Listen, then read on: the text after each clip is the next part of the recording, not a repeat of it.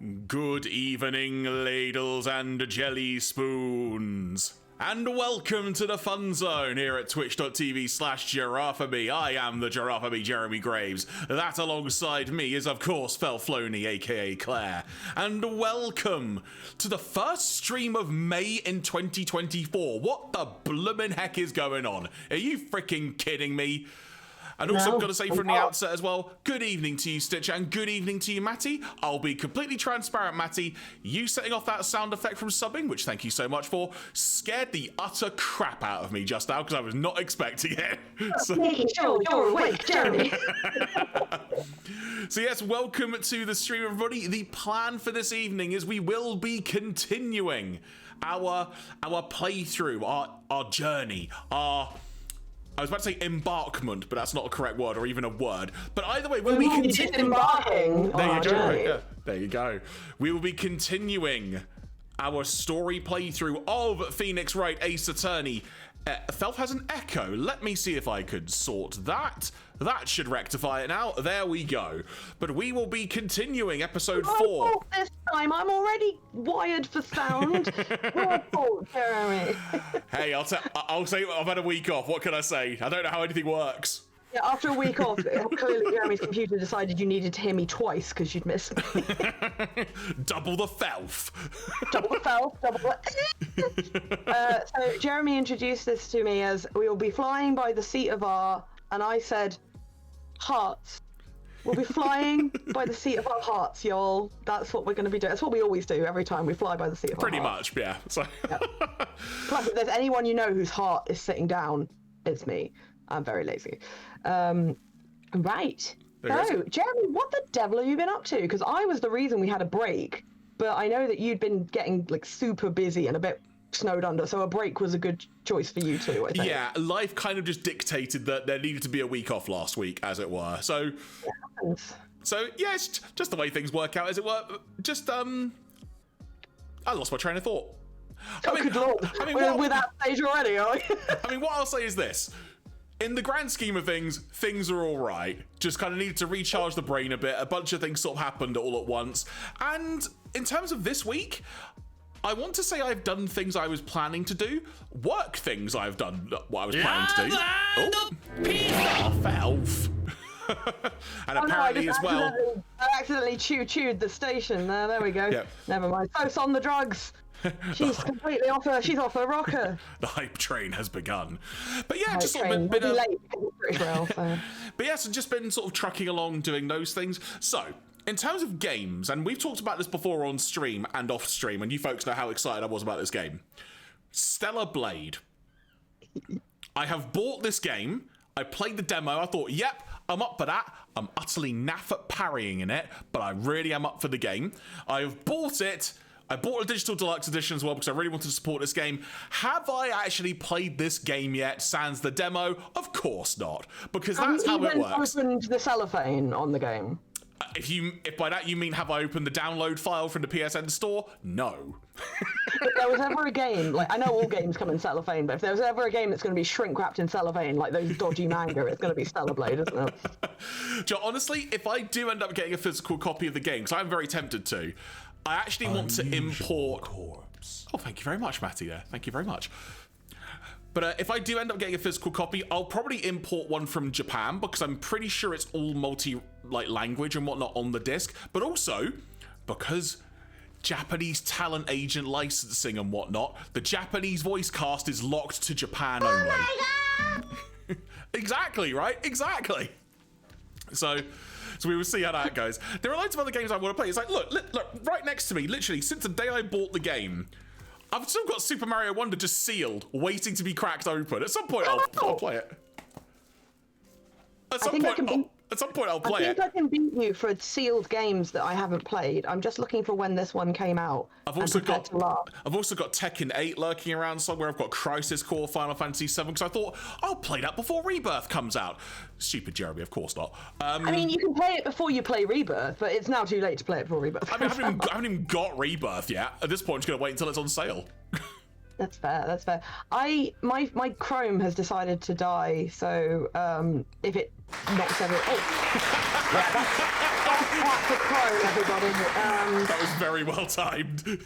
I'm just going to quickly look up the game that I've got in its packaging that we have not opened. Okay, and I want you to tell me. Okay.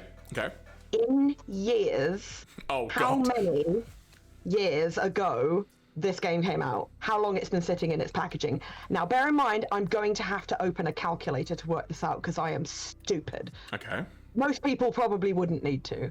Okay. Oh, I thought you were going to tell me the name of the game and I have to try and figure it out. Why not? You could just look it up if I tell you the name. Okay, no. I'll keep my hands here, which looks like I'm just. No, I feel this is funnier if you do it blind.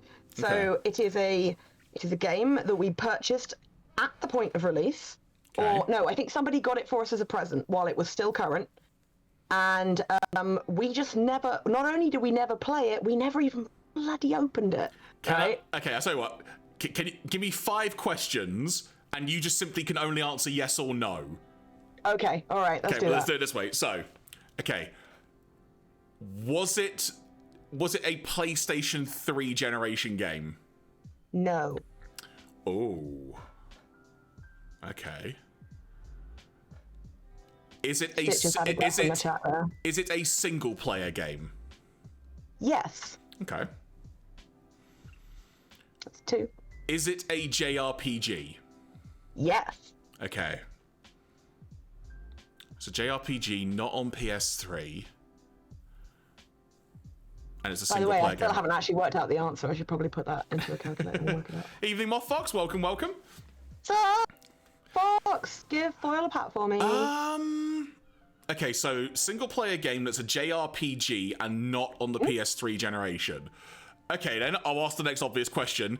Was it on the PS2? Or was it in that generation, if you will? It was in the PS2 generation. Okay. So PS2 game. Already you can that'll give you some like hints on, about how old we're talking here. Well, I know it's not the Well, I say it's not the Bouncer because you never played it before, and that one time I tried to play it, so... It's for a PS1 game. No, it's a PS2 game, isn't it? Yeah. Yeah. No, Yeah. I hadn't played it, but my ex at the time had it. That's how I knew about it. Gotcha, okay. So what JRPGs came out on the PS2? This is the question. Not actually that many. Yeah, like, actually thinking about it, I know, like, sort of Final Fantasy 12 was very late in the PS2 cycle. There was obviously FF10, 10-2. Was 11 on PS2? I know it was online. No, I don't think 11 was on console. No, it was on PlayStation 2, apparently. Okay. It wasn't 11. Okay, fair. I'll give you that one for free. I mean, at that point, you can't play it now, so...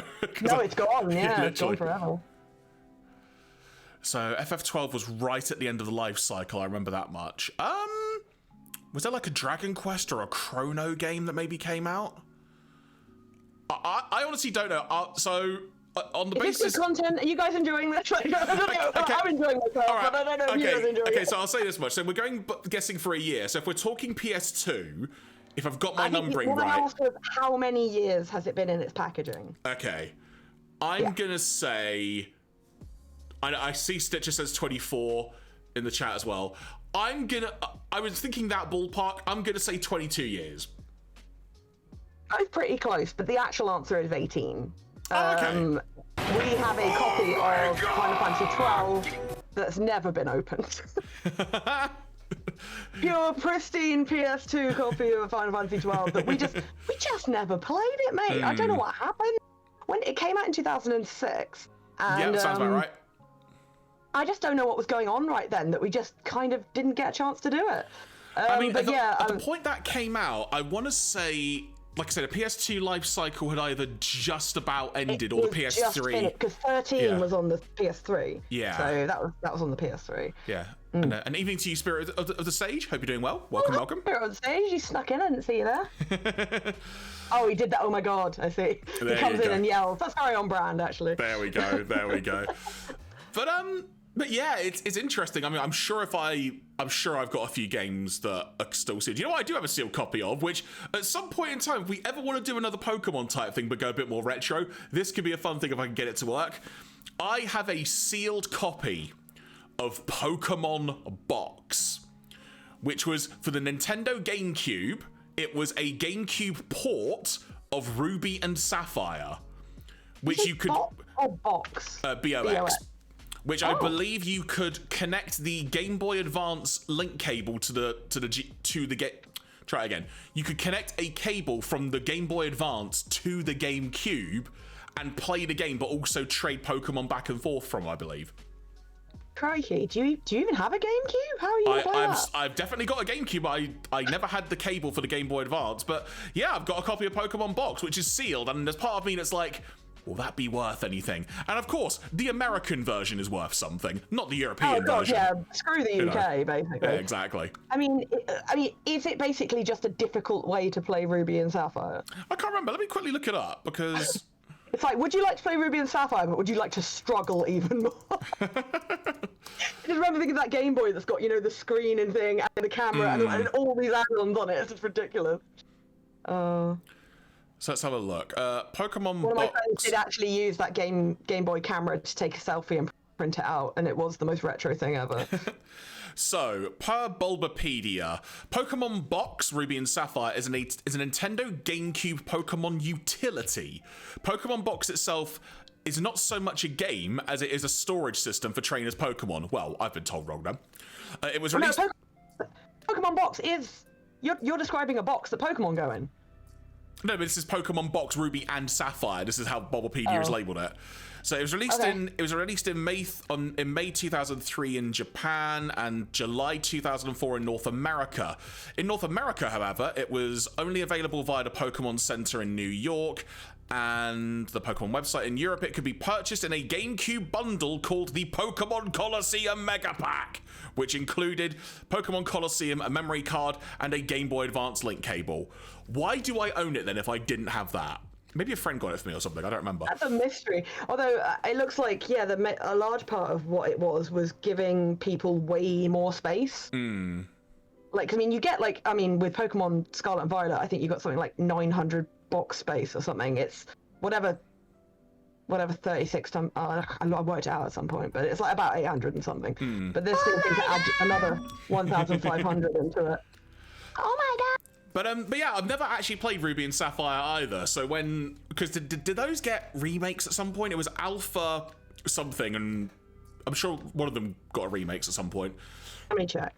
But I would like to play some of those games at some point. And I was actually thinking, you know what could be really good fun for us to do, though I don't know how we would do it potentially without modded hardware or some way, or modded ROMs. I would love for us to try and do a Nuzlocke together of some kind. Omega Ruby and Alpha Sapphire. That's the one, thank you. I would love for I'm sure someone in the chat knew that as well, sorry about that. I would love for us to try and do some kind of Nuzlocke together, which I'm not sure how necessary we would do. Are you aware what a Nuzlocke is? I know what a Nuzlocke is, but maybe you should tell the people at home. So, if I can correctly describe this, a Nuzlocke is essentially... I'm going to look up a description of a Nuzlocke in case you get it wrong. There you go. I would describe it as kind of a hardcore challenge of playing Pokemon. So maybe you are restricted to a certain type of Pokemon, certain rules within the game. Maybe you can only heal every so often. In fact, Mothbox says it very well. It's Pokemon permadeath. So if a Pokemon gets fainted, you essentially can't use it again. There's varying rules, but the ones that are, there are two rules that you have to follow. One of which is that you can only catch the first wild Pokemon you encounter in any area, and none others. And if the first wild Pokemon you encounter faints or flees, that's it. You don't get another chance. And if the first encounter is a double battle, or what's called a horde encounter, I don't know what that is, the player may choose which of the encountered Pokemon to catch, but only one. And any Pokemon that faints is considered dead, and you have to release it. And if you run out of living Pokemon, you fail. And then there's a bunch of other nearly universal use rules. The player must nickname all their Pokemon, because then it hurts more when they die.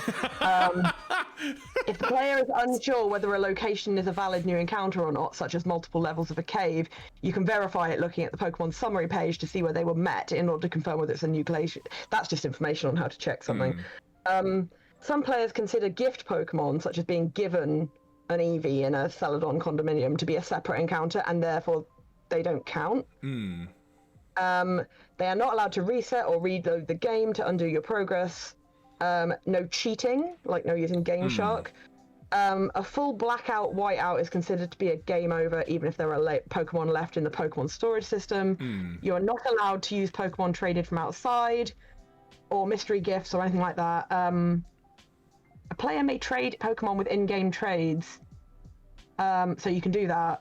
As for trading a Pokemon, then trading back for the purpose of evolving, there's no firm consensus on that. And the player may put Pokemon that have fainted in the Pokemon storage system permanently rather than releasing them if they choose to do that, if you ever stop doing the Nuzlocke thing. But you can't use them again.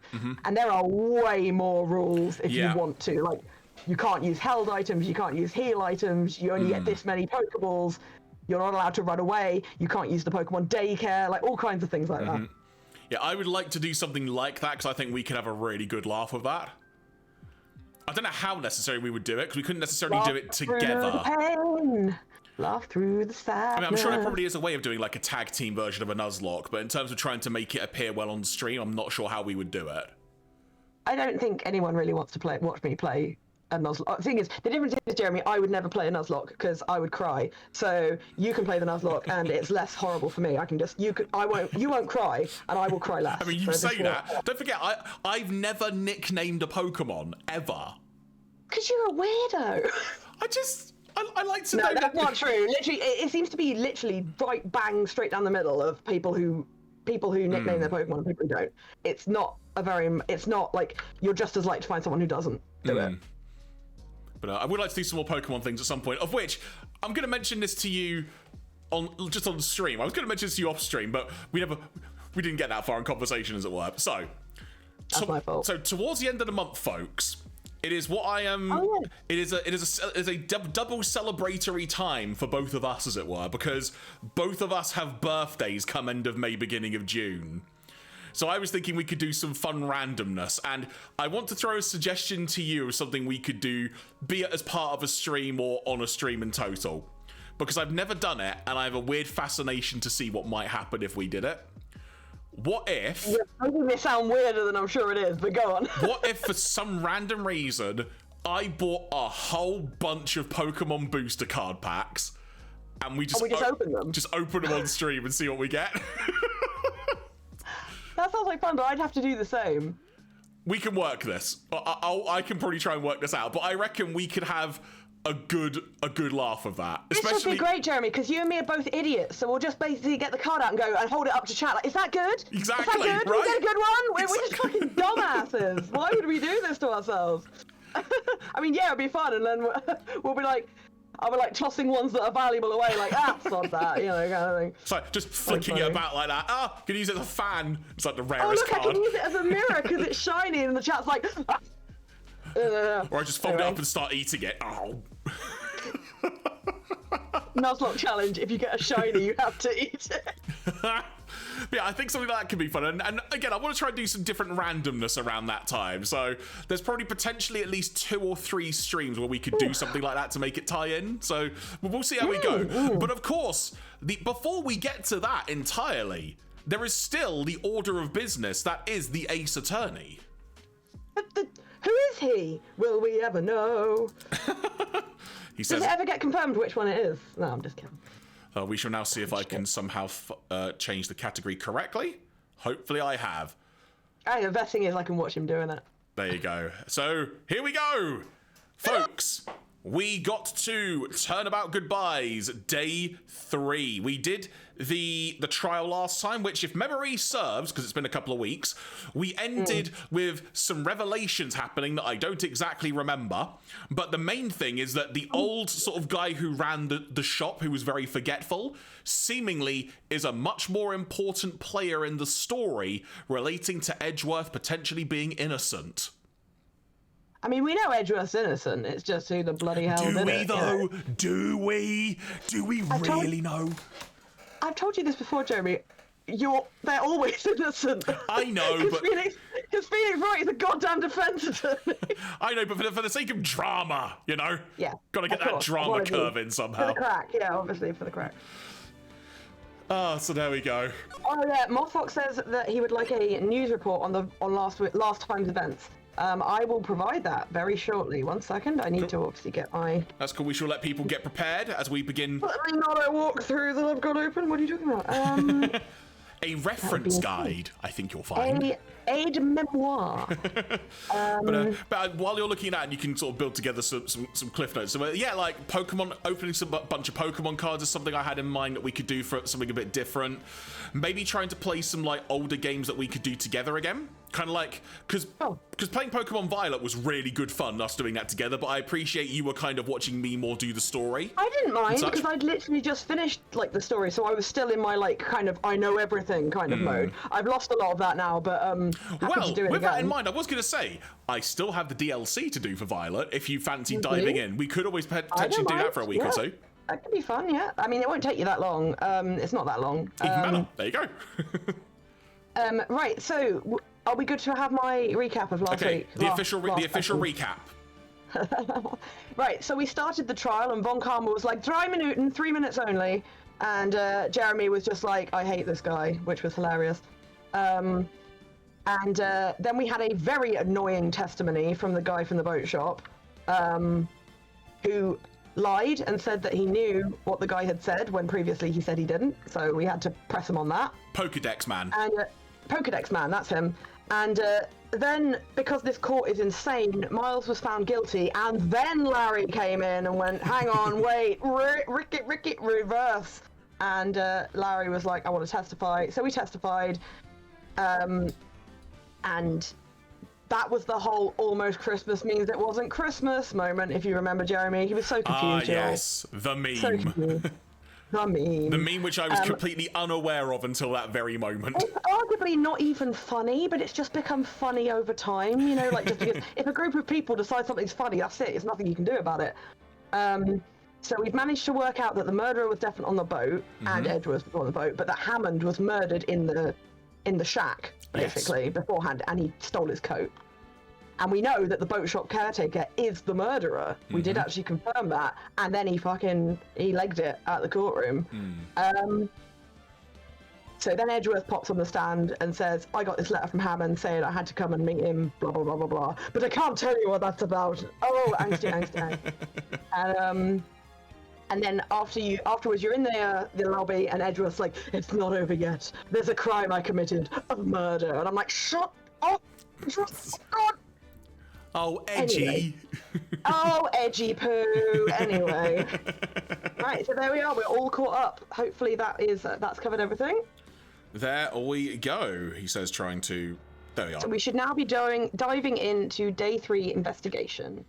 There we go. So with that being said, folks, let us begin day 3 investigation. December 27, 2:11 p.m. Wright & Co. Law Offices. Stop edging us, Edgeworth. Oh no, Maya. What was Mr. Edgeworth talking about? I don't know, it's been 2 weeks. I can't remember. Oh good, they're going to show us. A memory of a crime that I committed. Are we about to get a recap despite the fact you've just done a recap? I don't think it's going to recap the whole thing. A memory of murder. Judas! Sorry. Do you really think Mr. Edgeworth killed? I don't believe it. Not Edgeworth. Some painful memory has been troubling him recently. But he'd never take someone's life. Never.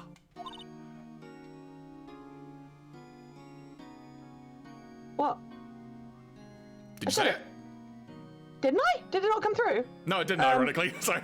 Cool, I get a second chance, so I don't think I didn't like the way I did it. Nick. What? Yeah, how's everyone doing? What do you think of my performance today? I'm swooning in the aisles. Am I? Swooning? Me? Oh, yes. Oh, I do remember feeling faint. Tell me the truth. It was like love at first sight, right? Right, Nick? But me? Maybe my heart skipped a beat or two. I think you could do better than that. What? Drop trowel? What's going on? Come on, I saved Edgeworth in there, dude. Giddy. Mothfox saying this upbeat music reminds me of Mega Man Battle Network. Actually, also Capcom, so you know what? Might not be far off. This particular sprite of Larry is great because he looks really confident, then you just notice his eye twitching. It's so good, isn't it? It's funny. Gosh, bowing before me. Yeah, bow before your hero. Hail butts! Hail butts! to the butts! Okay, we can talk to him, I guess. Larry, you really helped out in the trial today. We did. If you weren't there, Larry, I'm sure Mr. Edgeworth would have been found guilty. Bet he was found guilty, don't you remember?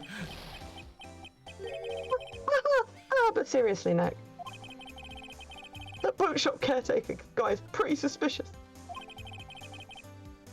But Edgy ain't off the hook yet.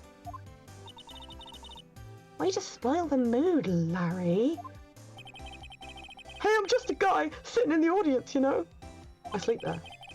But from where I was sitting, Edgy seemed pretty... edgy.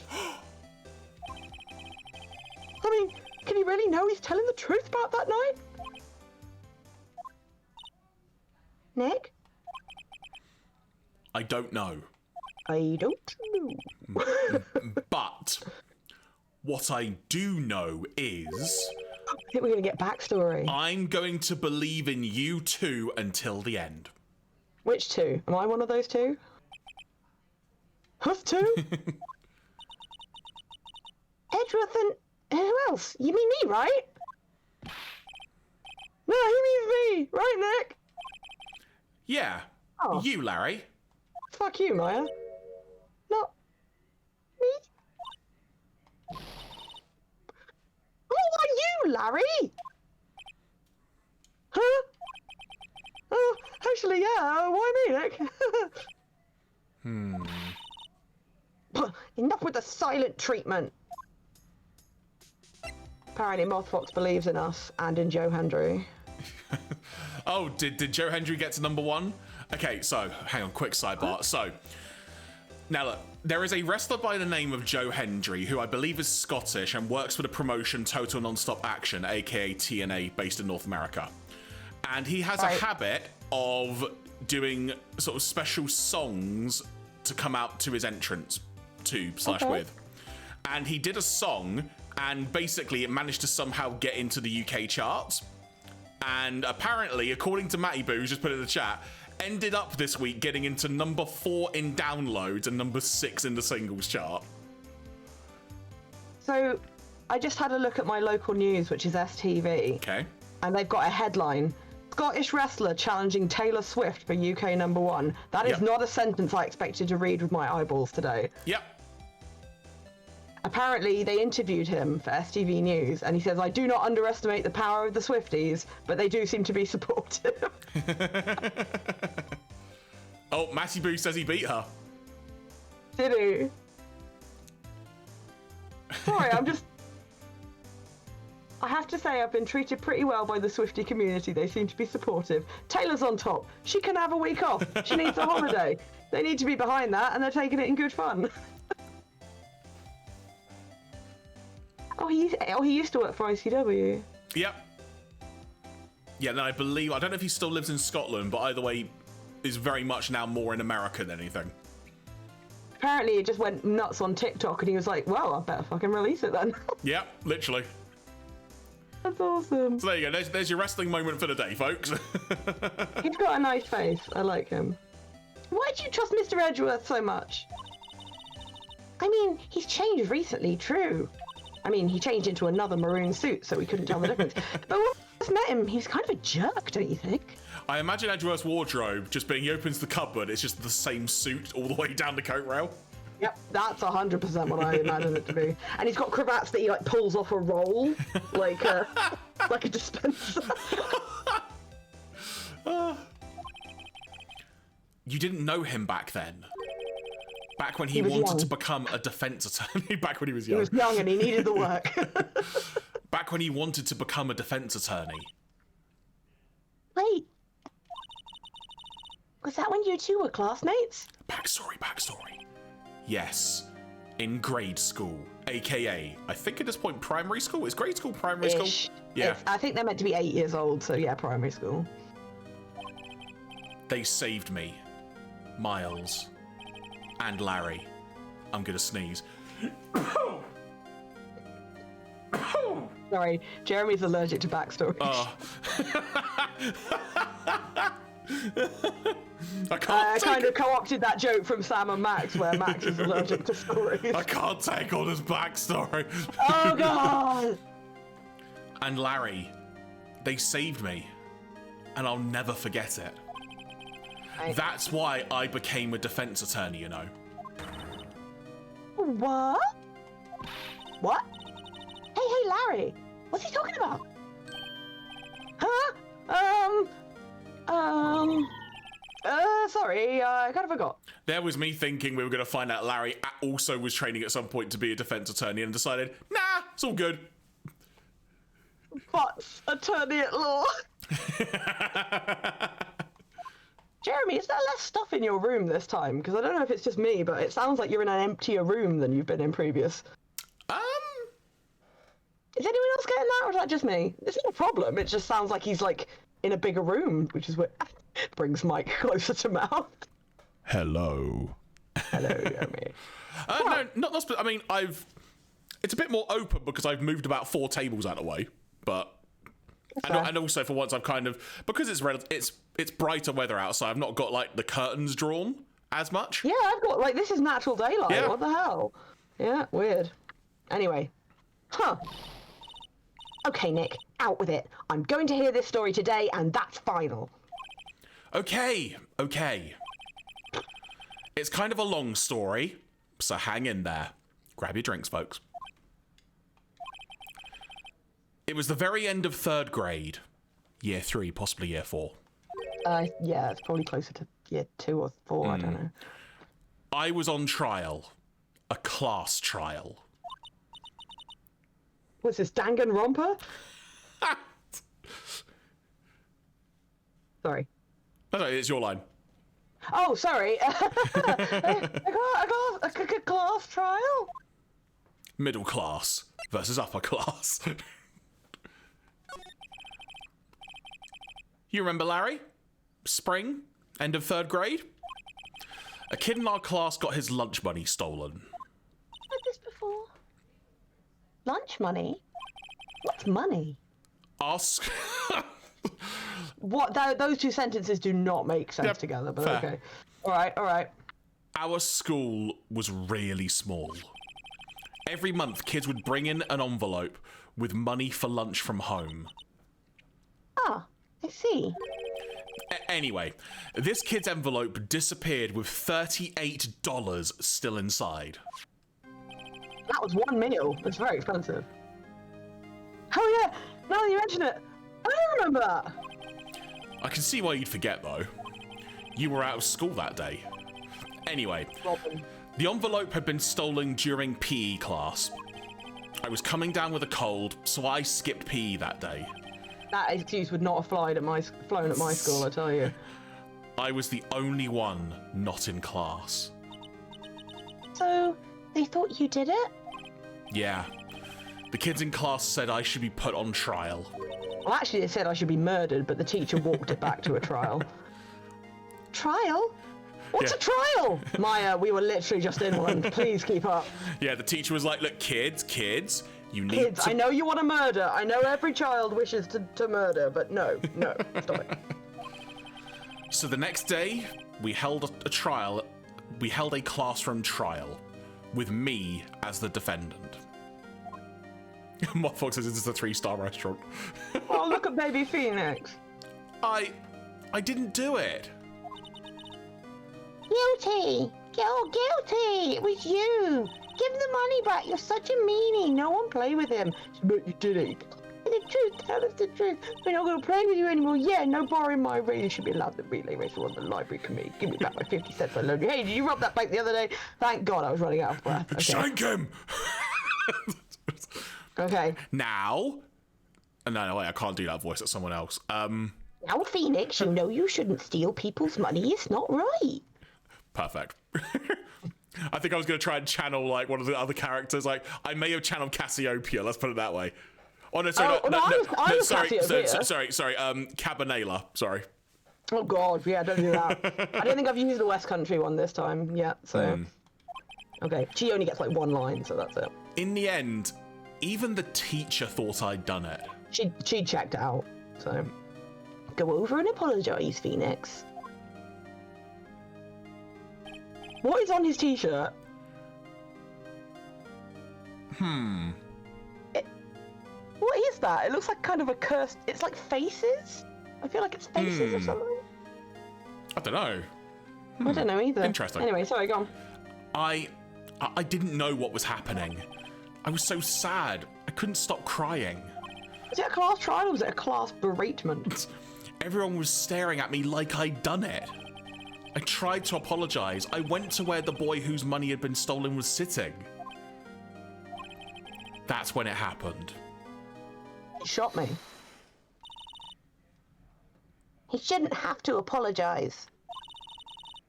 The only thing that belongs in a trial is evidence. Anything else has no place. Enter Von Karma. Not quite. I was just imagine if it turns out Von Karma had actually been kept back a few years. And by God! And by a few, I mean like... Oh God, I'm so scared of him! You should all be ashamed, amateurs. Miles? Oh, check him out. Tiny Miles. It wasn't you who stole my money, was it? No! Then you shouldn't apologise. Everyone's been shouting you did it, but no one has any proof. That is why, Your Honour, this boy is innocent. Look at his little bow tie, I can't. It's adorable. But Miles, it was your money that was stolen. Yeah, he did. He's the one. We don't need proof. Make him say he's sorry. Why don't you all just shut up? Oh, that's Larry. Why don't you all just shut up? I think. I don't know if it's Larry or not. Baby Larry! He's adorable! So it always is. Ganging up and picking on one person. Just think how he feels. Hi, Larry. He said he didn't do it, so he didn't do it. Where are they in this picture? I know, that's what I'm trying to figure out. Very well. I will replace the money myself. On my salary, I will probably not be eating for a few days. This class trial is over. I will be eating pot noodle for the rest of the week. I hope you're happy. Yep. But and miss, I will eat it but while miss, glaring at you. But miss, today's Friday. It doesn't change the point. Nope. I said that. Yep. That's how it happened. After that, the three of us were the best of friends. And one of us was $38 richer. Wow, I had no idea. Yeah, I had no idea either. I mean, I forgot. That's when I learned what it meant to be alone. Totally alone, without a friend in the world. The jerks. You did a good thing, Larry. Oh yeah, well, yeah, totally taking credit. I was just lucky that I took the day off from school. If I'd been there, they would have thought I'd done it. So I took it kind of personally, you see. When something smells, it's usually the butts. Okay. Anyway, Edgeworth and I talked after that class trial. That's when I heard his father was a defense attorney. I remember his eyes would shine when he talked about his father. I'm gonna become a defense attorney, just like my father. Damn. Damn. A famous defense attorney. Then, a few months later, he suddenly transferred to another school. GL6 incident. Right. I'm not sure, but the transfer probably had to do with his father's death. So sad. It was several years later when I heard Edgeworth's name again. There was an article about him in the newspaper. The headline was something like, Dark Suspicious of Demon Attorney. Oh, try again. Dark Suspicions of a Demon Attorney. Fabricating evidence, manipulating testimonies, covering up facts. The article said he'd do anything to get a guilty verdict. Anything. I think he pretty much did say that himself. But why? What happened? I mean, that's not the Edgy I used to know at all. That's what I thought too. I tried to get in touch with him. I don't know how many times. He never replied. Well, Fox says, I've heard of a demon headmaster, but a demon attorney? Oh, Demon Headmaster was a quality show. Do you remember that? Did you ever watch that show? I'm pretty sure I did. Hang on. Because I think I read the books as well, because the main character was someone who was... Because there were kids it worked on, and there were kids it didn't work on. And the kids who it didn't work on, like, they had a cousin, and she was the main character, and it kind of worked on her, but not all the time. Do you remember that? Yeah, for anyone not aware, so per Wikipedia, The Demon Headmaster is a series of books created by, I think it's Gillian Cross, which were later adapted as a television series starring Terence Hardiman in the title role and Frances Amy as Dinah. The title character is a strange being with the powers of hypnosis and a desire to take over the world, as he believes it would be better under his ordered rule. He has piercing, light green eyes, which he normally hides behind his dark tinted glasses, removing them in order to hypnotize his victims. Very little about... Oh, go on. I remember that the series built to him being on television, and he was like, I'm going to use the television to basically hypnotize everyone at once, and they basically had to like rugby tackle him to get him off the shot. Very little about the Demon Headmaster or his background is shown in the books. His name is never revealed. He is only referred to as the Headmaster, both in the books and on television, except when he takes on an alias, such as Computer Director in the Prime Minister's Brain story. For example, and on each occasion he uses a title rather than a name. It's revealed in narrative that he does have a name. Brain has characters forced to add the name to a list of people allowed to visit the Prime Minister, and Takes Over involves the Headmaster's name as a plot point, but the name itself is never spoken by anyone. Yeah, Matty just pointed out the guy who played the Demon Headmaster passed away like a few years ago, and everybody was like, "Oh God, that guy scared the shit out of me when I was a kid!" Like, it was quite fun. Would you like to know? Would you like to know the titles of the books and the reading order of the Demon Headmaster for a point of reference? I read all these books as a kid, but I couldn't remember them now, so go for it. So the titles are as follows: The Demon Headmaster, The Prime Minister's Brain, The Revenge of the Demon Headmaster, The Demon Headmaster Strikes Again, The Demon Headmaster Takes Over, Beware of the Demon Headmaster, brackets, a short story about the Demon Headmaster without the other characters. Facing... You have to say... Sorry. No, go on. You have to say Beware of the Demon Headmaster to the tune of Attack of the Killer Tomato.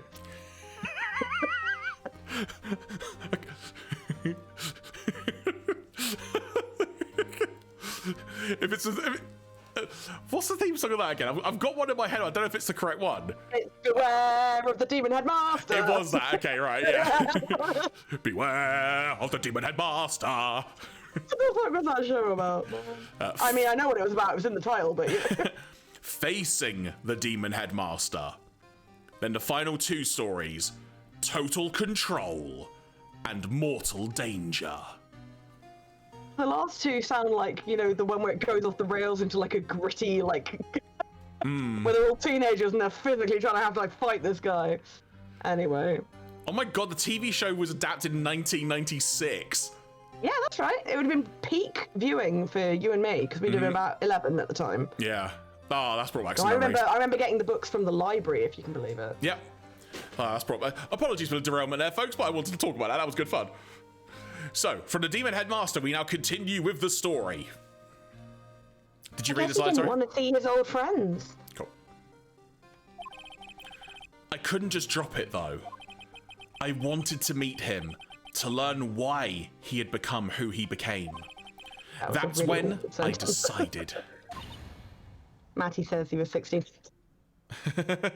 Gasp! Matty, Maya's shocked by the fact that Matty was 16. Wait, you don't mean... That's why? That's why you became a defense attorney? God, any reason to be a defense attorney? To meet Edgeworth? If I was a defense attorney, I knew he'd have to meet me whether he wanted to or not. You just have nothing else on. I mean... In court. Alright. Edgeworth believed in me, and I believe in him. And he believes in the me that believes in him. He's in pain, and no one's on his side. I'm the only one who knows the real Edgeworth. I'm the only one who can help him. Scene. Oh. Oh, Nick! Is that why you help me out for free? Moth Fox says, could have had a nice meal. Not get into debt just to meet a guy. I mean, the depth of Phoenix's obsession with this man knows no bounds. Yeah. I helped you because I believed in you. Except, I don't remember saying I'd do it for free. Well, I missed Matty's nudes in the chat last night. What's that all about? Wait, what? Oh, yeah, that... Matty nude twitches. Oh, Nick! So, context first, we were having a little chat on a Discord thing last night, and Matty was sharing some pictures of his youth, as it were. Oh, is that what he called it? Well, that's what I've just phrased it as. Just like some nude. Last time I know someone showed someone their youth, so yeah, they got 10 to 15. Anyway.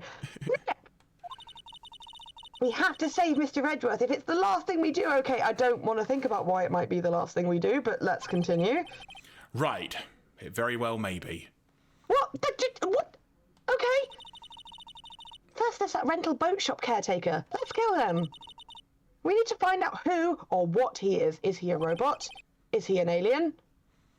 I'd settle for who? What, David Tennant? I guess I can clean out some of this evidence I no longer need. You're just carrying that shit around? Okay, let's go. His jacket's like a TARDIS, you know, just out the pocket. A TARDIS, but he wears it. Okay, then. Okay, so I think that's all the talking we have to do with Larry. Anything to examine, or do we just move? What have we got? We've got Detention Center, Gord Lake, Criminal Affairs, or Grossberg Law Offices. I mean, I think we can go to... Where do you want to go? So at this point, we need to try and figure out who the boat shop owner dude is, so I guess Gord Lake makes sense? Yeah, let's go to the lake, yeah. December 27, Gord Lake Park entrance. Haven't done this in a while. Hey, pal! Long time no see! Did you run here? Oh, Detective Go-To! Just out of breath. Close one today, huh? I got so worked up, I snapped my tie in half. Luckily, I had an identical tie in my pocket. Sorry about that? No prob, pal. Thanks to you, we now know who really did it. Not where he is, or who he is. You mean the boat shop caretaker? Look, I'll make you a promise. You see, I'll have that scoundrel in my custody by trial time tomorrow. I really haven't done this accent in like 2 weeks. I'm struggling to remember how I did it. It's quite funny. No, you're doing great. You're doing great. Nailing it. Come what may. I will love Edgeworth till my dying day. It's my duty to you as a police officer. You said duty. Now I'm off to catch me a criminal. A criminal. Criminal, yes.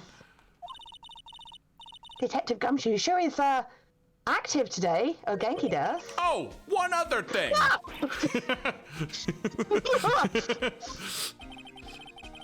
No one can go into the woods today. But I was be ready for a big surprise. Thank you so much, Claire. Thank you. Thank you so much. I would come in disguise. No one go down to the woods today. There's been another murder. The woods? Where Lotta was camping? You see, the woods are off limits to camping, and apparently the park ranger found out.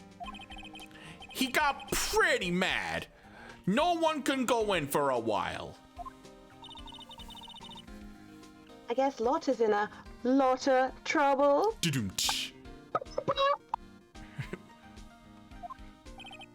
Anyway, I'll be seeing you tomorrow. Forget about it. Okay. Let's move. We can go to the public beach. To Gold Lake Public Beach. Huh? The steel eyesore is missing. Eyesore? Looks like the hot dog stand is closed too. Well, that is a genuine tragedy. I guess Larry's too busy worrying about Mr. Edgeworth to show up for work. Yeah, that won't fly with his tribunal. We can move from here. I think we can go to the boat shop. Yes, there we go. Boat rentals. Oh, God, hang on. Oh, you're right. Sorry, hang on. Please stand by for this commercial break. You'll see why I'm doing this in a second. Okay. Okay. Excuse me. That old caretaker got away. Yep. I never imagined he might be the real murderer.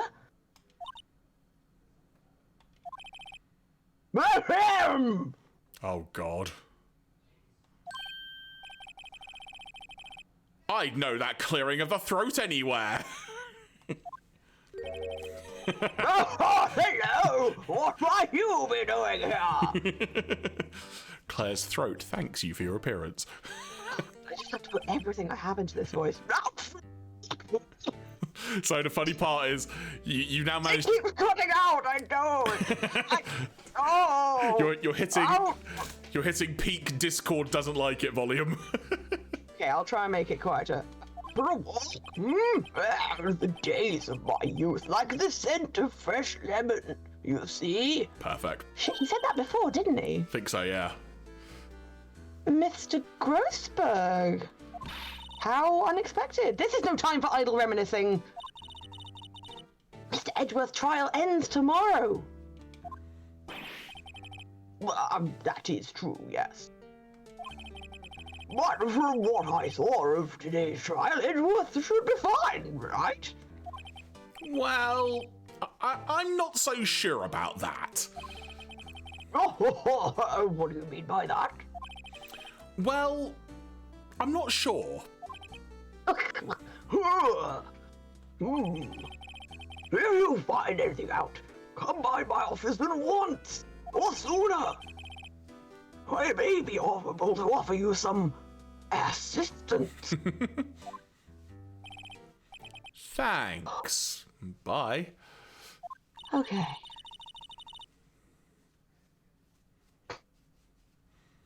Hello there, Manfred von Karma. Welcome. Oh my god, Charlie von Karma's dad's just turned up. So Felix, how many channel points would a god of prosecuting need to spend to make you give up on the case? Oh. I don't know. Also, welcome to the chat, Manfred von Karma. Welcome. Good to have you. Even if you are one of our pals on another name, which has happened before, it's always good fun. think Mr. Grossberg was doing here anyway, other than just making Claire wish for death? Who knows? I was asking you! Okay, let's move to the boat rental shop itself, the shack. The caretaker's shack.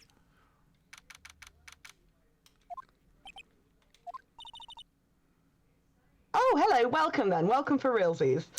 So, good to have you. so to give you some context, we have a friend by the name of Charlie Von Karma. We do have a friend called Charlie Von Karma, yes. So we were like, oh look, your dad's here. Perfect. So in that case, welcome, and we hope you enjoy watching the stream with us. Yeah, I don't know if we'll get to a point with Manfred in it this episode, but we were going as quick as we can. Nobody's home. Oh Maya, that's dead rude. Polly's right there. Exactly. Hey, it's Polly! I wonder where your owner's gone, Polly. Your murderous owner.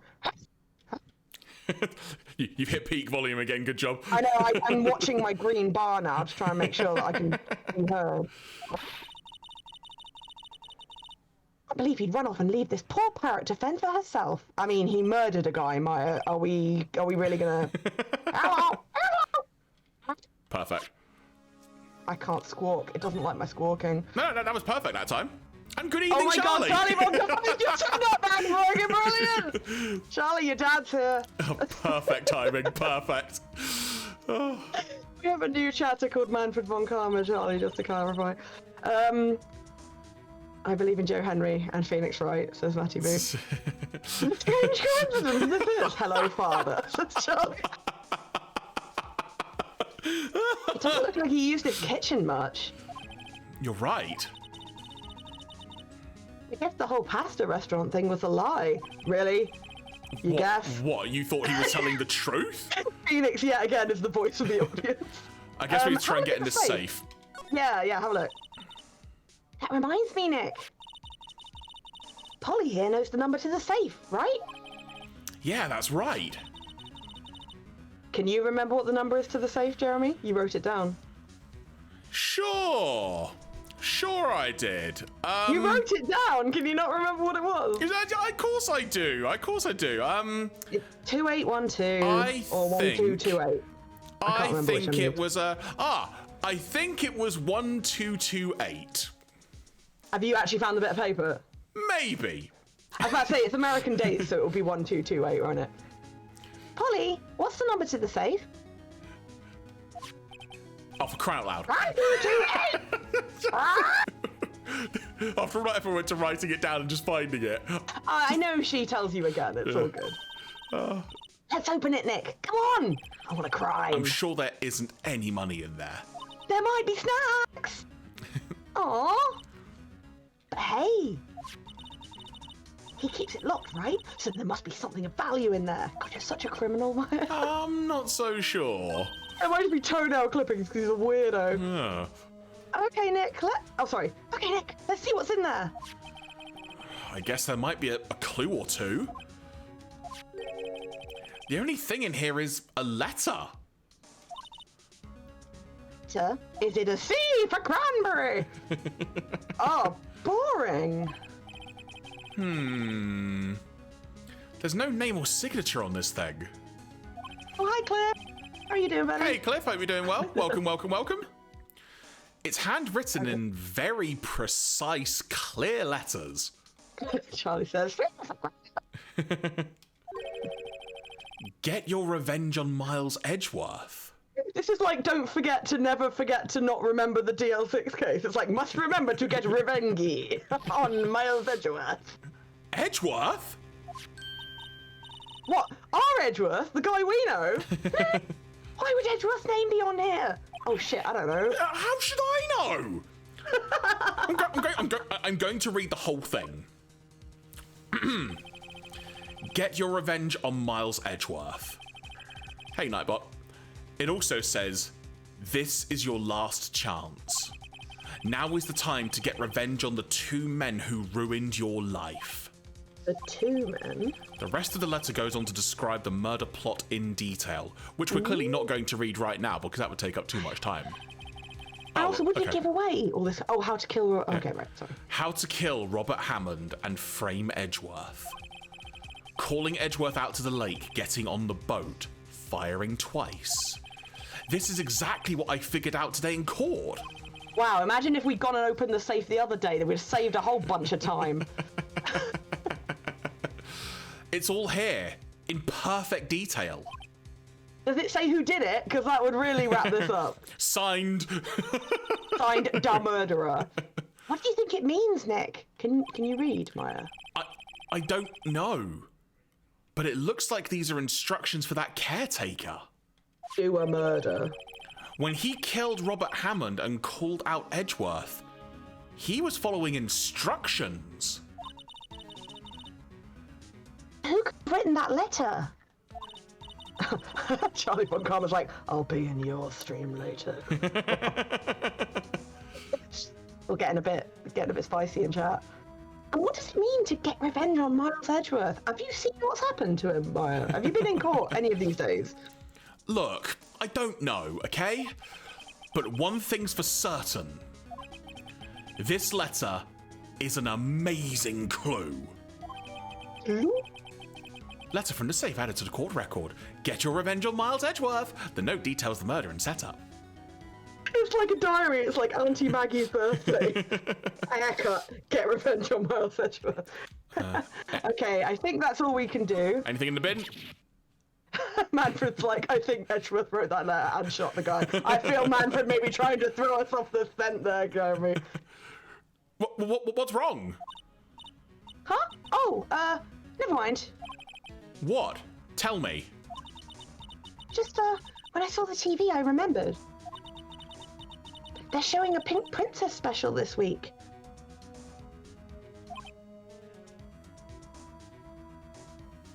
We're all waiting for this to be relevant. Oh. Hey, we can give up just as well from inside the pasta shop, Manfred. We can give up anywhere. See, that's why I didn't want to tell you. Okay. Thank you for your time, Maya. Is that literally all she had to say? I think, right, so if we back out of the park... I think it's been a while since we spoke to Edgeworth, so let's go talk to him at the detention centre. Let's go talk to our boy. Detention. Oh, he's still mad. He's still mad, bro. When's he not mad? I mean, that's a good point. I'm going to lean forward because otherwise I'd come up too quiet. Charlie says, Maya's priorities are solid. Oh, you missed it, Charlie, earlier when we were discussing that Edgeworth's wardrobe was just a long line of identical suits and a cravat dispenser that he just pulls a cravat off each time. They're disposable. He just throws them away. A cravat dispenser, oh my word. I just love that idea. Like, you're at a meat counter, like, taking a ticket. Oh, I've got ages to wait. Just a second. All right, fucking hell. You look as grim as always. Always known as the huge tissue box. Mr. Edgeworth, I heard the story about the class trial. Class trial? What do you mean? That's me. Oh, sorry. I mean, excuse me. How rude. Hang on, sorry. Bloody rude. I'll leave. Sorry, I'm gone. Bye. You can't leave. The stream's running from your computer. You cannot leave. Well, watch me. The whole thing just goes offline. I'm like, guys, I don't think he's coming back. Weirdly, but it makes no sense that everything disappears apart from my picture, which shouldn't work. And you're like, hello? Hi? I could probably do that if you wanted. No, I'm scared of the dark, Jeremy. Okay. After you. Class trial? What do you mean? You don't remember? Seems there's a lot of that going around. No, I don't. Your lunch money was stolen, wasn't it? Manfred's just summed up the entirety of Ace Attorney. Go on. Okay, go on. I've not looked at the chat, so read me this quote. Go on, do it. That's it. It says, Phoenix, you're doing this for your mortal enemy because you had a crush on him since school. Yep, And absolutely fair. That is literally what happened. You should ship your friends, but ship your enemies closer, as we all know. Third grade. Oh, I actually checked, and third grade is year 4. That's how that works out. Okay, yeah. I knew there was a year's difference. I couldn't remember which side. I can never side. remember which direction it's in. Yeah. So yeah, we're a year above them, if that makes sense. Yeah. So third grade is year 4. Third grade? Lunch money. Do you think I've ever eaten lunch in my life?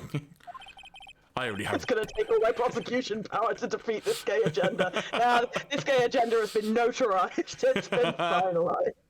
Oh, right. Yes, I seem to remember something like that.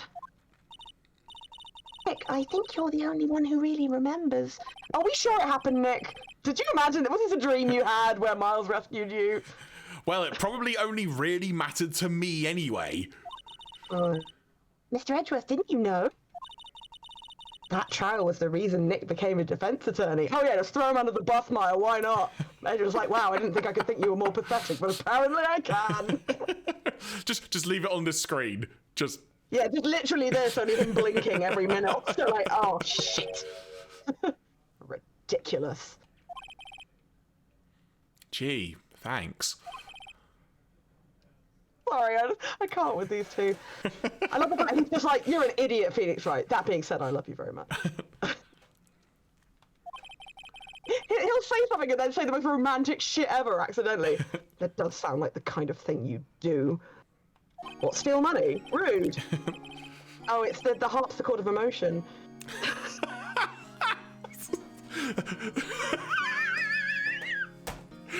That's either the name of someone's album or their band name right there. It's like Kirk Van Houten's second album, Can I Borrow a Feeling? And then Harpsichord of Emotion. You haven't changed a bit, have you, right? So simple, to a fault even. Harpsichord of Emotion. Tell me I'm wrong! Well, maybe, yeah, but...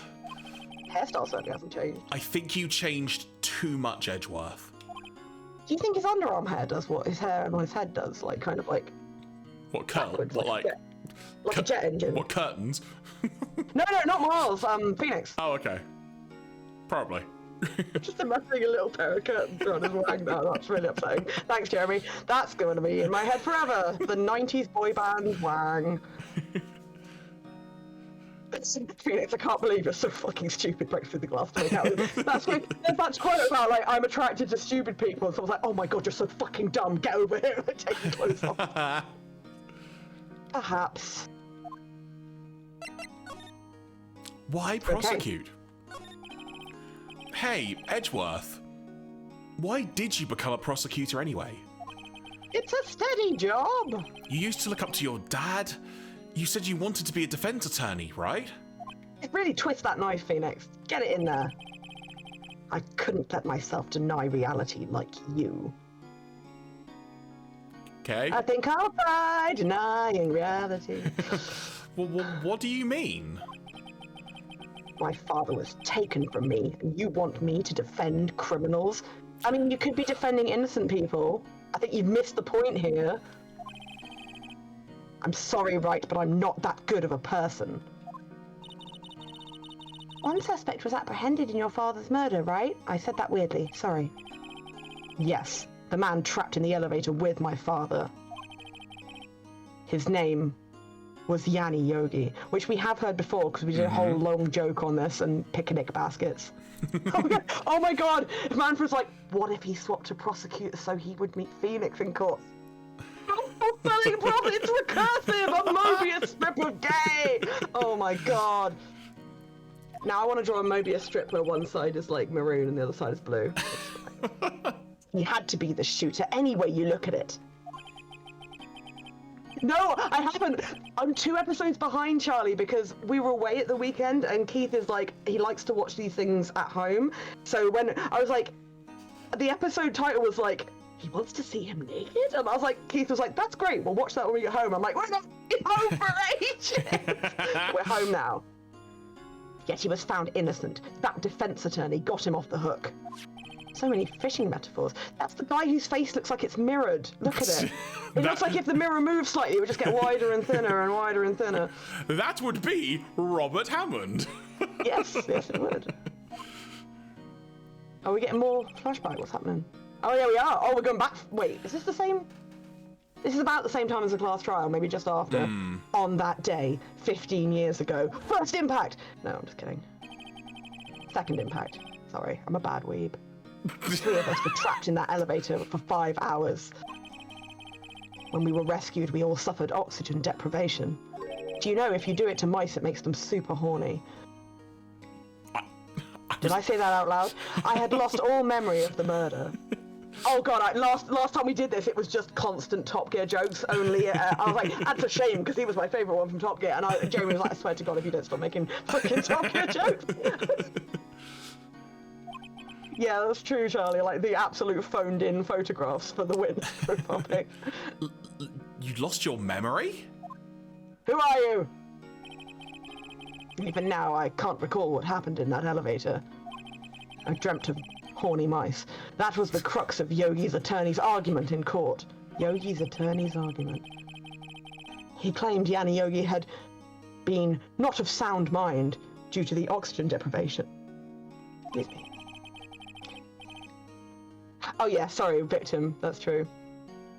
Yogi was released due to a lack of evidence. Innocent. It works the same on Edgeworth as it does on mice. We need to do more science. That's when I changed my mind. I started to hate defense attorneys, especially sexy ones in blue suits. Oh my god, that line from American Dad where there's a fish going, you know what I hate? A guy in a blue suit. Ah, the one behind me, isn't there? What kind of... try again. What's your relationship with Von Karma? He's my teacher, and a man who deserves respect. I learned everything I know of courtroom techniques from him. They are horrible techniques. So he's like my sister was to you, Nick. Oh, rest well, Sophie. Take care, Sophie. Sophia, high as a kite. He is a perfectionist in all things. In court, in his personal life, in bed. He's obsessed with doing everything perfectly. Almost. Almost. Almost. There you go. Well done. And Jonah would be like, fast. Come back. Schnell. Cut his toast into perfect little triangles. Perfectly, huh? Yeah, good at wiretapping. Excellent. In all the cases he has taken on, none were left unsolved. You mean...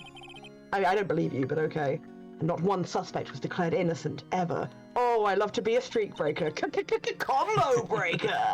Combo breaker. Oh, but that's... immoral. I know. Do you? It's possible some of the suspects... Excuse me. You're just so hot. It's possible some of the suspects were indeed innocent. Wiretapping isn't a crime. I mean, it is. So... Everyone knows the only crime is murder.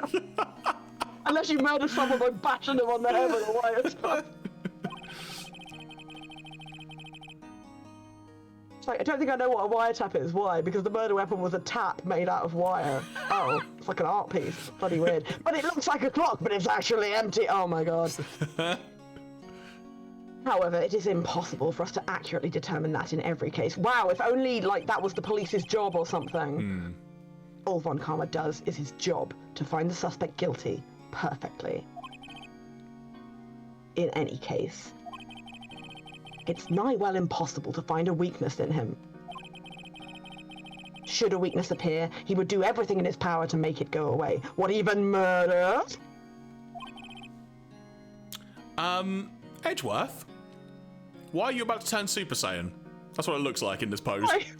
He basically looks like... I mean, they were all guilty. I'm not evil. I'm just efficient. Now, I'm gonna be honest, right? Him looking like this right now, in Dragon Ball, if Trunks became an attorney, this is what he'd look like. Sure, he's got the same haircut. Right? Just imagine when he's getting really angry or hyped in court, just suddenly his hair turns golden yellow and whatnot. Oh my god, that'd be hilarious. I'm sure someone's drawn that, but just need a Krillin to explode. If what you're saying is true, you're headed for a guilty sentence tomorrow. You're going to get a smacked bottom, Miles Edgeworth. He's right. Now's no time to praise the enemy, Mr. Edgeworth. Or his weird accent. This is a kid's show. I never really know how he means that. It's a strange situation in which I find myself, I'll admit. No kidding. Okay. We've got that letter. We can show him. Present. Letter from the safe. Do you recognise his handwriting? Because I'm not going to lie, it would save me a lot of time if you did. Edgeworth, see this letter? Sorry, I was thinking about something else. I thought you were about to do something incredibly dramatic, which is why I didn't say anything. Your faith in me is unfounded, but I'm grateful for it. This came out of the safe in the shack where that boat rental caretaker lives. Let's see. Revenge? On me? Who is that old guy anyway? He's gorgeous.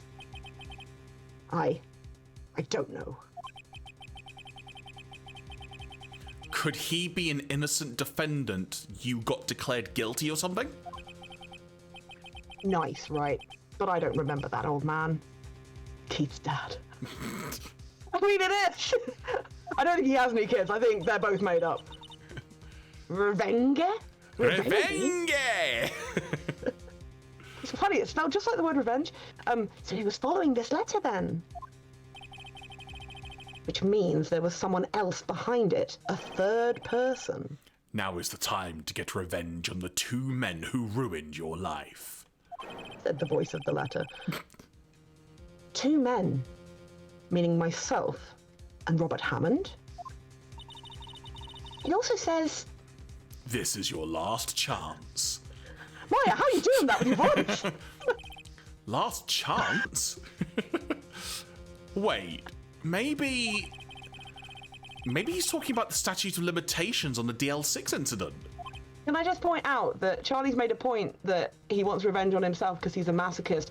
That literally happens in Danganronpa. Somebody sets it up to make it look like they are guilty, and you only find out halfway through the trial. And we spent the entirety of that game wanting to punch that character in the face, and that did not help. And by the end, we couldn't decide if we wanted to see them die because they were so annoying, or we were like, you have to last to the end now. You just have to. No, it's fine, Charlie. It's fine. It makes me laugh, though. Danganronpa is a trip, though. Oh, that was the first one. I still remember it.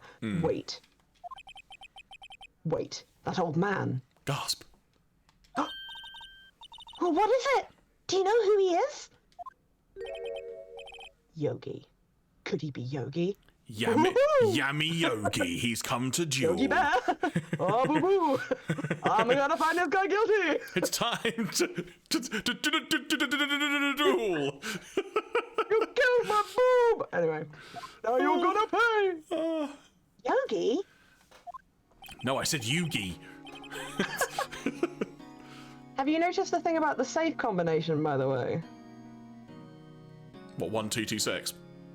1228, but okay, yes. Oh, wasn't. You know how I said 2812, okay, and I couldn't work out whether it's that or it's because it's a date. December 28. What happened on December 28th, Jeremy? Murder. Oh no, I mean, yeah.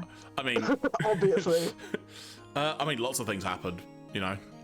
The DL6 incident, remember? Because it's about to expire. We're currently on the day before right, it becomes okay. outside of the statute of limitations. So it's weird that the thingy to that guy's safe was the date of the DL6 incident, and also his parrot said, "Don't forget to never remember to not remember DL6," or whatever it says. Remember the DL6. Remember me. Remember the downloadable content. The suspect in the DL6 incident, the one who was found innocent. And why the hell would he give a shit? Okay, we might have more things we can talk to him about now. Ooh. Yanni Yogi. Yanni Yogi was a court bailiff at the time. We just happened to be in that elevator together 15 years ago. Oh, earthquake. If you're playing this game in 4DX, your house would be shaking. The quake was incredibly strong.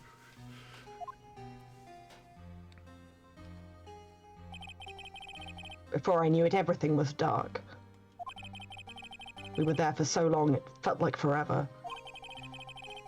The air thinned and the darkness closed in on us in that little box. I've been scared of boxes ever since. We became unsettled. Jeremy's too sweet to get that joke, by the way. I hope, chat, that you got it.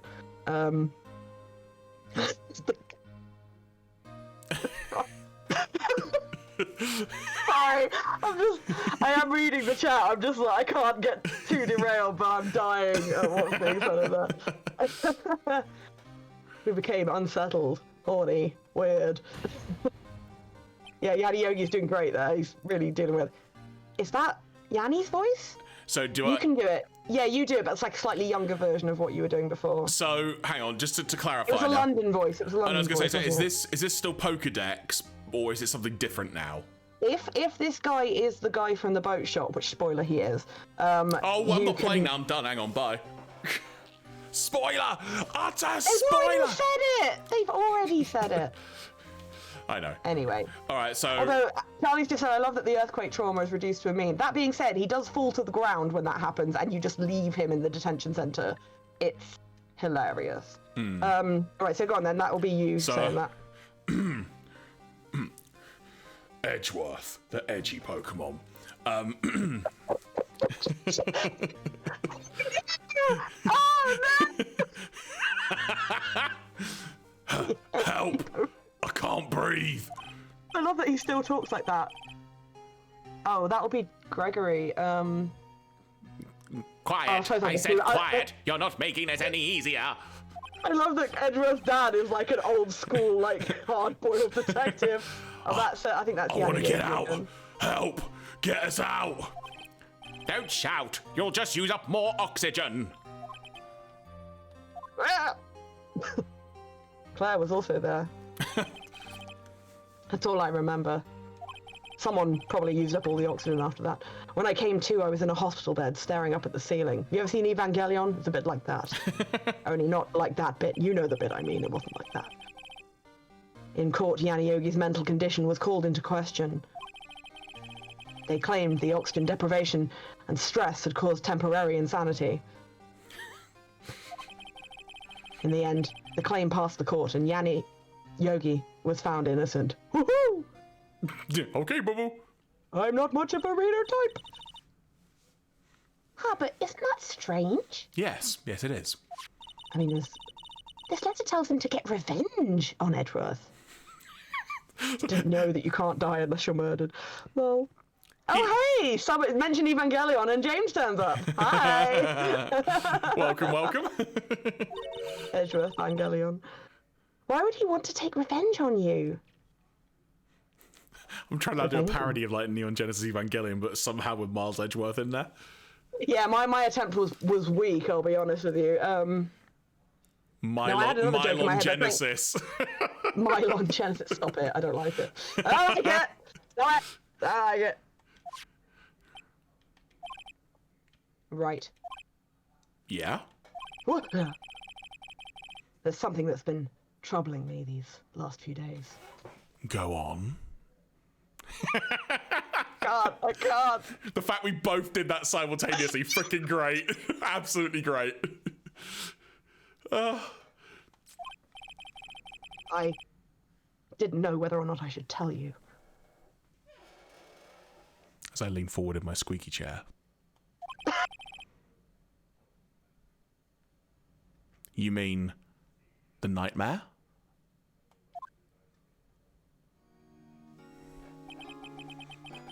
Oh yeah, good point on the German thing there. Oh, we're going to flashback. Didn't we have a flashback to this flashback at the beginning of this? Yeah. It's a nightmare I've had where you're not naked. It's terrible. A memory of a crime that I committed. But you weren't naked, it's fine. Yes, A crime you committed? A memory of a murder. That was perfect for like the EastEnders music to kick in. I think the time has come to tell all. Well, in the words of Tenacious D, okay. I really wish I could get closer to my camera, but due to the way my computer's laid up, I really can't. This is about as close as I can get. The nightmare. Wasn't like my normal dreams where you're naked. For the last 15 years, I've had the same dream almost every night. You know that one where you're in bed and they fly in through the window? They? No, it's a Simpsons joke where where Mr. Burns is talking about it, and then you just get the shot of Smithers, and Mr. Burns comes through the window. I wake up in a fearful sweat every time. Kind of dream. It's a dream about my father's killing in the dark with an owl. Help! Help! I can't breathe. Quiet! I said quiet! You're not making this any easier. Peter! I want to get out. Help! Get us out! Yeah, Phoenix telling Edgeworth that he's straight in a dream is like the totem in Inception. That's how you know you're in a dream. You're like, oh, that would never happen. Yeah, hi, Harriet. Evening, Harriet, and thank you so much. Good evening. Good evening. Welcome. Welcome. Welcome. Don't shout. You'll just use up more oxygen. Sorry, after you. I hope you had a nice meal out, because I know you were going out for a meal. So hope you did a well. nice meal. I can't breathe. You're using up my air. Every time they flash back to this exact scene, take a shot, we'd die. What? What? Stop breathing my air. I'll stop you. That's the words of a very sane man. Ah! What are you? Stop breathing. Death metal voice. My air. Wow, on my end, Jeremy just kind of went and disappeared into nowhere with that noise. Yana Yogi, proper fanny. Yeah, that's a great. James, are you Scottish? And I've just never realised, because I have never heard an English person use the word fanny in that way. Except in that context. In that context. I mean, yeah, fanny is a multi-purpose word. No, father! He's attacking father! He goes Super Saiyan, just you wait, I told you! Then oh, sorry. Something I'm to age 15 years. Oh, he's like, no, I'm from the northeast of England. Sorry, James, sorry. I think it's because he's like he feels like it's constricting his neck, so he's like, pretending, like if he pulls it, he'll get more air in. Then I see the pistol lying by my feet. I don't know if it was evidence from that day in court. Yeah, there was just a gun, just hanging around. Or the bailiffs. What? Oh, sorry, I zoned out for a sec. Oh, you're in Edinburgh. I meant to message you or your good partner, because I'm like, I'm in Glasgow. We should fucking meet up. Anyway, in a daze, I pick up the pistol. Ooh. And what? Throw it? That's not how guns work. Clomp. Get away! You just. Damn it, I knew I left my gun in that lift. You're gonna go mad, but I think I left my gun in that lift. It just like he throws it, you just hear.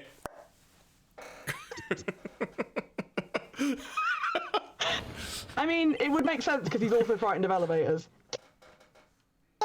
You cut out there, try again. Get away from my father. Perfect. I was like, missile, you're back again. Bang. Bang. Oh. I hope you enjoyed that stream, because Discord didn't. And with that scream, I wake. Wow, that's a great lyric. You can put that in something. It's a bone-chilling scream. Oh yeah, the scream. Scream that has rung in my ears for the past 15 years. But that's a dream, right? That thought is the only thing that has kept me sane for the last 15 years. That and thinking of Phoenix's tight tush. But what if I'm wrong? What if it's real? What, the tight tush? Yes, I need to... show me evidence, Phoenix, right? Show me it right now. Drop Presenting! Phoenix like, why is my own butt in my court record? They say that sometimes people shut out memories in self-defense. Maybe it was I who killed my father. Can I just point out, Jeremy, it creases me up that the number of times I see you put your headphones back on and never once do I see you take them off. Do you know what? It's because they keep working their way down the back of my head, so I've got to keep readjusting them. Right, okay, because I was like, how is it I always see you put them back on, but never see you take them off? It's been freaking me out. No, literally, it's just going to keep just rolling down the back of my head a bit. Much as I like them, deviation. They're a little just not the right size. I need a bit more length on the sides, but you can't extend them anymore, so... Von Karma creates another W, says Manfred. Oh, thank you, Harriet. It wasn't just me that was thinking about that. I just had it in the back of my mind, like, is there some kind of weird tear in reality? I could just do that. Who are you? Could just do that. He? That might work. Who is he? You look like a Chobit. What? We all need a little more length. Not me, I'm tall enough. This is true. We talked about it on Matty's stream once. If you think about it that way, this letter makes sense. Does it? Get your revenge on Miles Edgeworth. Think about it. Yogi was really innocent. That's why he wanted revenge against me. Wait, Edgeworth, you mean... It was me. I created the Powerpuff Girls. I was the true criminal of DL6. I shot my father. This is bad. What's bad is that guy behind you just heard you, and now you're in serious trouble. What are we gonna do, Nick? What can we do? I don't know. I don't think there's anything we can do. Like it or not. I don't think anything we can do, like it or not. If there's someone else who knows a lot about the DL6 incident, maybe... There is, Nick! Oh, great, of course not. There is someone else who knows about DL6. Let me guess. Grossberg! Can I just point out that my sister-in-law apparently once was, talking to her husband, and she couldn't remember the term for gaslighting, so she told him to stop tea-lighting her. That's what they call it now in the house. They're like, oh, he always tea-lighting me. I take it we got nothing else to talk to him about. I think that's it, yeah. Yeah. Yes, something we've learned from playing Ace Attorney is that guy in the back is either a wax model or a cardboard cutout. Oh, let's annoy him by mentioning the lack of picture again. Mr. Grossberg? Ah, hello there. What's wrong? You look troubled. Trouble at the mill? No kidding. I can't believe you're not.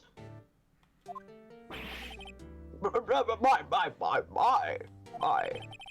Just calm down and tell me what's happened. Look at my moustache. I'm very trustworthy. Charlie says, tea lighting, only a small gaslighting. Why does he keep talking about lemons? I don't get it. Charlie mentioned the lemons again. Edgeworth, it's Mr. Edgeworth. He's so sad and hot.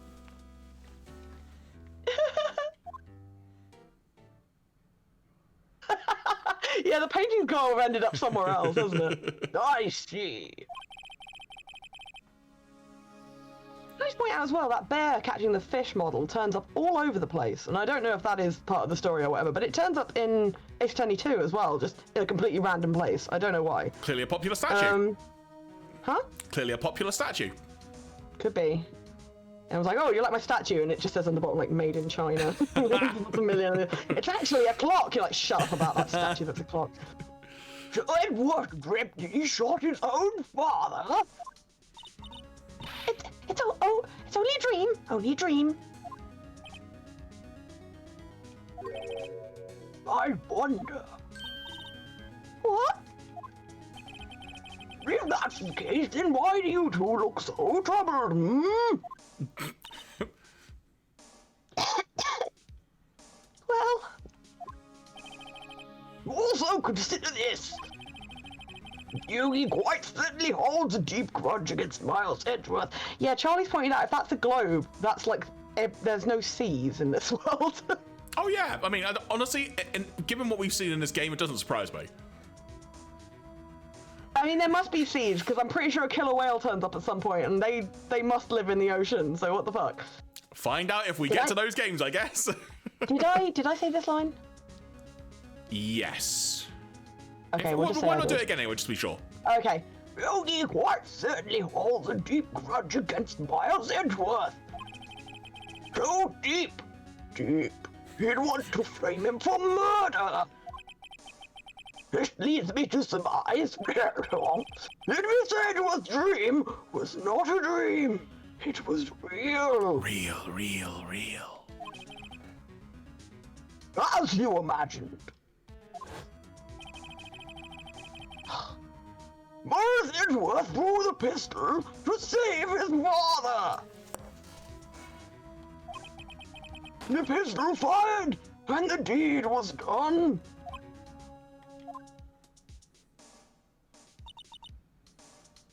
No. I don't believe it. Yogi was suspected of murder, and his career as a bailiff was irrevocably wrecked. Thus he sought revenge on Miles Edgeworth. This was his last chance, of course, with the statute of limitations so close. Gregory Edgeworth. What do you know about Edgeworth's father? He talked like one of those old telly men. Sorry, hang on. No, take your time, it's all good. It's not so much the voice it is, as I'm trying to keep it from peaking, so I'm having to concentrate really hard. He was a defense attorney without peer. This sounds trite, but it's true. Trite is a great word. It is a good word. Well, he might have had one peer, now I think about it, Brighton peer. Your mentor, Mia Frey. My sister. I'm sorry you've got to do all the talking in this round, I'm sorry. No, it's quite often you, so don't worry about it. Gregory. It's hard to stop saying Gregory in this voice. Gregory Edgeworth was very disapproving of Mr. Von Karma's techniques. That's no surprise. Von Karma is an extreme man. Have you seen his calendar? Extreme! Extreme sports. Oh my god, just imagining him being an extreme attorney now, like doing it while surfing or skydiving. He's like, he won't do a case unless he has to do an extreme sport at the same time. What if Von Karma was a death vessel vocalist? I mean, why could he not be? Forged testimonies and evidence are nothing to him. The result, he has a perfect win record in court. And the fact everybody knows about this and no one gives a shit. To beat him, Gregory Edgeworth tried to call attention to his methods. And? He lost. And died in despair, as it were. I see. The spirit medium. Hey, Gregory Edgeworth was killed. The police called on a spirit medium. That was your mother, Misty Fey. Flashback. Oh, that's Misty Fey channeling Gregory Edgeworth, so I don't know how you want to do that. I'll do it, hang on.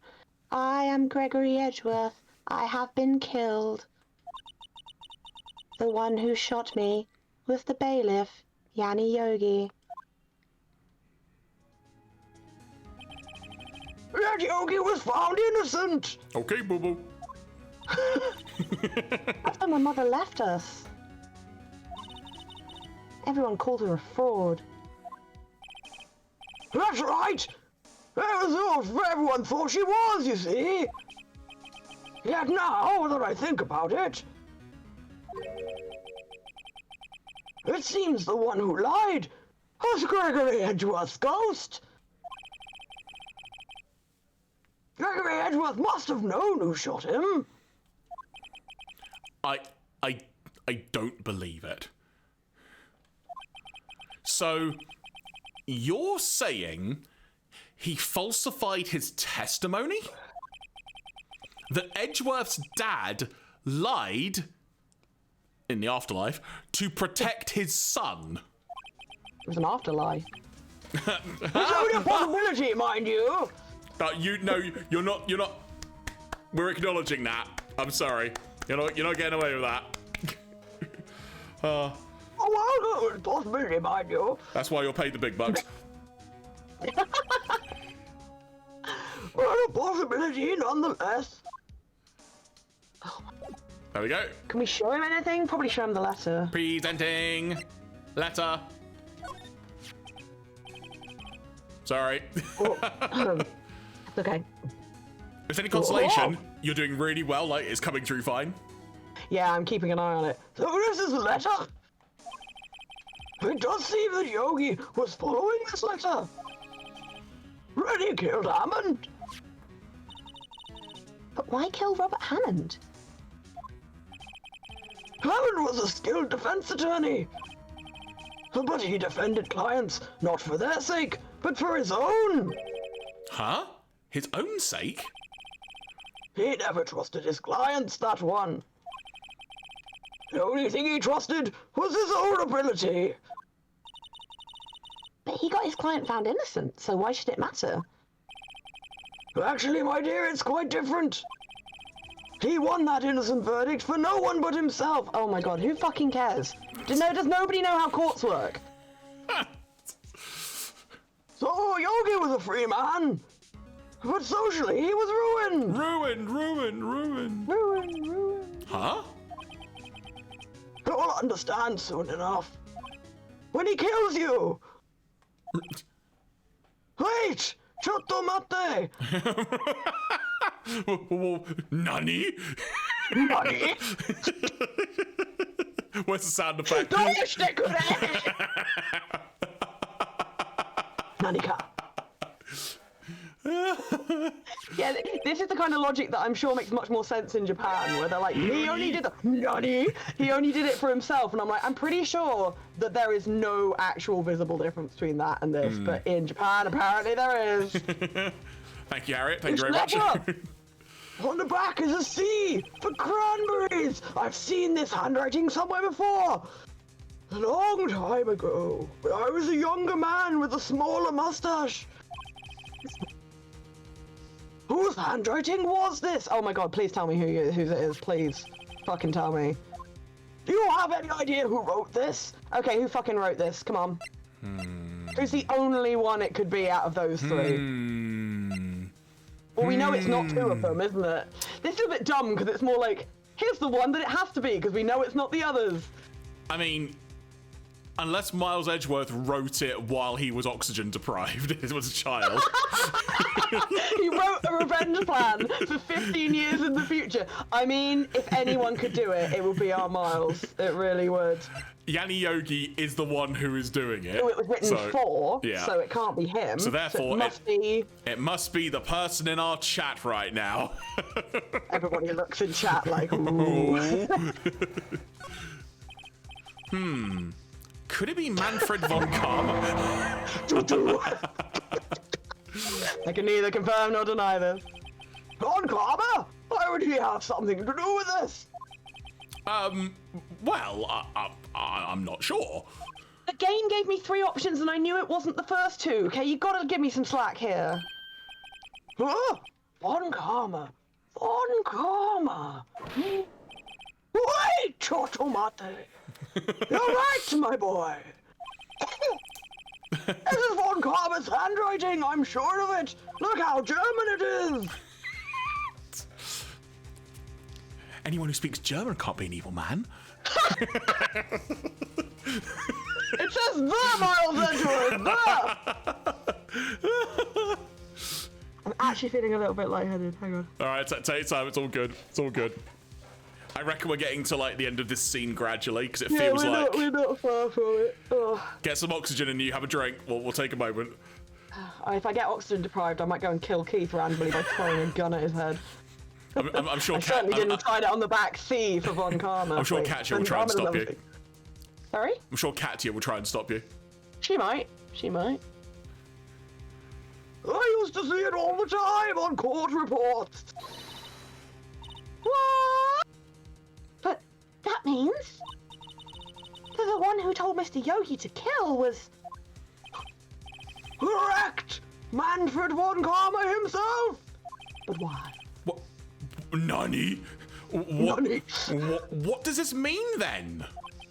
Why would Von Karma want to frame Edgeworth. Oh no, the guy's a bit of a dick. I don't know if you noticed. Oh no, sorry.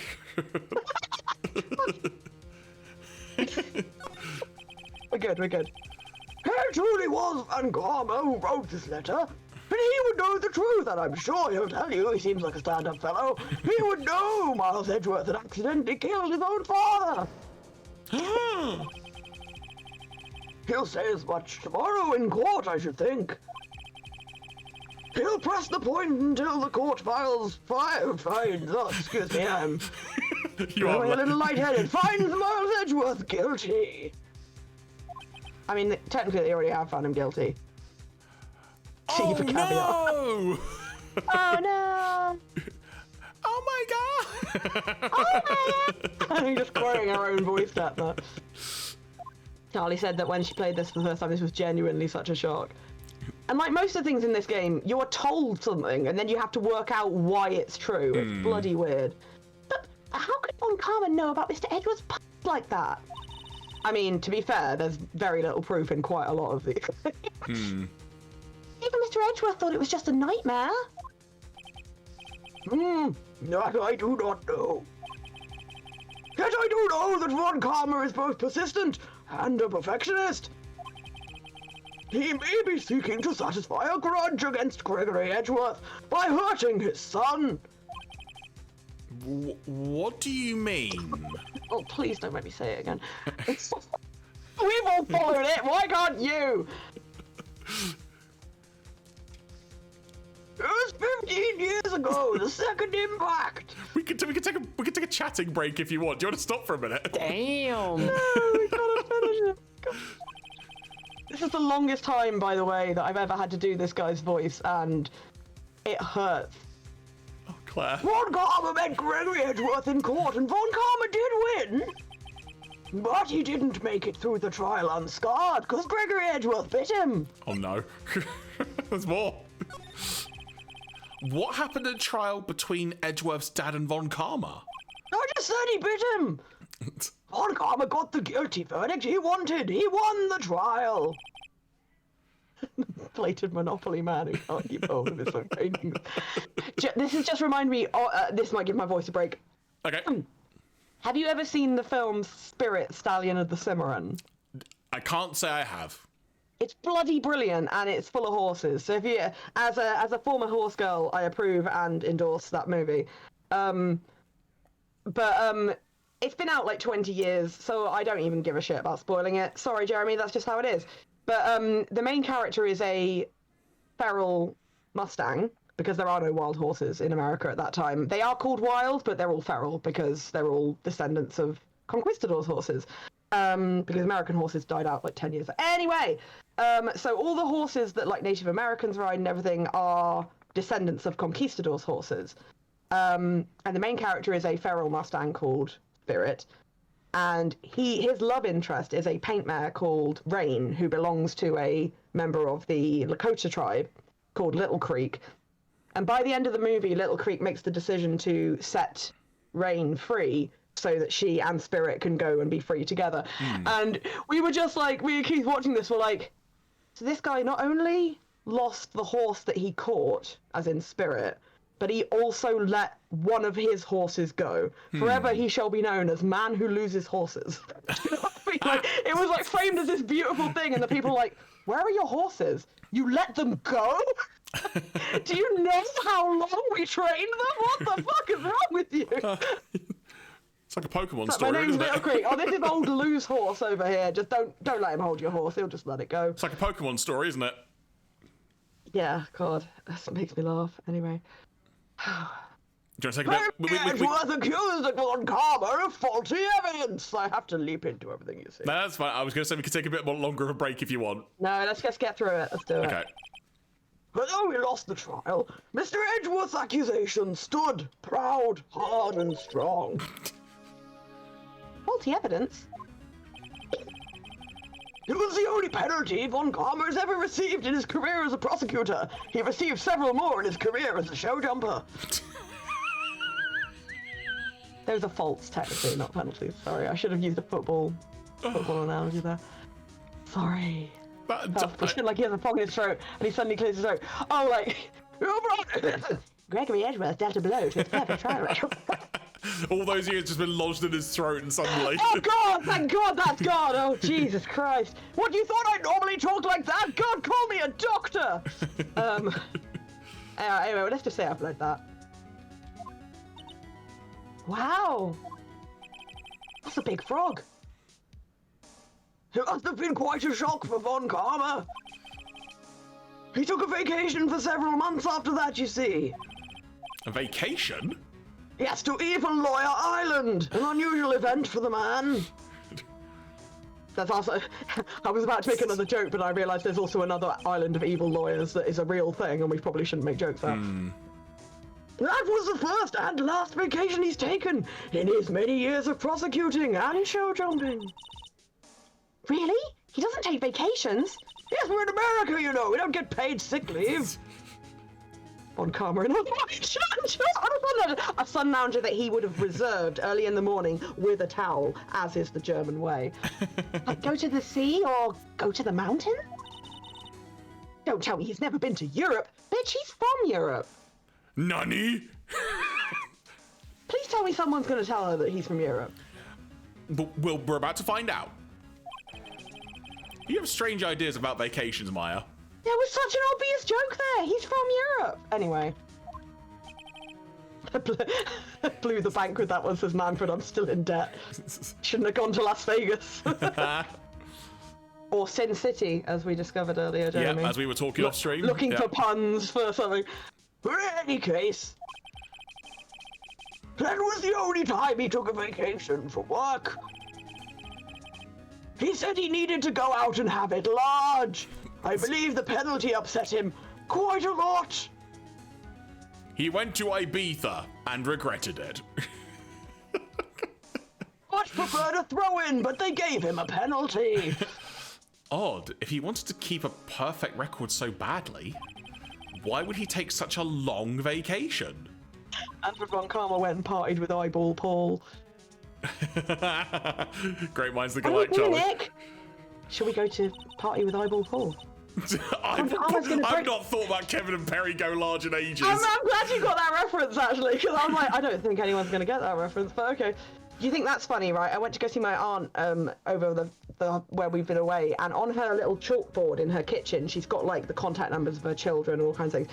And near the end, I noticed the name Julian Clary, and then I noticed the name Griff Rhys-Jones, who I think is who plays Eyeball Paul, and that's the connection there. And I didn't look at it very hard. I just walked past and I was like, I mean, the kind of people my aunt hangs out with, it's not unheard of that she might have those people as friends, but it's kind of weird that she would put them on her chalkboard as if to go, I know these people. It's like a little flex, almost.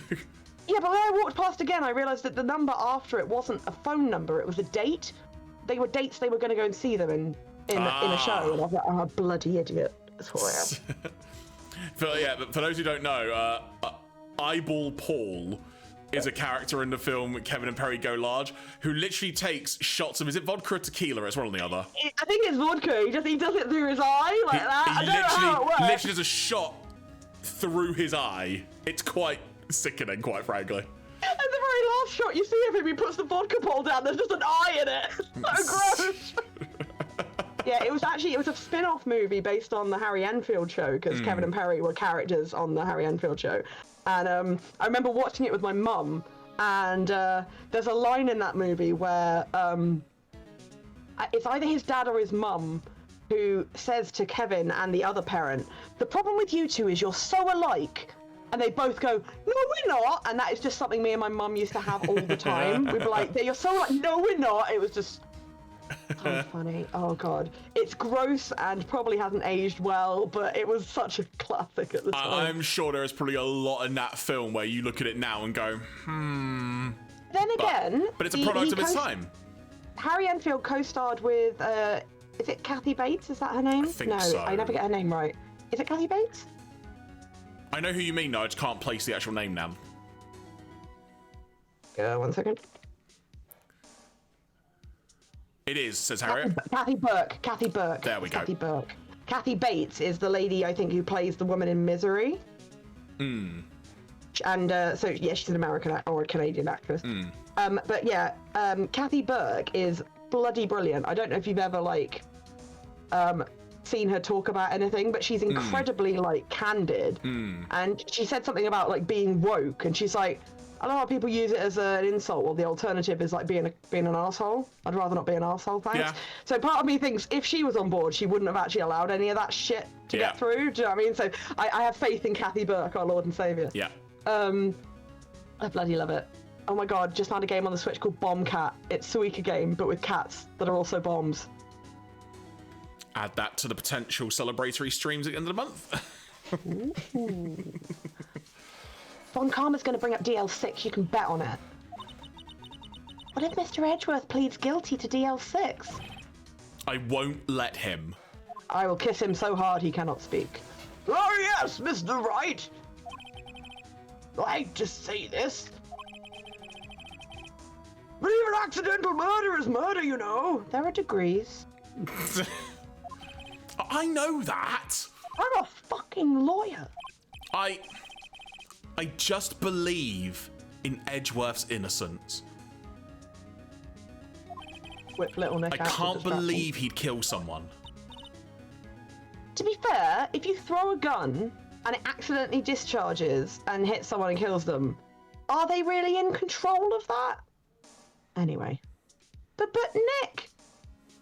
I was going to say, that's a question for Ace Attorney 12. Ace Attorney 12. Mr. Edgeworth admits it himself. Oh, don't listen to him. No one hates Edgeworth more than Edgeworth. His father must have lied to protect him from beyond the grave. I don't care. I know he's not guilty. I love your incredulity. I don't care. Maya, that is my man you're talking about. How dare you? Von Karma's limbering up his objection arm. You're still here. Yeah, you just about got through on that one, so we won't make a second. I was going to say so. I suppose I could go check again. I can't remember what he's checking. The police files might hold something of interest. Oh yeah, the police files. I forgot about this. Mr. Grossberg, thank you. I can't promise anything. In fact, I think the chances of me finding something are slim. Something I'm very unfamiliar with. I understand. Wakarimashita. The police materials. Okay. Must we present anything? So he said that there was... No, we've already presented it. He said there's something in the police files. Remember? I guess we're off to see Gumshoe! If he's there. He might still be at the park. Oh. In fact, maybe we're not. Oh, no, hang on a second. Unless we're just going back to the law offices, that would make sense. Oh, yeah, maybe go to the law offices. Because we probably took them with us after we raided the cupboard. One day left, Nick. Yeah, I know. Well, no time to waste. Let's get going. Okay, I presume we had to come back here just for her to say that. So now we should be able to move to the police department. Criminal Affairs Department.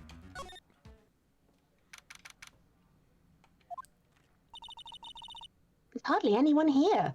Let's steal some stuff. Everyone must be out looking for the old guy, Yogi.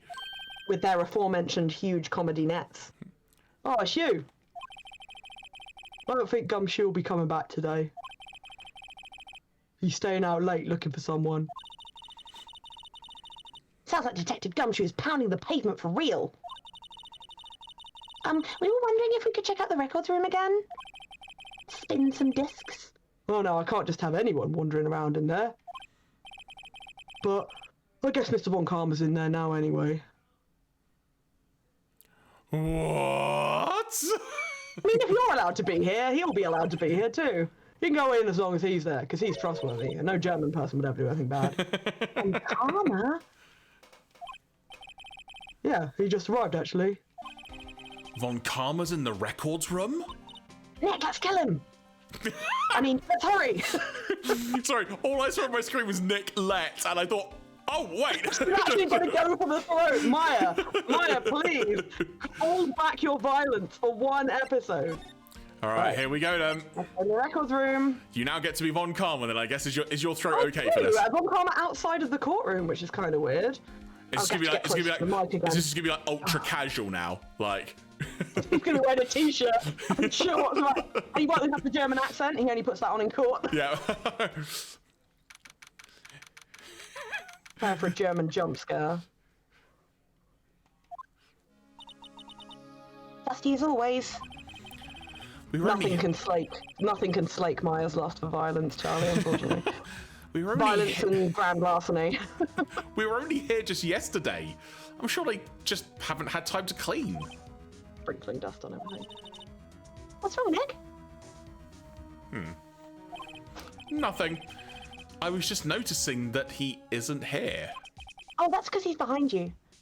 It's pantomime! Oh, no, he isn't! Von Karma. Can we examine? Oh, there's a drawer open. Can we look at that? Ooh. Huh? One of the drawers here is open. Someone must... Manfred's in there. He's in one of these boxes like, Someone must have been looking at it in it recently. I can see why you're a world-class lawyer, Phoenix. The label says unsolved cases, evidence. Like, that's just one drawer, let's be honest. Unsolved cases? Nick! The file for DL6 is completely empty. What? Rather than being partly empty because we stole a bit of it before.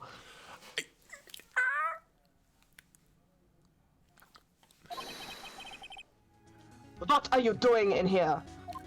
Oh, good God. Jesus, you weren't ready for the front view, were you? I certainly wasn't. Flippin' heck. No, look how he's leveled up. Look at how complex his cravat is. because you see, he has a fancy cravat dispenser. I love how he looks like he's almost smiling in this picture. Karma. You. How do you know my name?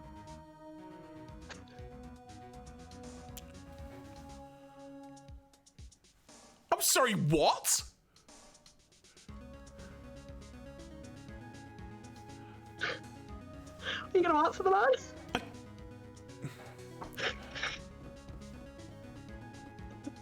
Please take a look at my new laptop that I have bought, because I have under my arm. Okay, right. What could he possibly be about to say? Yo, I don't. Let's just see. You know where it's going. Huh? Have we met? If Von Karma has got a personality whereby he can only remember what happens in court. No, he's just being a dick. Let's be honest. It's just that he's a dick. I'm gonna be honest. At this point, Claire, anything's freaking possible in this game. Probably, literally. True. I'm trying to remember if there's a game that Phoenix Wright game that plays with. Oh, there totally is one that plays with identical twins. Well, what are you seeing? We see each other every day, don't we? We're Miles Edgeworth's defense team.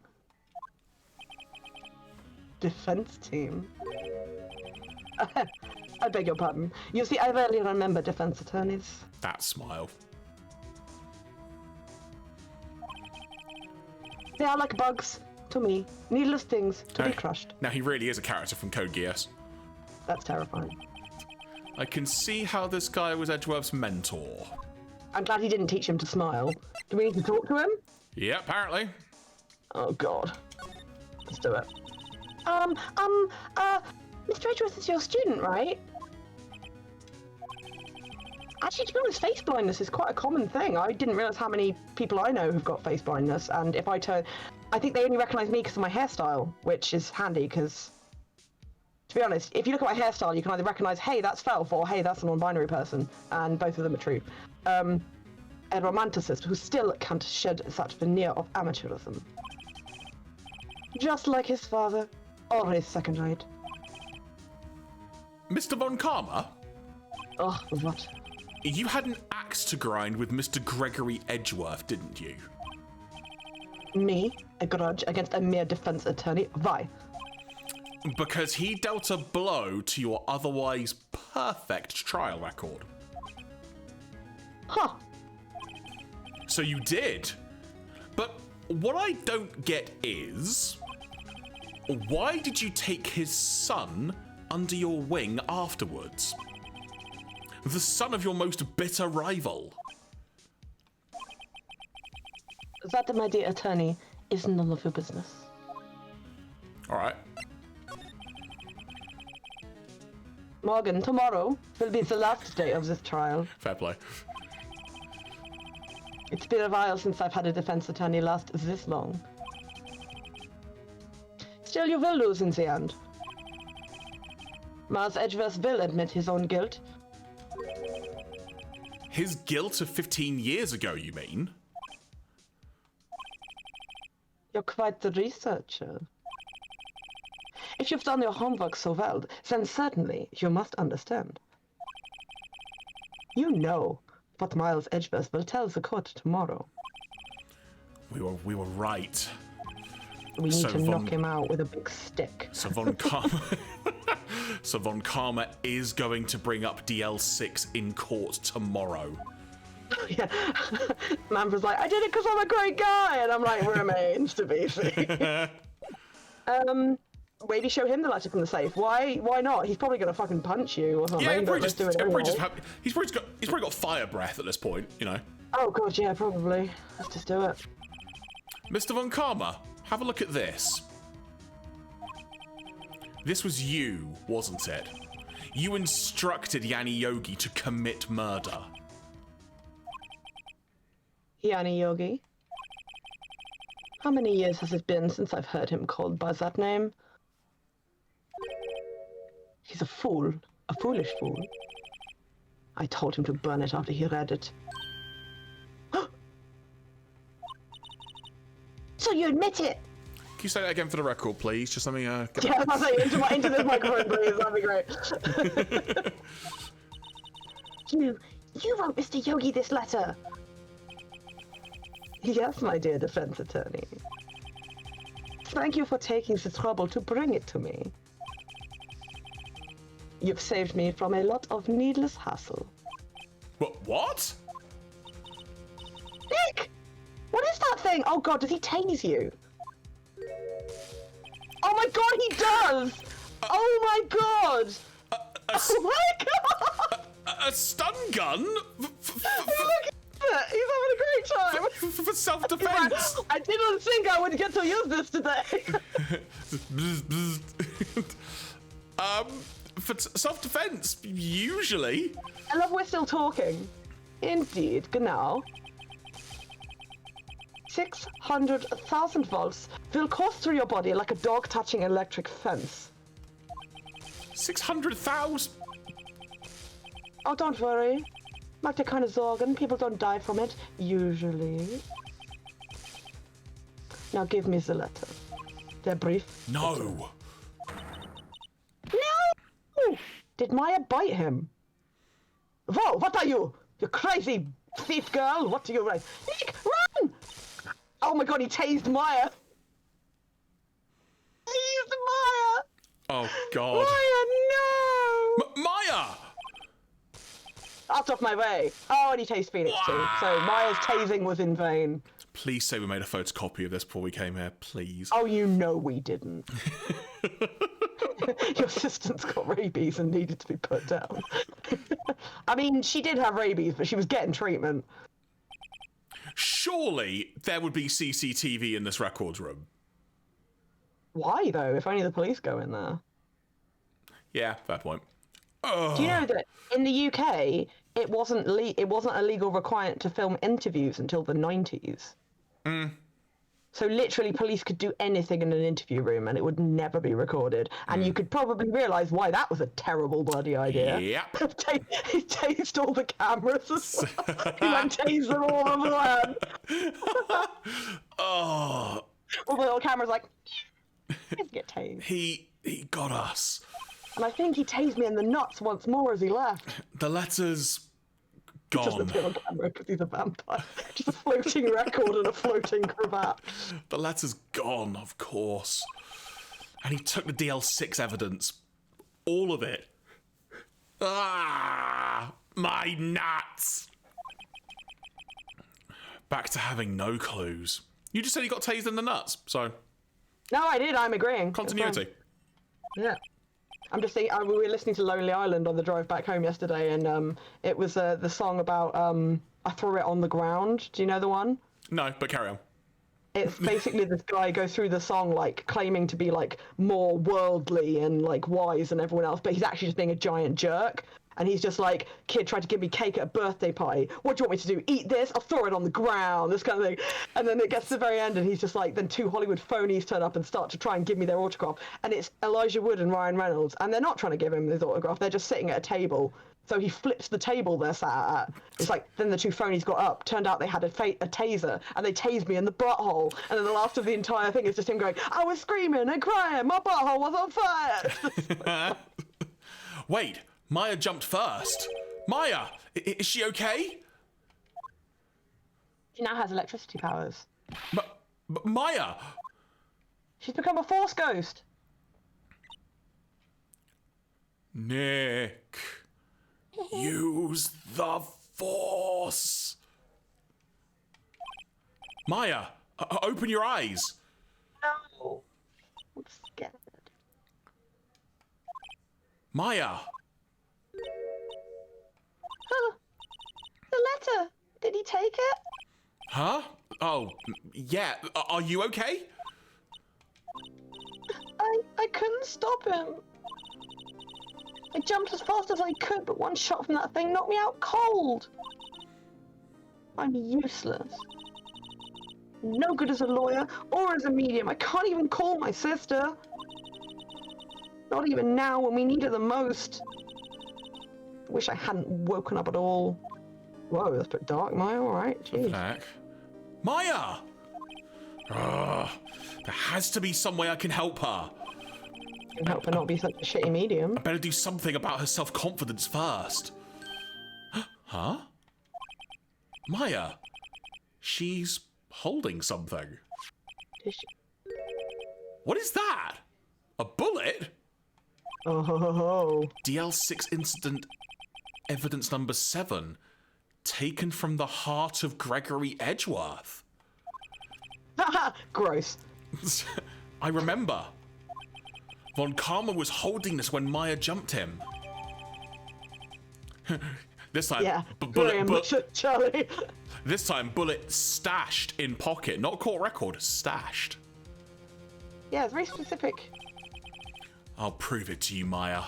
I'll shoot him with this bullet. Maya, you are 5 feet tall. I am 5'8". I would destroy you. You're most definitely not useless. I'll prove it to you in court tomorrow. We did it when we first started playing this game. Do you remember? To be continued. Do you remember we were just like, none of us will accept the fact that Mia is not like at least a foot taller than Phoenix, and we looked it up and she's not. But we're like, no, I disagree. She's definitely taller than he is. Oh, look Jeremy, at that. do you want to keep going or do you want to stop? Ooh. Part of me's a little column A, little column B. But... Chat, what are you in for the long haul? What do you think we should do? We're both kind of on the fence here. I've got enough in me to keep going. Yes, exactly. We always thought Mia was tall. She's always kind of, I think it's because of the way he looks up to her, both like, they kind of like show that, but no, she's not taller than him. It's quite funny. But yeah. Also, the ages are really screwy in the in the wiki because of all the like, nothing's set in a date until it is. How long's the trial? So the trial is, I mean, it's only one page on the walkthrough. So I think we could do it, Jer. Okay. Want to do it? Manfred says, well, I've got to go to court when you go, so whatever, I guess. Fair. Okay. So literally all we've got evidence-wise is that bullet. Well. Hi, Lex! How are you doing? Let me just double check. How are you finding Rebirth? Are you enjoying it? No spoilers, please. Yeah, no spoilers, but I know you've just started playing it, so. I sent a picture to Lex and Beard that I found, Jeremy, and it was just like openings in the Yakuza. You must like Tool and early 9 Inch Nails, down with tattoos, and be down for committing some crime in Japan. And Beard was like, sold, I'm applying. I suppose the question probably would be better to ask, how's your voice holding up? Because I can obviously... I don't think Grossberg's coming back. I don't think Grossberg's coming back. And the other voices, none of the other voices hurt my throat like his does. No, we know obviously the judge will be part of this, so I'll be doing a bit of that as well. Yeah, no, it's quite unusual that it's just me talking. Well, you know what? In the interest of this is like the part 10 stream, if you will. 10 is a nice number probably to try and wrap up this particular story. Yes, good logic there, Jer. So, you know what? Let's go for it. We'll see how this goes. I'm heading off to London tomorrow morning, but I'll worry about that tomorrow morning. So... Is that a game? There is a game involved in a couple other bits and pieces as well. So... And also, it's Star Wars Day for anyone who likes to be part of that. So, and it's also free comic book day. Tomorrow, isn't it? Yeah. All right, well, with that in mind then, let us begin. Oh, no. Yeah, Manfred says if you're not lucky, this is the bit where you bump into Grossberg on the way to court and he just shows you all his lemon party pictures. That is not what I meant to say. Let's just continue and nobody Google that. Turnabout Goodbyes final day trial. Oh, here we go. December 28, 9:51 a.m. District Court Defendant... Defendant... the DL6 anniversary! Defendant Lobby number 2. Right, what's going on? Who have we got here? This is it. Judgment Day. Terminator? Today, things are going to get settled at last. A lot of things. What? Did Maya just, like, apparate in front of you? What's the big idea? This is Nick! I only touched your shoulder. Yeah, you did one of those electric zaps. Oh god, she did! I forgot about that! She's still, like, conducting electricity and zapped him. I guess the shock hasn't worn off from my run-in with the stun gun yesterday. Anyhow, today's the last day of the trial. Good luck, Nick! Yeah. Thanks, Maya. Edgeworth is looking glum as always. If he was grinning, would you not be more worried? I hope Von Karma doesn't push him too hard. Oh, push him. Did Maya just slap him? What's that? Oh, there's a new face. What are you doing?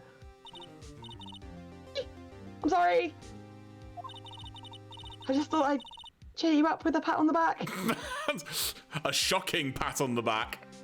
As we mentioned earlier though, Manfred, it's probably America, so they've got no insurance. Maya, maybe you should go outside and discharge. Gross. Right, good idea. I'll go hug a radiator or something. Try not to electrocute anyone on your way out. But it's so fun! Whoa, pal! Oh, it's gumshoe. You got gumshoe. Whoa, pal! See, I got shocked, see? You see? What's gotten into that girl? About 600,000 volts. Detective Gumshoe. Morning. What was that voice? Morning. Morning. Mr. Edgeworth. Detective Gumshoe. Aw. Good morning. Oh, that's not him. How did it go, Detective? You see, I had this giant net, and I knew I'd have a need for it eventually. Have no fear. As promised, I've captured our runaway caretaker. You didn't need him with unbroken legs, right? Because I broke both his legs. I just brought him in. Took all night, pal. Thanks, Detective Gumshoe. You must be tired. Actually, after that shock I got on the way in, I feel pretty good. Boom. Gumshoe, you now have a heart murmur. Oh no! Yogi says he's forgotten his own name, but that has to be a lie. Why would he want to get revenge on Edgeworth if he couldn't remember his past? Exactly. He does remember, and I'm going to prove it. Cue With a bullet. Cue the intro sequence. Cue the opening theme song, whatever it is. Oh god, are we going to do this whole thing about the opening statement and Von Karma's going to refuse to do it again? Oh, here we go. Oh, Maya's back in there, I see. Court is now in session for the trials of Mr. Miles Edgeworth. The defense is ready, Your Honor. We knew this was coming. The prosecution is ready, right? Right, He wasn't very expecting well. that either, clearly. He was just like, oh, okay. We have reached the final day of our proceedings in this trial. I ask that the prosecution submit decisive evidence. Judge, before we start, I'm telling Von Karma totally tased us yesterday. Ugh, verstanden, understood. He's being very... Come on, don't be Very awed into silence by every biddable. little thing he says. He's being very biddable and I'm suspicious. Very well. Mr. Von Karma? That went really high just then. Oh. Your opening statement. Right. Thanks to Detective Gumshoe's efforts, the boat rental shop caretaker has been arrested. In yesterday's trials, the defense asserted that the caretaker was the murderer. However, the caretaker has yet to confirm this. I would like to ask the defense to cross-examine him as much as necessary. Oh, Very being well. biddable. He's being very biddable, and I am suspicious. Please, it's probably because he realised he's missing the bullet. No, I don't think he's realised he's missing that, and I think he's got a plan, and I don't know what it is, so come on then. Please bring the witness into the courtroom. Oh, you didn't even put him in, like, a rope or anything? Sehr geehrte Damen und Herren, ladies and gentlemen of the court. I believe you all remember our witness. He lives in a pineapple under the sea and also in a boat rental shop on the lake from where he witnessed the incident. In addition, he has currently lost memory of his name and identity. Witness! Why did you run away yesterday? The witness was not running away, as he will now testify. I see. Very well. Please begin your testimony. Here we go. Testimony. Ahem. Why I left court. Oh god, I forgot that was this one. I'm really sorry about just leaving yesterday like I did. But I wasn't running away or nothing. I went to buy some food for Polly, my parrot, you see. No way. I figured I got nothing to do with this incident anyhow. I mean, I'd need one of those motive things, right? And I don't got one. So, my testimony yesterday stands as is. Pokédex entry over. Yanni Yogi, the annoying Pokemon. Yanni Yogi, the lying Pokemon. This Pokemon has been known to lie like a rug in bushes. You activated my trap card! Very well timed. Someone So much so. pay attention to the goddamn Shadow Realm. Get the crap out of me, just I won't lie. I love how we set up these sound alerts and yet we keep getting jump scares. Yeah, 100%. That's why they're great. Very well. Let's begin the cross-examination, shall we? He has to know his name. Yanni Yogi. You're Yanni Yogi, and I'm going to prove it. Prove it, prove it, prove it. Okay, what are we going to press him on? Really sorry about leaving yesterday, just like I did. Okay. Yeah, I guess leave that. Fine. But I wasn't running away or nothing. I feel like the one, you know, where he says that he doesn't have a motive. Yeah. We should definitely press him on that one. And the one where he said that he had nothing to do with it. Food? Well, Polly is a bit of a gourmand, you see. She only eats these high-quality bird pellets from France. La France. Le France, if you will. It's actually La France, but okay. They only have them in the big pet shop downtown. As I was only sells downtown, food. I figured I'd buy For big some. pets. Downtown, where all the pet shops are. Down. But you weren't arrested until this morning. Yeah, it's a 24-hour pet shop. Excuse me. Why didn't you go back to the caretaker's shack? You're not my dad. Well, I kind of got lost, you see. Checks out. The witness has trouble remembering things sometimes. When the police apprehended him, he was on his way back to the shack. Yeah, right. Nice try, Von Karma. No one is going to believe that. I see. I believe you! So he was lost. Oh, Judge, why? Please, Your Honor, come to your senses. He hasn't once in the entire game, so... Yeah, press him on that. Yeah. You've lost much of your memory. Is that correct? I don't remember. Yep. Seems like it.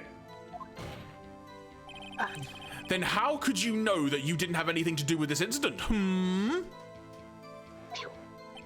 Or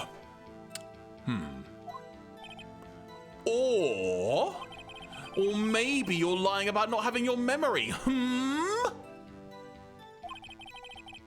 You know exactly who you are. Shaking fingers to cast spells on the judge. No. The witness has testified quite clearly that he has no memory of who he is. If you claim he's lying, then show the court proof. How am I supposed to prove what's going on in that old codger's head? We remove his head and have a look. That's impossible. Huh. I'm glad you've come to your senses, Mr. Wright. Very well, witness, please continue. Yeah, push him on that one too. Yeah. How can you say you had no motive? I say you do. You had a grudge. He said. Pardon? Yes, kind of like, well, I said you do. Well, I said I don't. Well, I said you do. Well, I said Gotcha, you don't. right. Like, we need to stop this. We need to go home. Judge, please! Judge, please. You had a grudge against Edgeworth and the victim, Robert Hammond. That's why you took revenge on them, right? Please don't make me repeat myself, Herr Wright. This witness has no memory of anything beyond several years ago. He can't hold a grudge. It's impossible. I have to prove he's lying about his memory. Otherwise, it's going to be the same thing over and over until this trial ends. Bang. Might I say something, Mr. Wright? I feel like I can't stop you, but okay. Yes. Yes, Your Honor? You've been saying the same thing now over and over. You've been calling the witness's memory of the past or lack thereof into question. But does this really have anything to do with the current case? Where did we find this guy? Of course, Your Honor. The witness has said he has, quote-unquote, nothing to do with this case and, quote-unquote, no motive. Both of these statements are lies.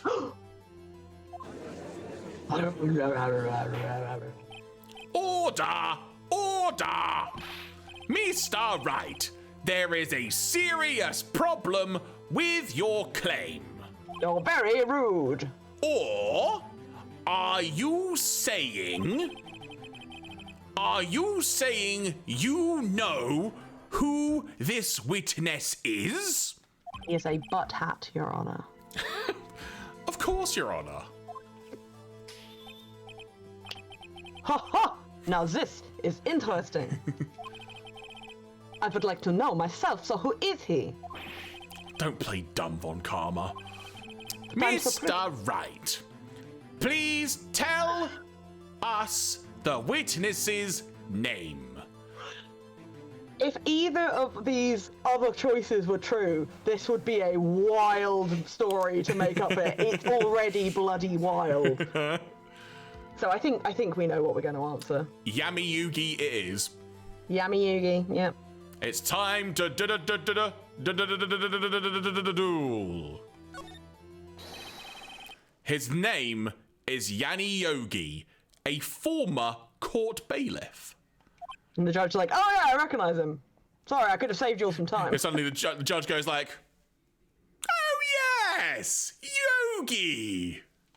When I snap my fingers, 2 bones in Phoenix's body will randomly swap places, and even I need Yogi. That name seems familiar. Oh! Yanni Yogi from the DL6 incident. It figures the judge would have heard of it. It was such a famous case. Oh my god. But what does this mean? Something's coming up, Jeremy, that is so stupid that we will have to stop and both do a face palm. And I forgot about it, and I've just read about it, and I'm like, I forgot. Should I take my glasses off in advance of this? No, you keep going. I don't know exactly when it's going to come up.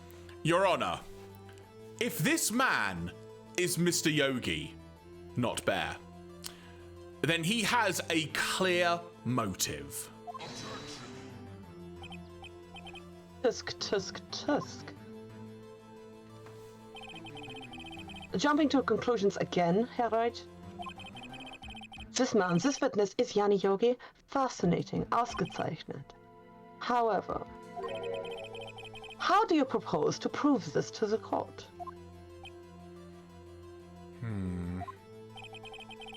This is a court of law, as you may recall. You need proof. Well, let me show them the proof of this taser mark I've got on my chest.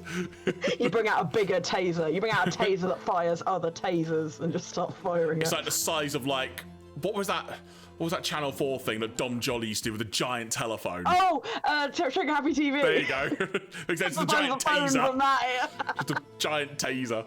Hello, I'm in court. No, I'm about to tase Von Carver. Hello? But allow me to repeat, noch einmal, once more, that the witness has lost his memory. Oh, this is it. I have to do this now. If I can't prove he's Yogi right here, right now. Right here, right now, right. I can't believe Fatboy Slim came back again. Recurring character, Fatboy Slim. Fatboy Slim in the audience again. Then I've got nowhere else to go. Nick, don't fuck it up. How are you going to prove it? How can you prove that he's Yanni Yogi? It's okay. It's actually quite simple. That's a lie. Nothing in this game is simple. Your Honor, please take this man's fingerprints. Holy shit, some logic? I know, what game is this? What? What? I'm actually genuinely shocked. Then we'll compare them to the fingerprints on file for Yanni Yogi 15 years ago. And this is when we find out that they were aware of the Men in Black fingerprint remover gimmick, and now he has no fingerprints. I see. That makes sense. Oh, Jesus Christ, don't you dare. Von Karma. Have you ever seen the movie Men in Black? Don't you bloody dare, Von Karma. Huh? Nice timing, that. I'm so very, very sorry, Herr. I just took me a so leid. Why? The witness has no fingerprint. Fuck's sake. Jeremy, it's that moment I was telling you about! I said that Men in Black thing is a damn joke! I know! And it was so stupid that I was like, oh god, he's got it!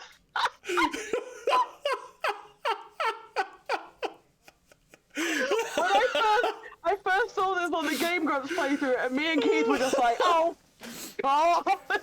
Oh, I try so hard not to swear on stream. I just belted out like that. God, so funny. Oh wait, did he actually swear, chat? Because I missed it. I swear more than he does. You actually swear. That's hilarious. Activated my trap card. blurted out the F word quite loudly. Brilliant. I love it. The rarest of Pokemon, a Jeremy swear. Fantastic. This game. You knew that having set up something so logical and so sensible, they had to just get rid of it immediately. So I sanded off the witness's fingerprints. I also removed all his teeth and somehow sucked out his DNA and his skeleton. You're fucked, right?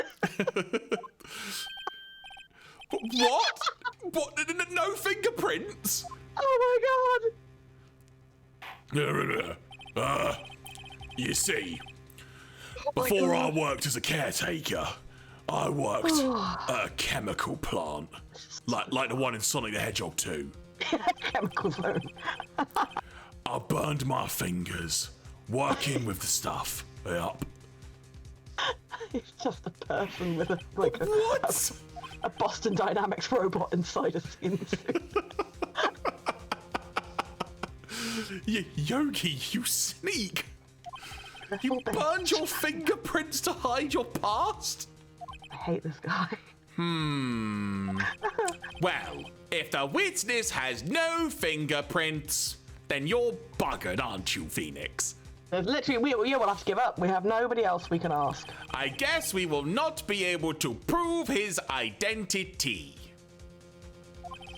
No. The way that they prove his identity is one of the stupidest things I've ever seen in anything, let alone a game. Can I just make a point? Sorry, go. Sorry, this fingerprint thing has already broken me. It's so dumb. I am genuinely intrigued to, one, see what the heck that's going to be. Two, how the bloody hell am I going to react to it? I mean, the fingerprint thing is so, like, it's not even important. It's just done as a way that you can't use that. Do you know what I mean? Like, they're basically like, oh, he could do it this way. No, you can't, because arbitrarily you don't have that. Tisk, well, what will you do, Herite? This is a very dumb case, but I do like it. Oh, what's master then? Cheers, Harriet. Oh, thank you, Harriet, you absolute babe.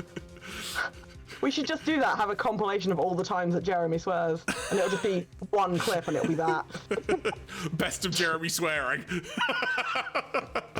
It's just like, and that's it. It seems that the case has been decided, no, nicht wahr? No! Triple exclam no! I know what happened, I know everything! It's forever! I just can't prove it! But no! You're a shit lawyer.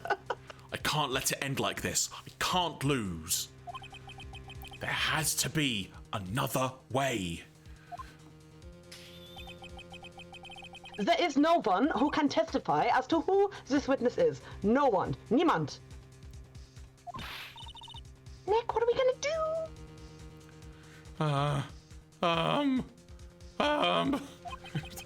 I didn't even consider that he might have erased his fingerprints. Because that is an insane thing to consider, Phoenix, and honestly, I forgive you. This one time, Phoenix, we will allow it. We will allow this, Phoenix. But going forward, you have to assume that of everybody, that they've all had their fingerprints removed. What do I do? Just, well, Herite. Perhaps you'd like to cross-examine his parrot for a little comic relief? Hmm? You know what? Yeah, very funny. You're a sore winner, Von Karma. Unless... Wait, you've got to be joking me. Are you...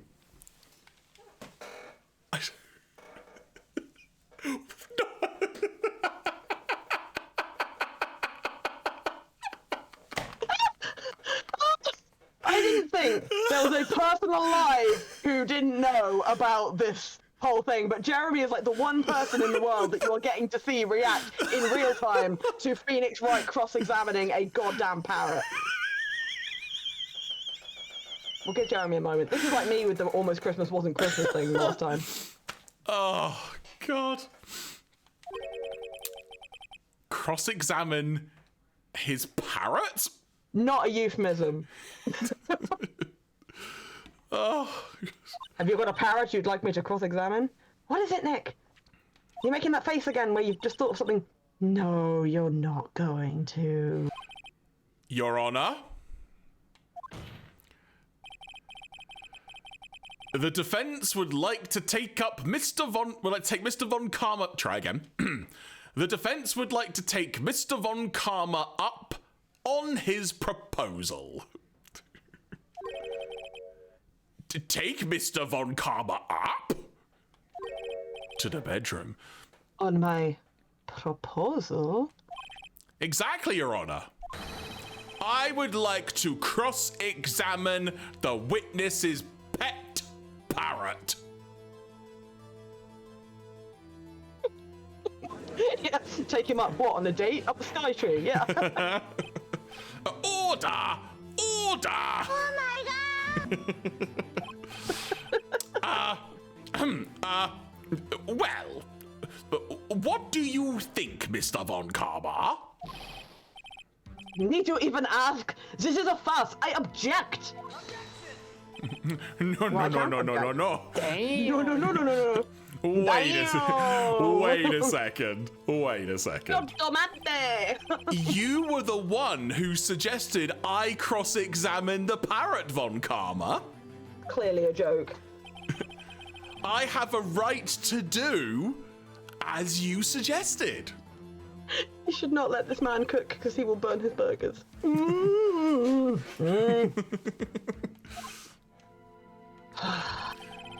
Well, if you're so desperate, then please be my guest. Reverse Uno Karma. Yeah. Of course, should you go through with this, and nothing comes of it, then I hope you're ready for the consequences. Nick, this is crazy. Well, still want to go through with your little game, your little spiel? Oh, Matty. Thanks, Matty. Thank you so much for the gift subs. Thank you so much. I feel that was like in response to something, but I can't work out what. Aww. The consequence of being another tasering to the balls.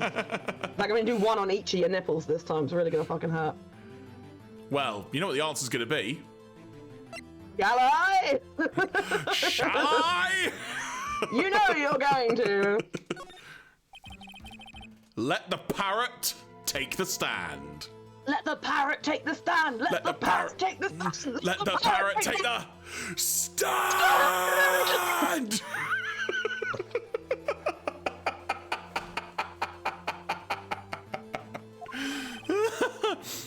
I will cross-examine her, Your Honor. Sorry, I just, bear with me 1 second. I screenshotted that. Oh no, really? Well, I just wanted to, well, just the screen with it on, and you and me just losing our minds. Consequence, yes. Okay, right. Okay. I guess I have to voice Polly on the stand then. I'll try not to peek too much. This is the most ridiculous thing I have ever heard.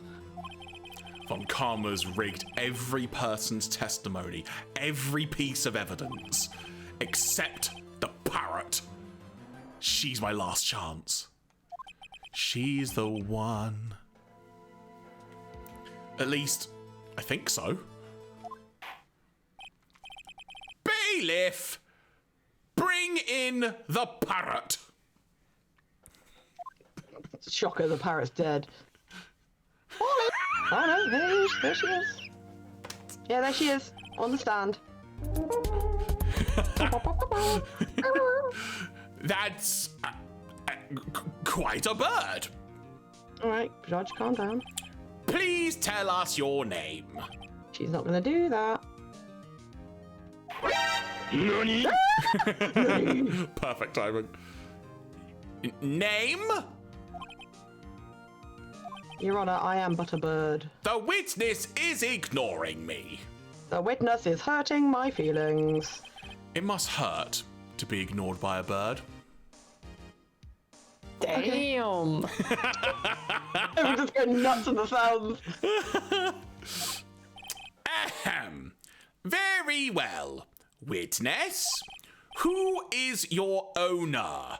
Please, testify for us. Sorry. Have fun with this. Is she gonna talk? I don't. Here we go. Cool.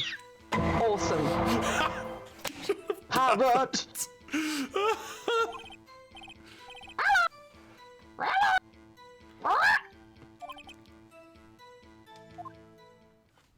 Cool. Awesome. Then, Miles, you're going to jail. I hope you know that. Certainly the most concise testimony we've had so far. I mean, that's not necessarily a good thing. Very well. Begin your cross-examination. What are we gonna... Right. What are we doing? What are you gonna do, Nick? You dumbass. I don't know. What do we do, Maya? Don't ask me. This is all your fucking idea. Okay. I think at this point we're wasting everyone's time. Just the one line, not I even... mean, you know what? Why don't we press her on this? Why not? You say hello, but do you actually care? Witness, you can't just say hello and expect us to get anywhere. I want you to testify. Maya, you talk to her. She's impossible. You're right. What do I say? Oh, crud. Have we forgotten something? That's what we asked her before, remember? And then she said, don't forget DL6. Yes, I was trying to figure out how that would work out, so yes, okay.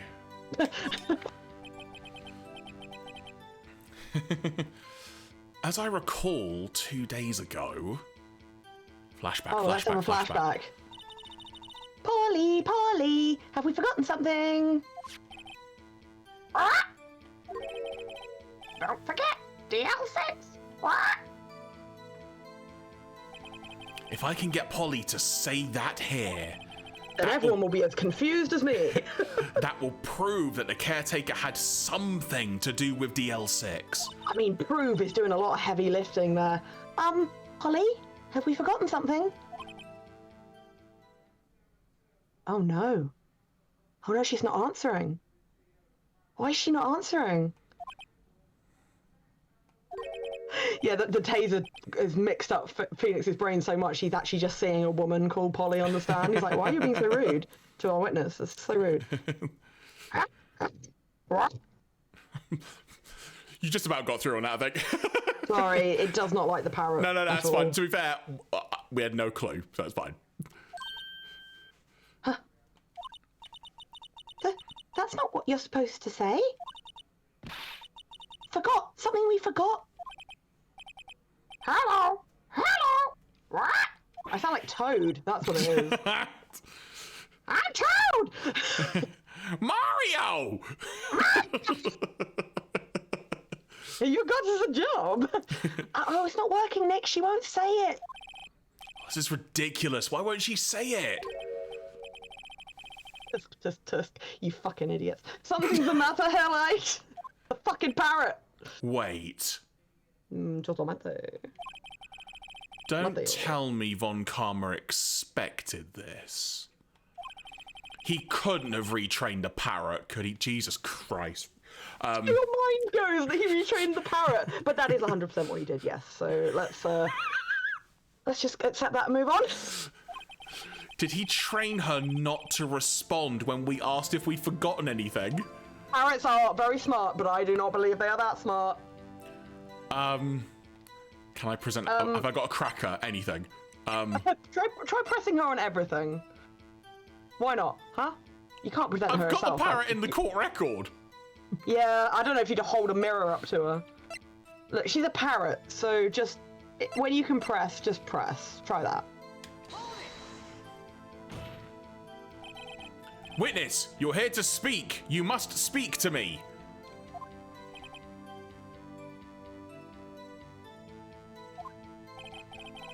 Frankly, I can't believe that you're speaking to the parrot.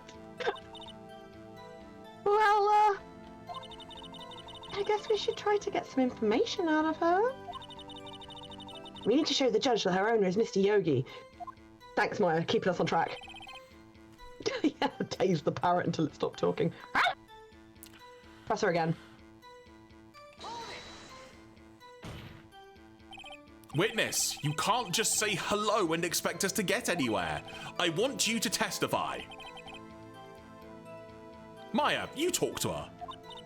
Right, we'll get the options again. And this time, ask her what her name is. Maybe I should get her to say her name.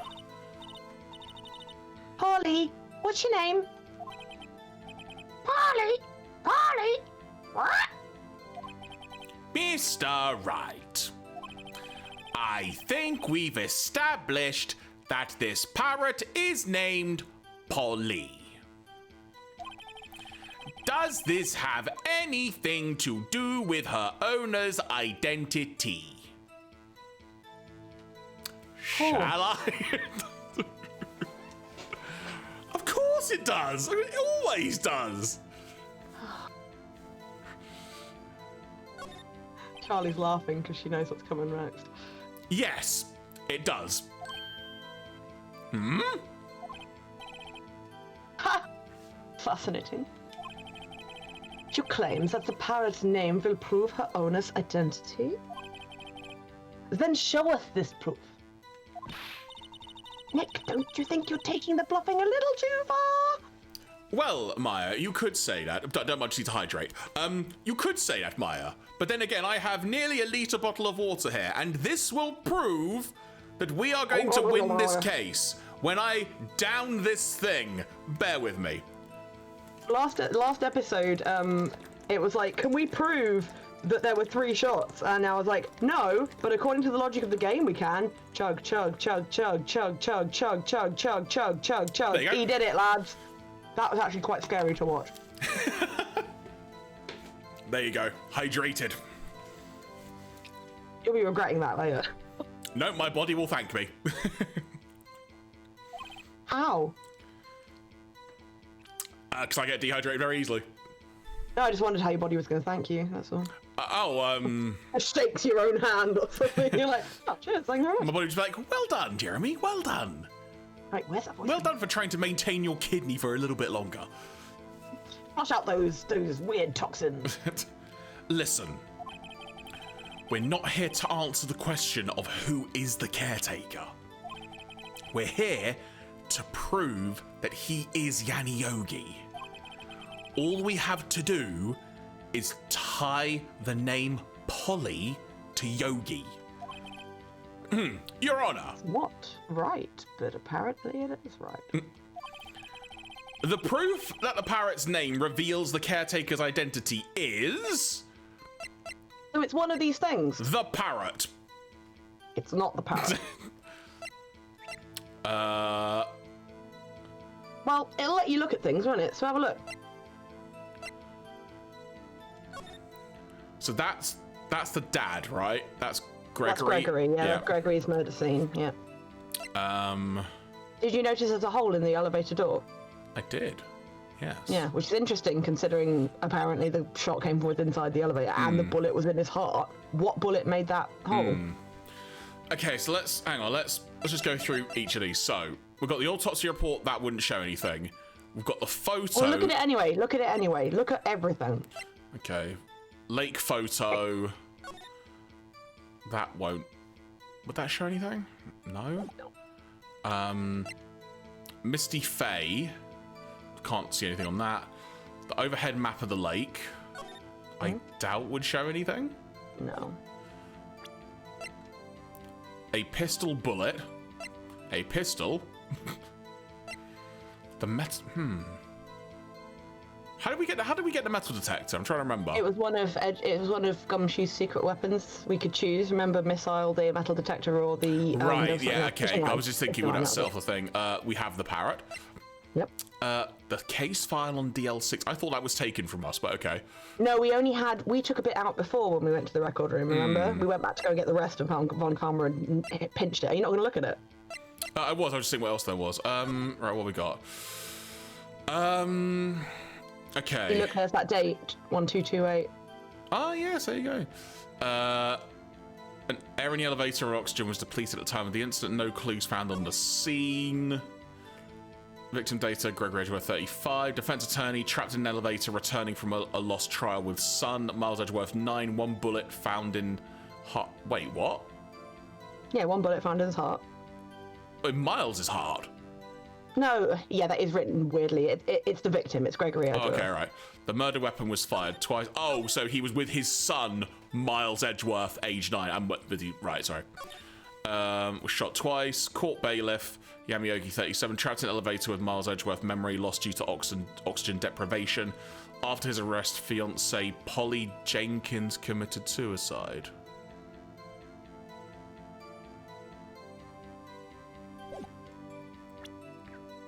Present.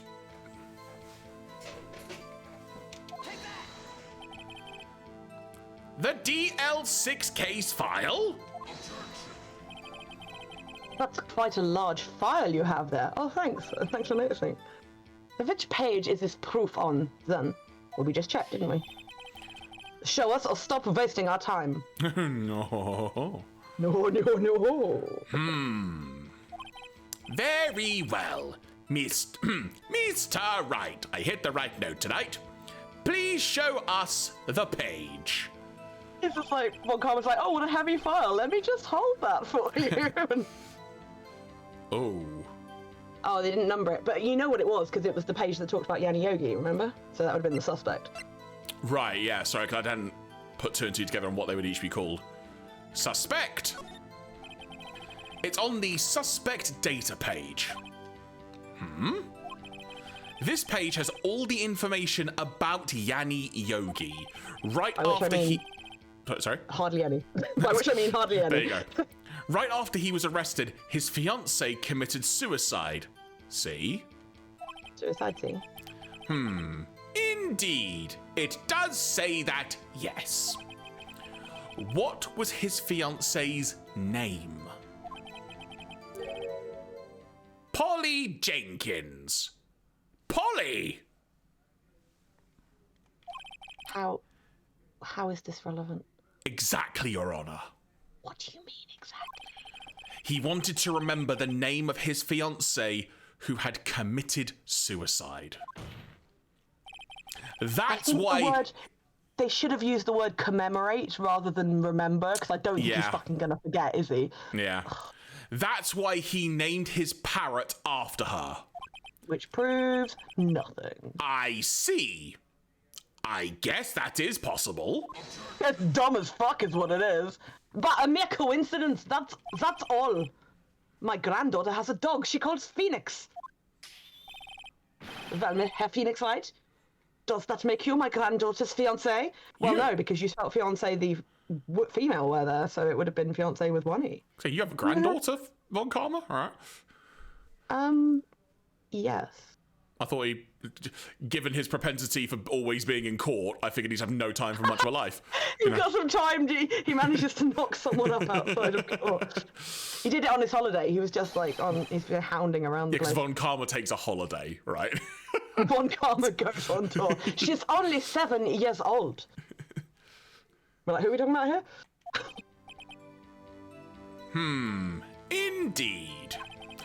Alone, it is a little weak for evidence in a murder trial. Wow.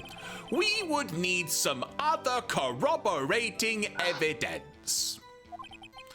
Where am I going to find that? Nick, we're getting closer.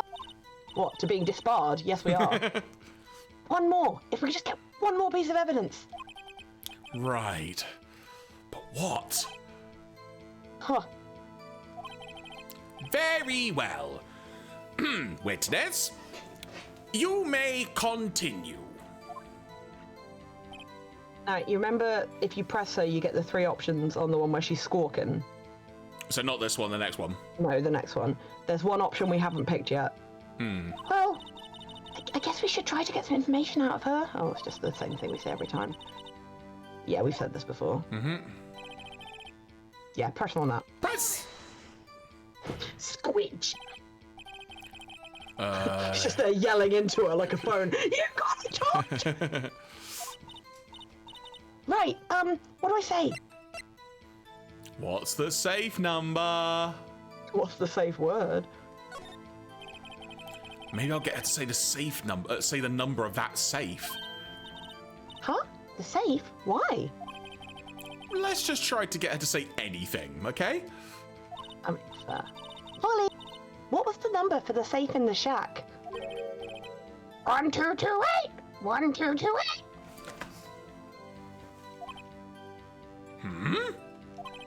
My, what a reckless parrot. Well, Really? Mr. Wright, you aren't claiming that this number has something to do with the caretaker? Actually, it does. It's like, I'm doomed watching from the viewing gallery. That's why I had her say it. Ha! Ridiculous! How can the number to a safe tell us who the caretaker is? Show us your proof. Presenting the safe. Just throws it at his head. What could possibly link this number to the caretaker's true identity? What, Jeremy?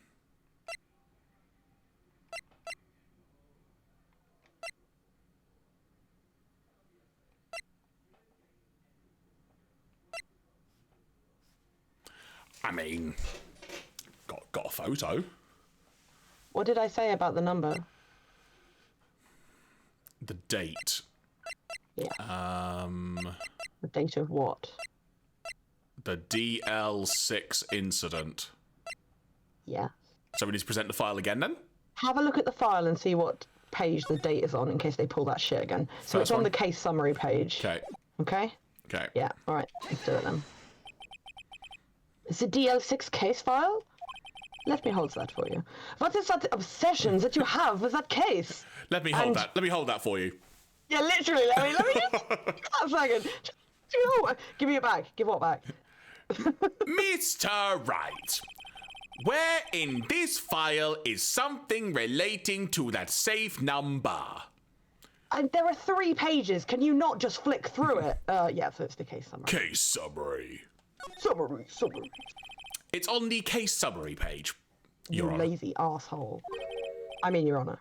The case summary? Are you a judge? Specifically, the date on which the DL6 incident occurred. The date of the incident, December 28th. Why, that's today's date. 15 years ago. Hey chat, how you holding up? I feel I might actually facepalm myself into oblivion. And the number on that safe is 1228. Ah! Henry's He used the date of the DL6 incident as the number for his safe, Your Honor. That's how important the date was to him.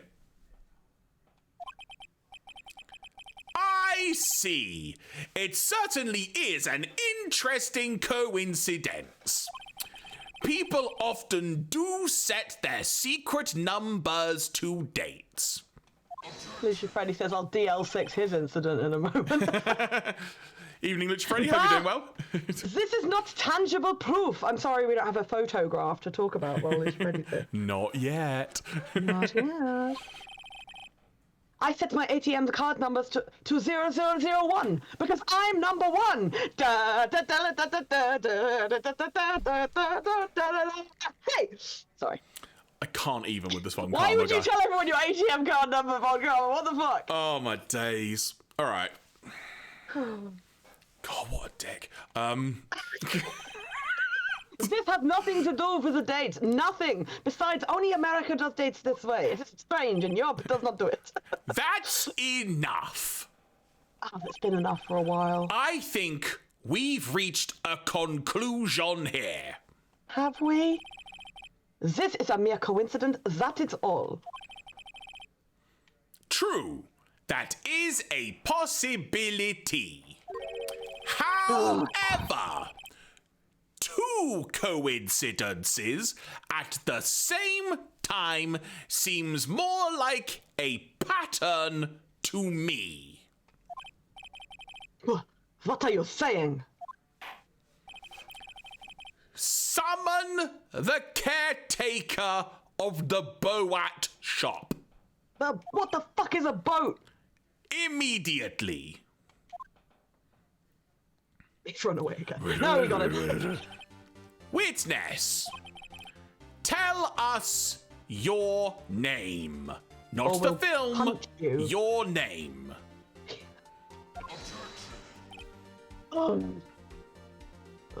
Warten, wait! Since witness, he doesn't remember. Nah, it's okay.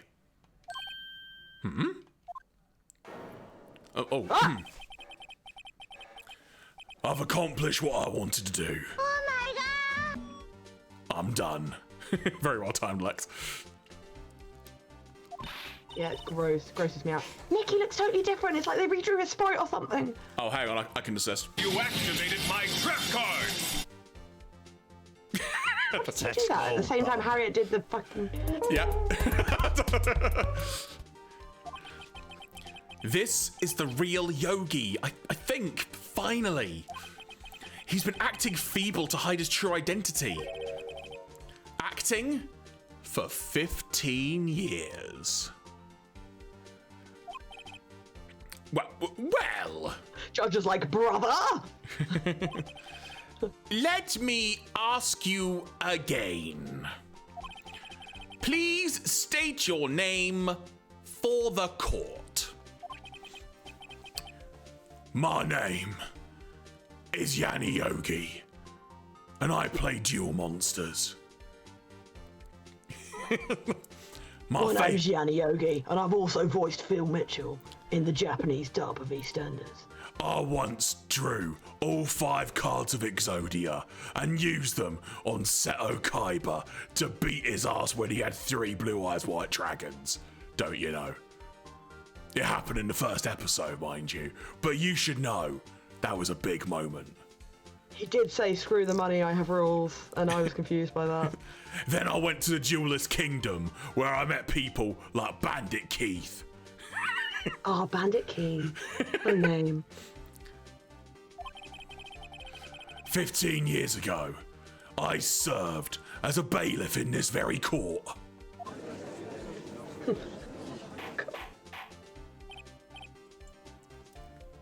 Order! Order! Yanni Yogi. What? So, was it you who killed Robert Hammond?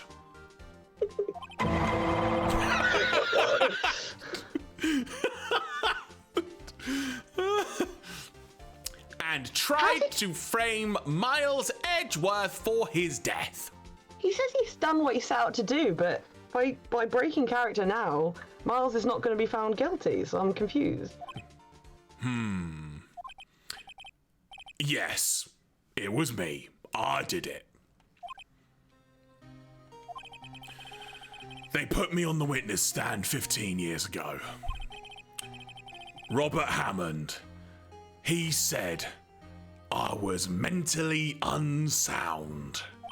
That was a very uncool thing he said. He told me it would make me innocent. Get me off the hook. Get off the hook. So, I pretended to have brain damage. Lucia Preddy says everyone here is going to jail, even the jury. I was everyone's a innocent, criminal. really. But he didn't believe me. Oh, what, one guy didn't believe you? Boo-hoo. We won the trial, but I lost everything. I lost my job, my fiance, my social standing. Your friends were weak ass. Then, this year, 15 years later, Third impact. a package arrived. It was a letter and a pistol. Are you allowed to send pistols through the mail? That doesn't seem safe. That's a debate for another day. The plan was written out in careful detail. It was a plan for me to take my revenge on the people who ruined my life.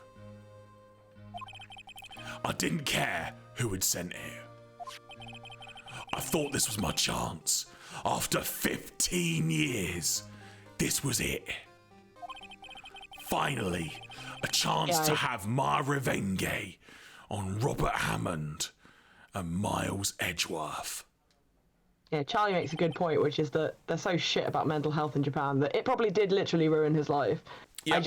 I'm also like kind of judging his friends and like everyone for just being like, oh, you were accused of a crime and found innocent, therefore you are full motive still murder. very, very Brooklyn Nine-Nine. Yeah, it's a sucky story either way as to how and why, but he doesn't seem sorry, so fuck him. Oh no, agreed. But it's just the situation is crap, if that makes sense. I've seen worse motives. Oh yeah, 100%. Have you ever seen Hot Fuzz? That's one of my favourite things of a shit motive. It's my favourite. It's just the most crappy, petty motive you could think of. That said, though, this next line now changes my perspective, having just seen what it says. Yeah, he's not sorry. I have no regrets. I would have shot him 3 times. In the butthole. Wait a moment. Revenge against Miles Edgeworth? Oh my god, keep up. They're greater again. What do you mean?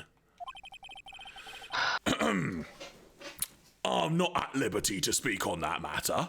I'm afraid I must insist. Why don't you ask Mr. Edgeworth yourself? I don't know why we're pronouncing revenge that way, Lucia Freddy. We started and now we're just running with it, and I love it, so it's fine. Oh, I missed that last line. I'm going to assume he said I admit I was the one who killed Robert Hammond. I admit I was the one who killed Robert Hammond. Von Karma, where is Mr. Yogi? I tased him unconscious. Revenge emote. Under arrest, Your Honor. I saw no room for error in his confession. Then, the defendant, Miles Edgeworth, is... innocent in this case, at least. Very well. Will the defendant please take the stand? No, don't take the stand. No, don't let him take the stand. He's gonna do something stupid. Stand down! Stand down! Get him, fucking tase him! Tase him now! There are a few mysteries left unsolved. Stuff his cravat in his mouth. Still, you are cleared of suspicion for this particular case. Oh god, it's killing me. So, I would like to pass judgment on the murder of Mr. Robert Hammond. Any objections?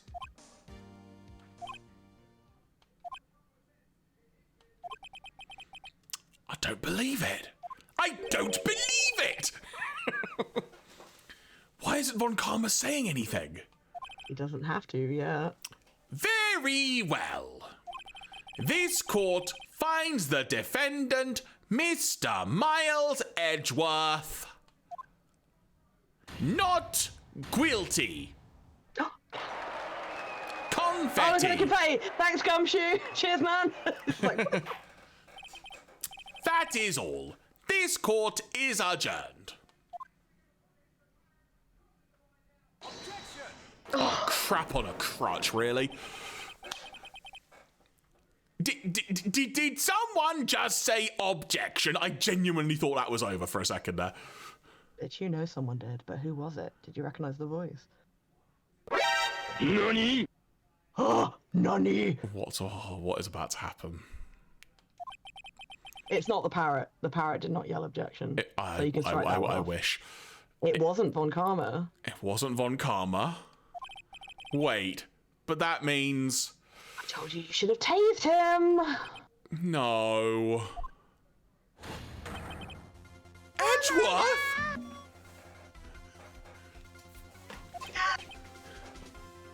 Your Honor. Oh no, it's the battle music. It is the battle music. I object to your judgment. Oh Jesus Christ, Edgeworth! You...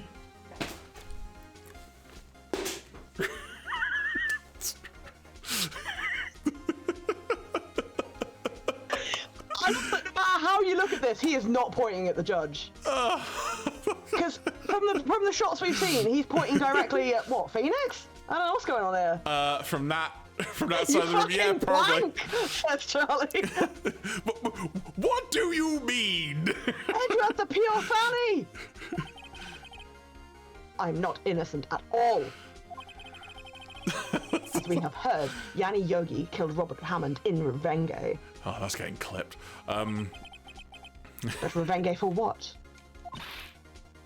Nick, what the fuck is he doing? Edgeworth is trying to confess. He's going to say he's guilty.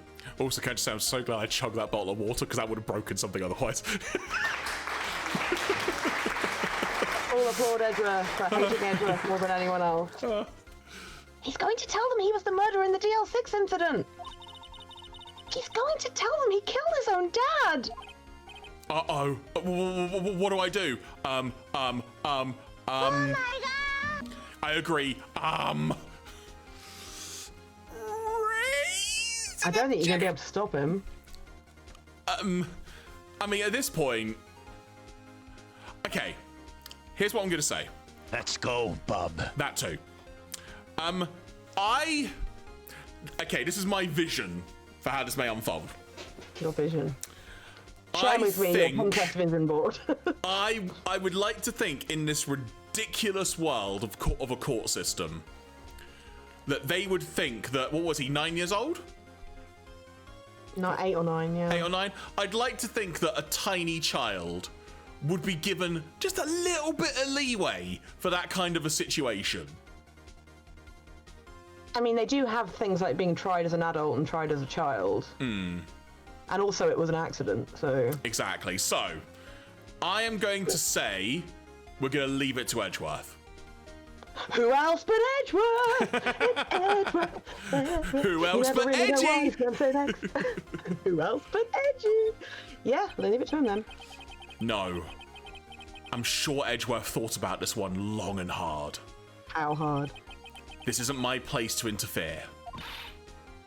Nick, are you sure? How did you hear me say that? No, I think she's seeing him pause. And she can tell he's not going to say anything. There's nothing we can do about it. This is his problem now. My work here is done. Tuxedo mask away! I'm still getting paid! Woo! I go. Fair point, Matty. Psychic. Fair point. Squeeze that man into that witness box. For 15 years, I have had a recurring dream. But I'm not going to tell you about that one because it's X-rated. I'll tell you about a nightmare. It's only a nightmare. That's what I told myself. But now I know it wasn't a dream. Yanni Yogi wasn't the killer. You mean in the incident where your father died? From the distance of the shot, it wasn't suicide either. Everything was as clear as day. The murderer, the criminal in the DL6 incident, it was me.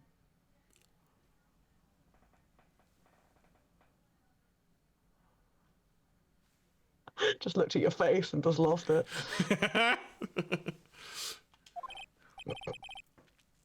Your Honor, I confess my guilt. I am guilty for DL6, the statute of limitations of which ends today. The culprit is me. I was going to say, like, somehow comes over the other side, like poking like on that side of the screen. Yeah, it's like Pac-Man. It's like a ricochet laser effect where it's going to fire a laser across the room, bounce off all the hand walls, and just come back appears to on the him. other side of the screen. I'm like, that's impossible. Order! Order! This is certainly unexpected. The defendant, declared innocent, is confessing to a different crime. A crime for which the statute of limitations runs out today. I was looking forward to a roast dinner, no chance of that now. I will have to call my wife and say to put it in the Arga for later. I love the fact you said Arga, thank you.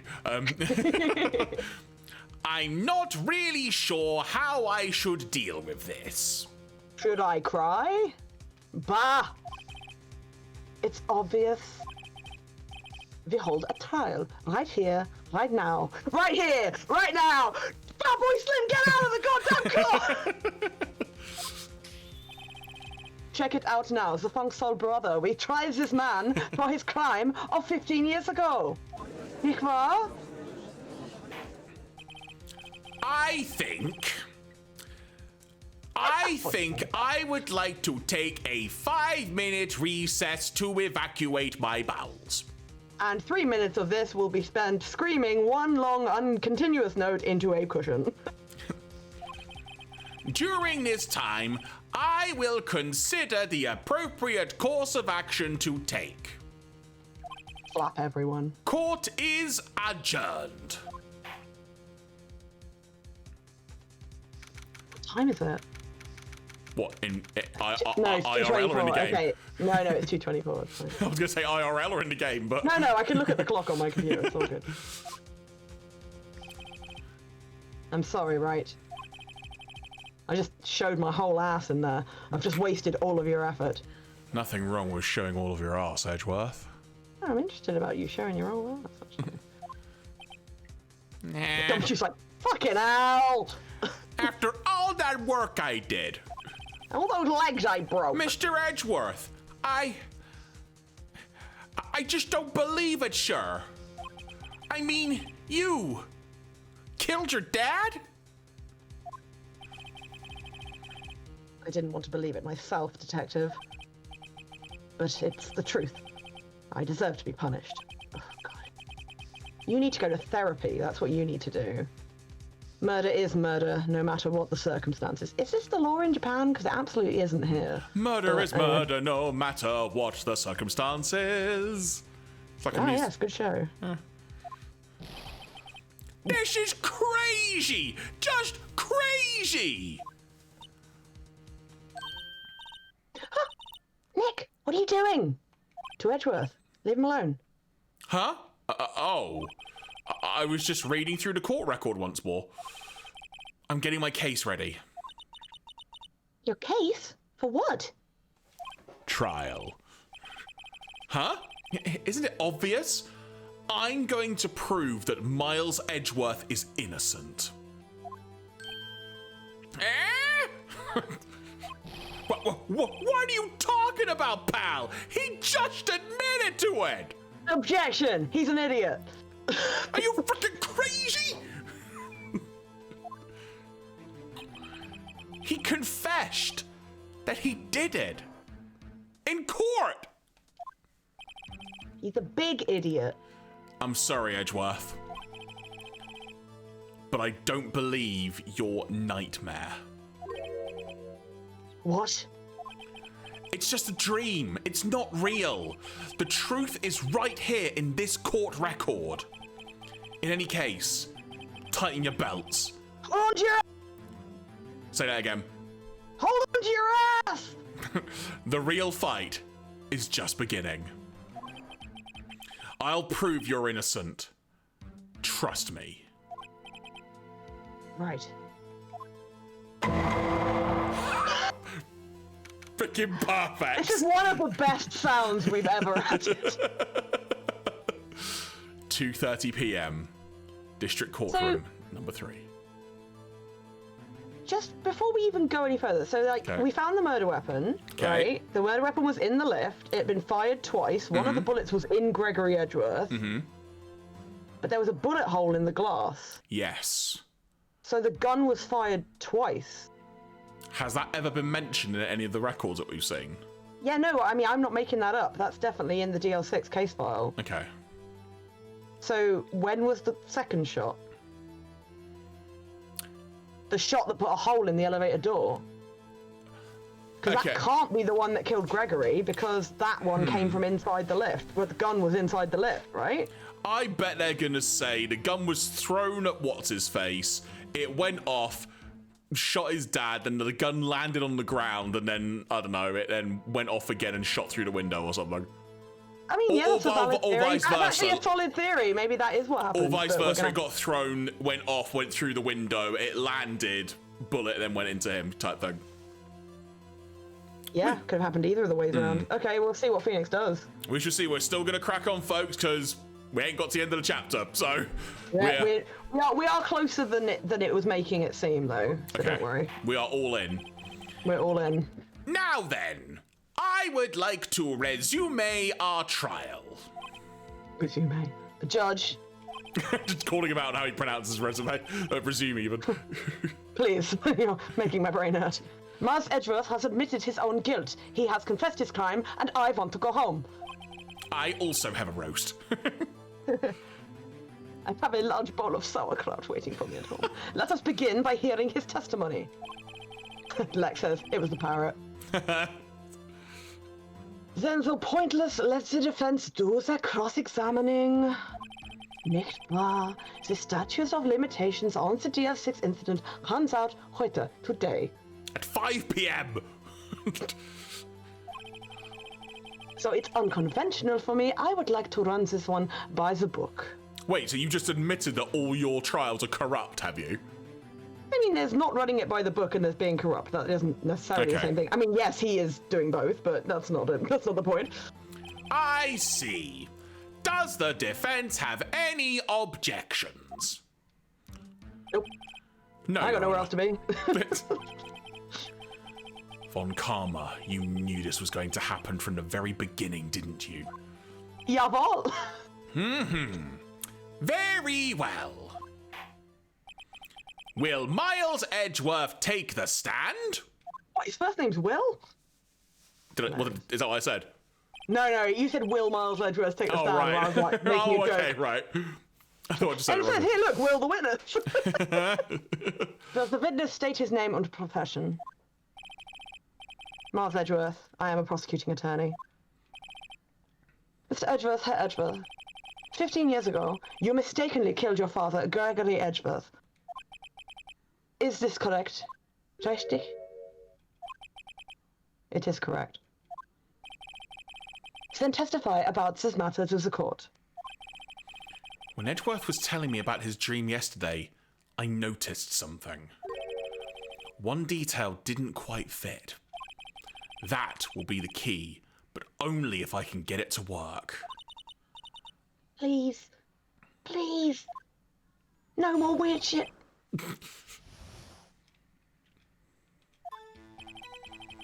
That day I had gone to the courtroom to observe one of my father's trials. As we went to leave, an earthquake struck, trapping us in the elevator. Oh, take a shot. My father and Mr. Yogi lost their composure and began to argue. Just then something heavy fell at my feet. I picked it up and threw it at Mr. Yogi. I wanted them to stop fighting. A moment later, there was a single gunshot, then a scream. It was a terrible scream. I remember it to this day. That's all. Who screamed? Ironically, I was saying whom in general in response to you, not whom the line. Yeah, no, I'm just wondering who screamed, because it wasn't Miles, obviously, but who was it? Anyway. And until now, you thought this memory was a dream? We were stuck in that elevator for 5 hours. The oxygen in the elevator ran out and I lost my memory of the events. Can I just make a little point about this, right? Yes? Why was this lift created to be a solid, like, no ventilation type thing gimmick? I don't know. I think it's just a plot point. I don't think that's how they're... Is it literally just a metal box and the doors were just so shut that they were airtight? I can only presume that what happened was that the lift was damaged in the earthquake and potentially vents were damaged, which would have meant that they couldn't... That's the only thing I can think of. Yeah, I mean, I can understand it getting really blooming warm in there if it's just a metal Apparently, box. it's a common myth that if you get stuck between floors, you can run out of air in an elevator. It's not true. Okay. It says here, while country regulations may vary, there are international standards for ventilation that must be adhered to. So you're never going to run out of oxygen in an elevator. Okay. But I'm going to say that possibly like I said, the earthquake damaged something. In the interest of the story, stuff happened. Sure. Yeah. I said this. Bah, the same claim Mr. Yogi has made. Very well. Mr. Wright, your cross-examination, please. Excuse me. Yes, Your Honor. Yeah, Charlie's agreeing with me that she thinks that the earthquake probably bent something or something. So he says that he'd gone to the courtroom to observe one of his father's trials. I mean, that is very on brand. Yeah. I see no issue with that. Yeah. He went to leave an earthquake trapping us in the elevator. Yep. I'm fine with that. Oh, bless you, Charlie. We will wait till the end of the stream to look at that, but that'll be a nice little treat. My father and Mr. Yogi lost their composure and began to argue. I think that's pretty much given, right? Yeah, do we need to press on that at all? I don't think so. Why you can not? press on anything you want, but I don't, yeah. What did you do then? I killed him. I mean, shit. I was a 9-year-old boy at the time. What could I do? You weren't far off, in fairness. I was scared, trembling in the corner. But then... I went back to the testimony. So then something heavy fell at his feet, which was the gun. It's implied that it was the gun, yeah. I picked it up and threw it at Mr. Yogi. I wanted them to stop fighting. I don't really think there's much to press on that. So, this is not me trying to pick holes in the story now. There's so many holes, dude. It's like a fishing net. I assume he thinks he threw it at Yogi based on where he could hear the voice if it was a pitch black room. Yeah, I guess so. I mean, he was screaming loud enough.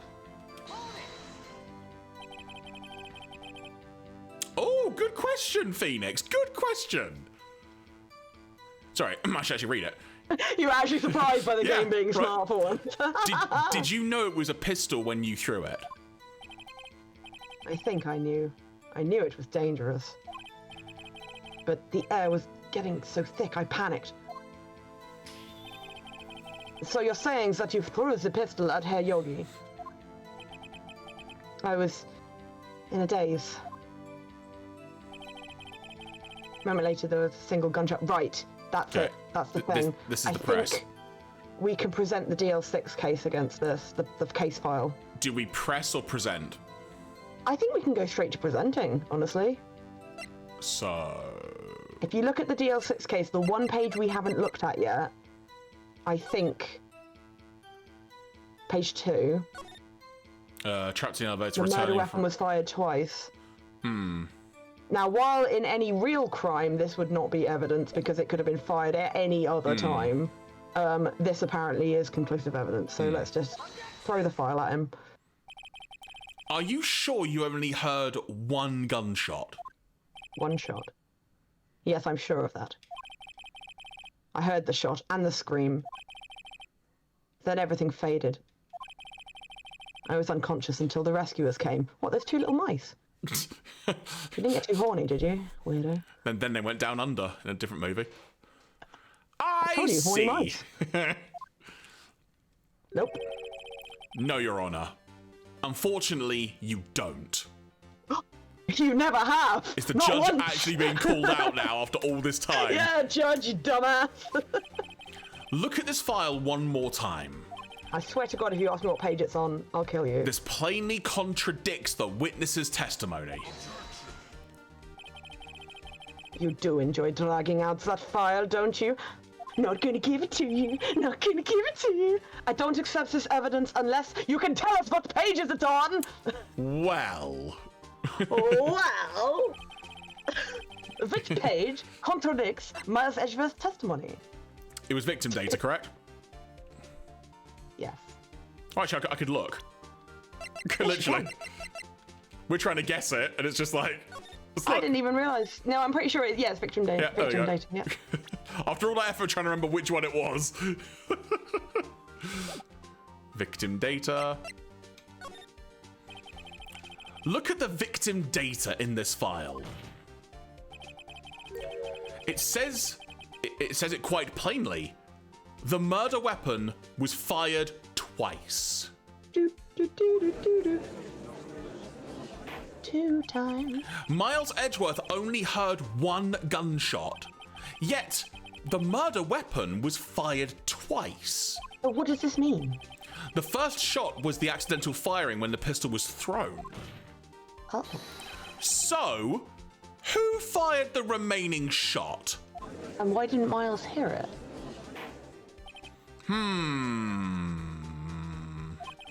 Was there perhaps another shooter who fired that second shot? Your Honor, as I'm sure you're aware, this incident occurred 15 years ago. The evidence is dated. The pistol did fire twice.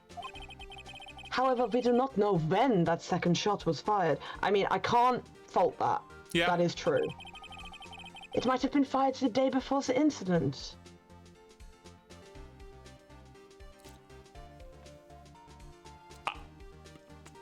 Sure, Von Karma, whatever. Oh, he's basically made the point it could have been fired at any point. Yeah. Yeah, I'm not going to pick holes in that. I really can, because I'm sure there'd be, like, issues of, like, when bullets were fired noted, but whatever. There is no proof that the second shot had anything to do with this incident. What? I see. You do have a point, Mr. Wright. The murder weapon was fired twice, as we have heard. One of those shots was fired by the defendant, a boy at the time. Do you have any proof that the other shot Do you have any proof that the other shot fired had something to do with the case? Yes, I frickin' do, Your Honor. Now I need to work out what it is. It's gonna be a key word, which I hope the judge will say. We've been building to it. Lucha Freddy has been waiting for the key word. Oh god, yes, you're right. You are 100% right. Yes, you are. Your Honor, I think I will be able to show you proof. What? That's impossible. Now, Mr. Von Karma, save your surprise for after you've seen the evidence. Very well, Mr. Wright. Show us your proof. Do you have evidence that the second firing of the pistol was related to this incident? Not that one. Where is it? Here it is. So, for context, folks, look at the door, the window, if you will. That is the evidence. Are you asking me to look at this photograph? Because every time I do, it makes me laugh. Goodbye! Goodbye! To the window, to the wall, till the bullet skates past my balls. Look at this photograph! Yeah, maybe Gregory was wearing a goddamn bulletproof vest and it just ricocheted. This is a photograph of the scene of the crime 15 years ago. Thanks, Judge. I can see that the victim lying there is Gregory Edgeworth. Very good, Judge. This Wrong voice. This proves the murder weapon was fired twice at the time of the incident. This photo proves it.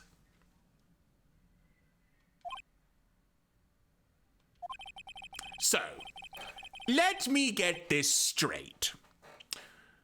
This photo proves 2 shots were fired.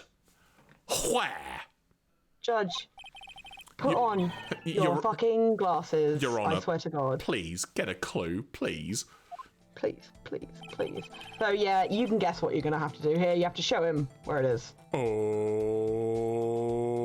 The temptation for me would have been to click like Gregory in the nuts because I'm a child, but yes, no, you're right. It's there. Oh, don't do it! Fish, don't do it!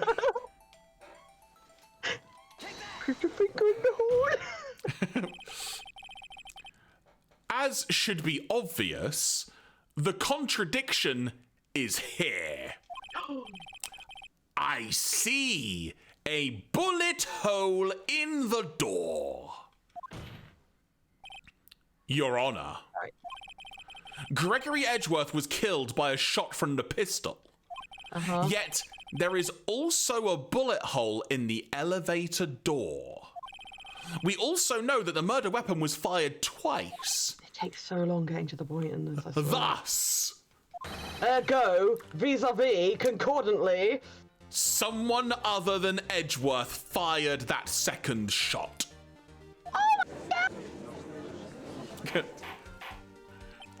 Order! Order! Mr. Wright, what are you driving at? It's simple, Your Honor. Is it? At the time of the incident, did he not just say this? Am I in a time warp? At the time of the incident, 2 shots were fired. One went into Gregory Edgeworth's heart. Bullet Cool. here. The other hit the elevator door. We don't know which order that happened in. Remember that the defendant lost consciousness after the shot he fired rang out. In conclusion, The second shot was done after he passed out. we must agree that the second shot was fired by someone else. No, don't murder them. You're so hot. Ha ha ha ha. But, Mr. Wright, but who could that someone else be? The murderer, of course. As Von Karma clutches his jacket, gripping it slowly, with force, he then says, I knew I should have stepped in before your wild fantasies got out of hand. Herr Wright, look once more at the DL6 incident case file. Look closely. "Oh, can we not? The judge wants his roast Yeah, dinner." the incredibly long case file that's 3 pages long. Try the case summary page. The case summary? That's on page 1. Oh, damn, I knew I should have read that. Look what is written there.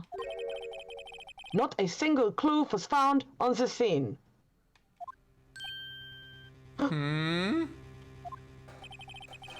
If the pistol had indeed been fired 2 times, then the other bullet would have been discovered on the scene. He does have a point. That second bullet has never been found. Warum? Why? Because the second bullet does not exist. The bullet that claimed Gregory Edgeworth's life was the one fired by his own son. That is the truth of this matter. The whole truth, and nothing but the truth. It was undoubtedly something else that made that bullet hole in the door. What? A bullet? A different bullet at a different time. Maybe it would always had a gunshot in the elevator door. Aesthetic, you know. Order! I will have order! Mr. Wright has proven one thing to us quite clearly. That the murder weapon was fired twice at the time of the incident. Yeah, so shut up, Montgomery. However, Oh. Spoke too soon. As Mr. Von Karma says, the second bullet fired was not found. It's It could literally be anywhere. It's probably still in a door. Yeah. It is highly unlikely that the police merely overlooked this second bullet. I mean, you don't know if it... Oh, you know what? Carry on. So, all we have is the single bullet fired. I'm afraid I have to discount the defense's claim. Dusk. I praise the judge for his wisdom in this matter. Also, I really want to go home. How did this happen? I don't believe that the second bullet didn't exist. Was I wrong? Am I insane? Have I been wrong about this whole incident? Did I get tased in the brain? What are you doing, Nick? Is your brain feeling fizzy again? Why aren't you raising an objection? That's kind of your thing. I'm sorry, Maya. No! What? It looks like I was wrong. Did you say that? Sorry, Yeah? it didn't come through. I did, sorry. Nick? If the second bullet wasn't there, then all my conjectures are for nothing. Well, something made that hole in the door. No. But you said you'd do it, Nick. You said you would get Edgeworth declared innocent. I'm sorry. It's just, when I saw the photograph, I thought that 2 shots had been fired. I was so certain of it. I thought I'd won. I thought there was another person. Someone else who fired the killing shot. But now, I was wrong to think it could be that simple. What, we're going to undo everything based on the fact that the police couldn't find a bullet? Something that happens a lot, by the way. This case has stood unsolved for 15 years. Nick. Well, it seems that we have finally cleared up this incident. Only 1 bullet was found at the scene of the crime. That shot was fired by Miles Edgeworth. Precisely, genau. I would like to ask one thing of Miles Edgeworth before passing my verdict. Have you been paying attention to the trial so far? That is a weird question. Yes, Your Honor. Do you have any objections? For once, no. No, I do not. So, you killed your father, though that was not your intention, correct? Yes, I did. Oh no. He's accepted the guilt. Very well. The statute of limitations on the murder of Gregory Edgeworth runs out today. Therefore, I must pronounce a verdict on the defendant today, right here. Ow! Right here! Right there! Sorry, I had to. No, fair, absolutely fair. Yes! Yes! Oh. Someone on this dub team was a goddamn Fatboy Slim. I don't even know if the fucking song was out yet. Let's find out. We looked it up. We looked it up last time. I'm sure we did. Indeed. Does anyone have any objections? Speak now or forever hold your peace. It came out in 1999. There you so go. It could have been a thingy. I've just realised I've left the window open. It's bloody cold in here. I've been here before. It's just like my It's a first... courtroom. You've been here several times, Phoenix. It's courtroom. It's the main courtroom. Come on, man.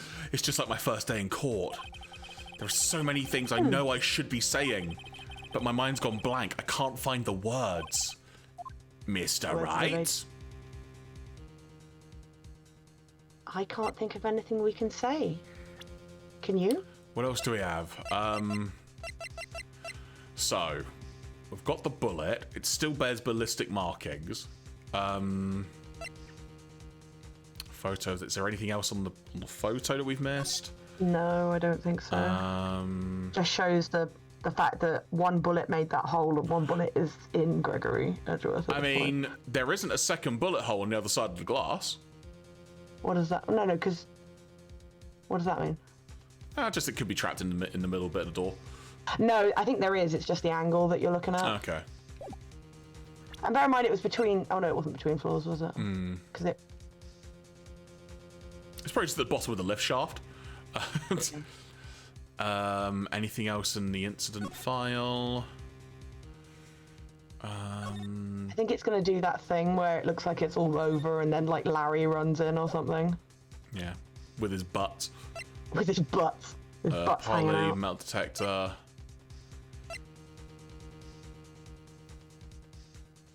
Which bullet was this? Was that the one? That's the one that Maya was holding. No, that's not, because that's this one.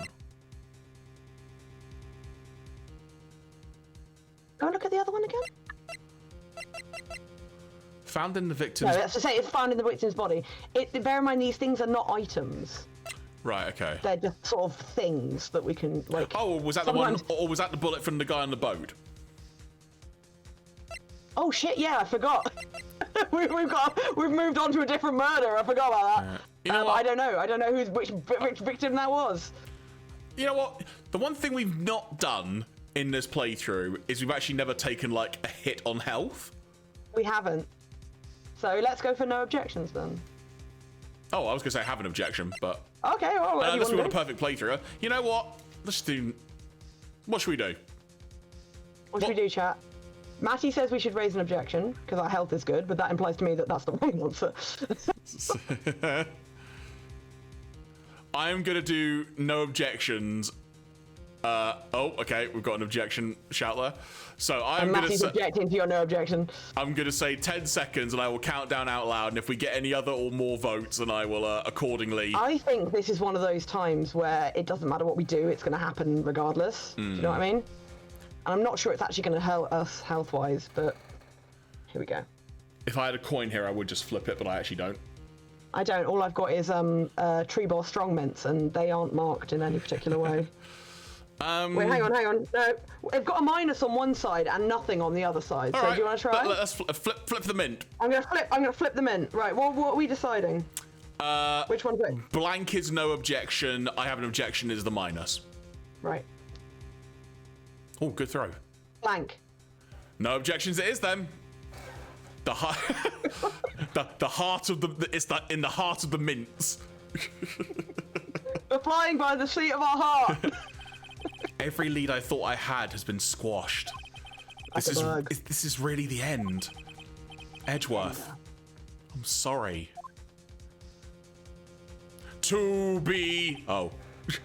I close my eyes. Roll back the curtain. What was it I had been doing all this time? Wasn't my whole life leading up to today?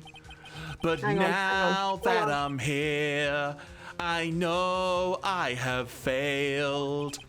Mia, I'm sorry. No. Elijah. Yeah, just in the middle of a concert. Mia, I'm sorry. No. No. Oh, Jesus, that flashed. That was Mia. Oh, good grief. Not yet.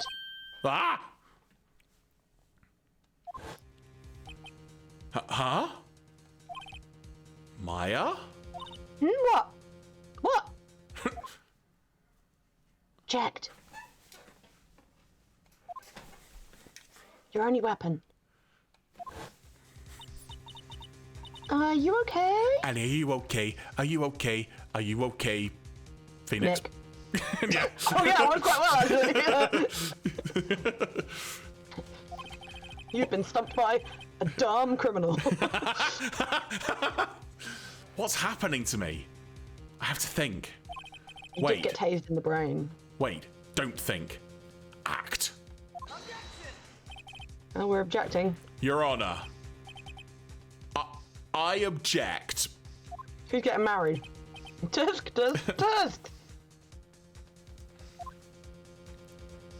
Yes. Hair right, on what grounds do you object?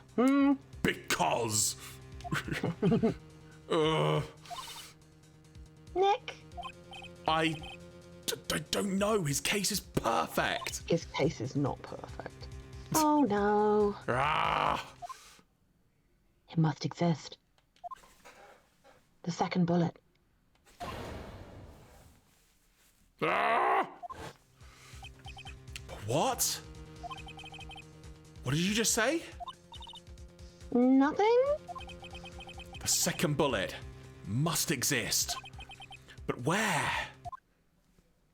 Someone took it. Von Karma.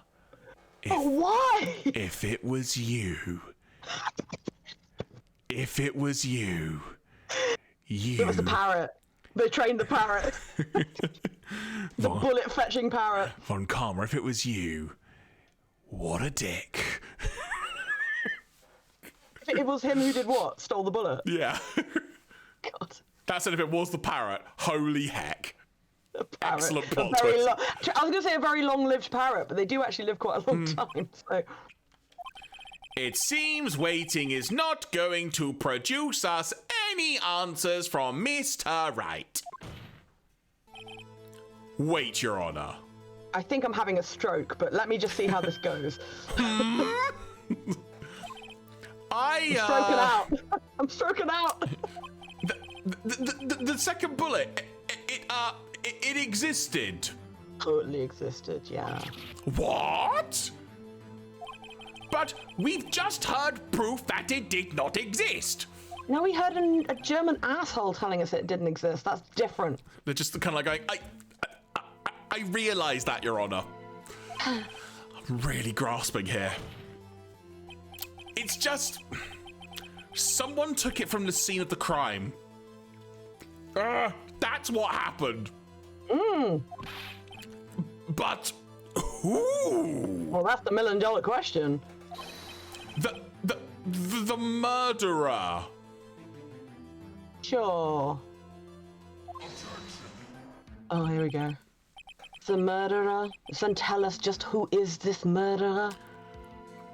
Well, it's a good question. What a good-looking question. I'm still thinking about that one. So, the criminal took the second bullet, but why? Because he's thinking 15 years from now, they're going to have a really annoying argument about this, and I'm going to laugh. First of all, how would they have found it? It's not easy to find a stray bullet, Mr. Right? And yet you're telling me that the police couldn't possibly have missed it. Okay, sure, cool. Was there some pressing need for the murderer to search for that bullet? I'm inclined to go with the first one. Why? What's your logic behind the first one?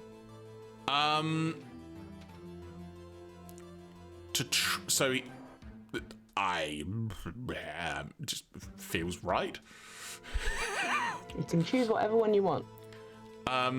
So I guess my thinking is, if someone I'm else... with Jeremy, if I didn't know what happens, I would completely agree with you. Because that is the logical answer. Yeah, basically, that's my answer. That just surely is the logical answer. Because why would there be an option the murderer didn't need it when it's like, that's the evidence, surely? So the question is saying, did the murderer need to search for the bullet? The wording is weird. The other detail is that they would have been locked in the lift at the time it happened. Well, no, not if they fired from outside. Lex says, when is there logic in this game? Where is the logic? Yeah. So I'm confused. Is this question asking about the murderer's need to find and remove the bullet? Or the murderer's... Hang on a second. The need to search for the bullet or the need to remove the bullet? Which one is it? I don't know. Either way, there was one bullet in the lift because It was in Gregory. it was in Gregory. But if the second one couldn't be found because it wasn't in the lift, then in theory, the murderer didn't necessarily need it because there was already a single bullet. I think you're right. That's it. The murderer didn't need it. That's the logic. Okay. Didn't need it. Why would the murderer have spent time to look for that stray bullet? Well, I haven't got a clue. Like, what can you find the second bullet, Charlie? What's wrong, Mr. Right? I'm stroking out. But the murderer had no reason to take that bullet. I mean, yeah, that is what I said. You don't want to admit it, but it's true. Ugh. Had to take it. Had to take it? The murderer? What does that mean? Ah. Thinking normal, think crazy. Crazy!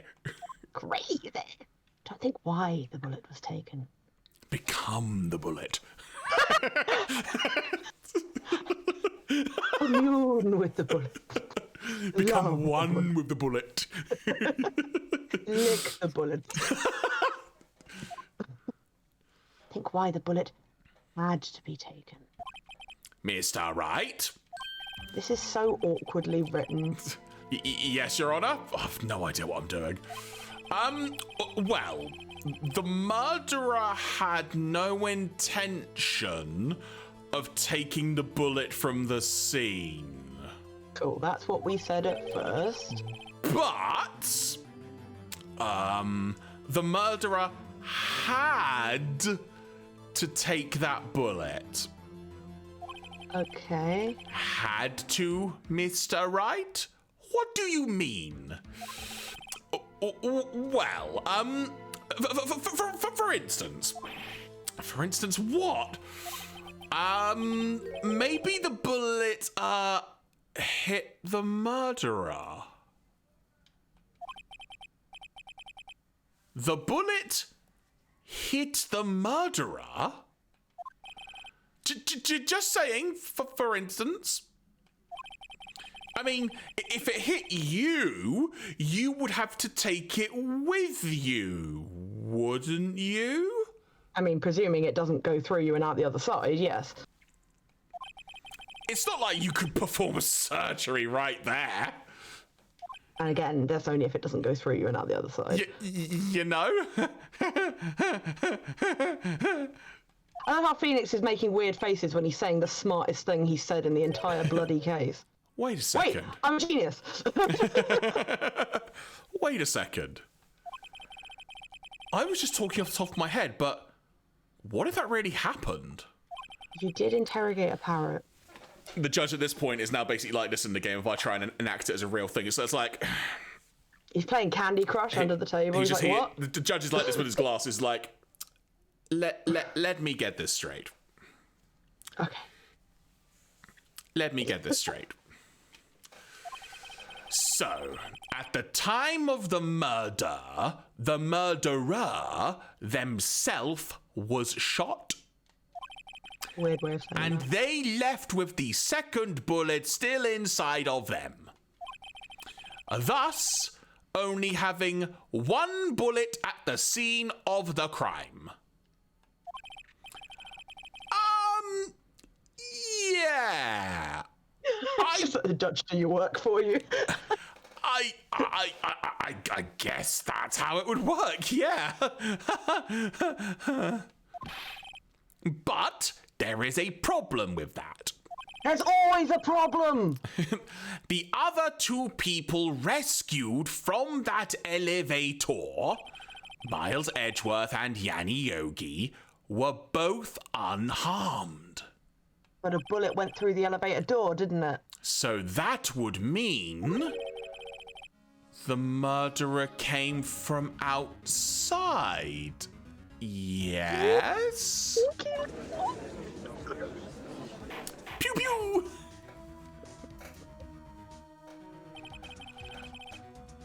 I don't know who this is. Phoenix. I think it's Phoenix. The two men fight inside the elevator. Trying to stop them, the boy picks up the pistol at his feet and throws it. The pistol discharges and the bullet Goes through the elevator door. Goes through the elevator door and hits the murderer outside. And they screamed. The boy loses consciousness. Then the murderer opens the elevator door and sees the men inside. Let's be honest, Charlie, most locked room mysteries aren't actually locked room mysteries once they're solved. You know what I mean? Mr. Wright, you are truly the most unpredictable defense attorney I have ever known. I can tell you're grasping, yet I cannot deny the possibility of what you say. What are you saying? Deny it! Deny it! This is Von Karma going, I just want a roast dinner, for God's sake. I'm so hungry, I am hangry, and you do not want to meet a hangry German. No one involved in this incident was wounded. There was no murderer. No one was wounded at the time of the incident. Other than Gregory, obviously. He's right. I can't think of anyone. Hey, Nick. Huh? I'm hungry. I just something really crazy. Crazy? Crazy. Remember what Mr. Grossberg said yesterday? I'm not gonna lie, Maya, that was a long time ago at this point. 2 weeks ago, mate. Gregory Edgeworth dealt a blow to his perfect trial record. Wow. It must have been quite a shock for Von Karma. He took a vacation for several months after that, you see. Oh. Yes, an unusual event for the man. That was the first and last vacation he's taken in his many years of prosecuting. I feel I'm going to get to do a callback now to something I said about 10 minutes ago, which is freaking amazing if it's true. What if Von Karma didn't take that vacation because of the shock? But took it because he was injured. Which would mean... It could only mean one thing. He was the murderer in the DL6 incident. He was the man who shot Gregory Edgeworth. What a dick. It was Von Karma! Oh, man. Something wrong, Mr. Wright. You seem dazed. I'm about to punch a 65-year-old man to death. No, Your Honor, no. Well, you have indicated the possibility that the murderer came from outside. Can you give us the name of your suspect? Uh-oh. Should I come out and say it now? Shall I? What better time than the present? We're already it's like midnight. I'm hungry. You're hungry. Von Karma's hungry. Let's save it for better time. I'll reach through this. Right, here we go. Say it now, baby. Say it now. Your Honor, there is a suspect. One lone suspect. The tea is about to get spilled. Well, this is certainly interesting news. Are you literally telling me you worked this out during the case? Yes, I did. Very well, Mr. Wright. Who is your suspect?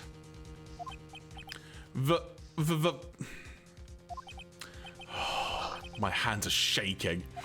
Mom, spaghetti. The what? The Rude. Rude. Von Karma. Von Karma? Oh, Edgeworth, you're still there. Hi. Yeah, he's still standing. He's been there the whole time. Because bear in mind, this will be news to him too. Yeah. He's thought it was his fault all this time. You mean the Von Karma? The prosecutor? The one standing right over there? Bah. You don't object? Huh. I see no need. Why honor this ridiculous outburst with my objection? Why grace the presence of me saying the word objection with such a false claim? But it's the battle music, Von Karma. Yeah, we know it's real because the battle music's playing. I think he was coming in from America, so it's probably like the middle of the night where he is, Matty. Although his in-character... Or partly through the day, actually, but... Yeah, well, he might have gone to work. Yeah. His in-character, Manfred von Karma, was quite fun. And then he would break character, just be like, I love these jerks, which I thought was really funny. Because you took a vacation for several months, starting the day after the incident. Yet you pride yourself on a perfect record. Why would you take such a long vacation without any reason? So you're claiming that I took a vacation to heal my injury from the incident? Fascinating. Prove it. I would have needed surgery, no? Where did I go under the knife at, Mr. Wright? Well, Von Karma, you got a lot of clothes there, buddy. You got a couple of minutes to spare. I think it's time you strip. I don't think he's going to agree to that, Jer. I just don't think he's going to do it. It's one too many sprites for the game. I appreciate that. Naked Von Karma is too much for anyone. Bring the doctor who operated on me. Have him testify. Nick, let's find out who his doctor is.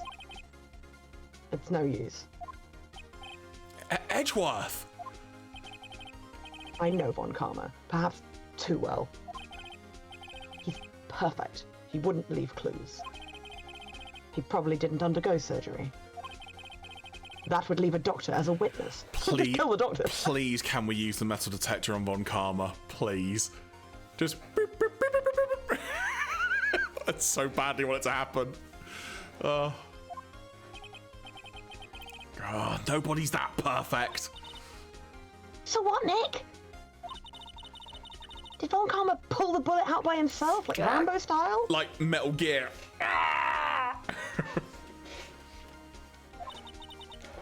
That's insane. No, he couldn't have. You can't just pull bullets out of yourself. Unless you're Solid Snake. Yeah, there you go. Or Rambo. A Rambo. Wait.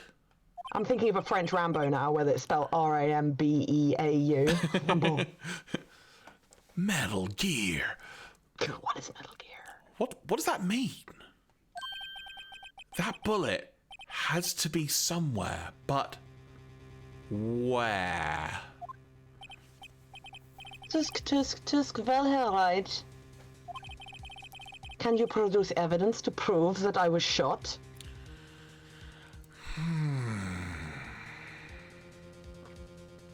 What evidence do we have? I so badly want to present this. I so badly. Why not? Do you know what? We haven't used it yet. We've not taken a hit in this game yet. We have not used it yet. Everything gets used. Everything. So if we haven't used it yet, this is the time. Oh my god. If this is actually going to be what happens. Alright, Von Karma. I'll prove it. And I'll even use evidence. I know how you like it so much. You and your evidence kink, Von Karma. What? The evidence that proves Von Karma was shot is... Oh, I'm good to... I don't care if this is even wrong. I just want to... Do it. I want the visual. Do it. Von Karma is perfect. He wouldn't risk surgery leaving an evidence trail.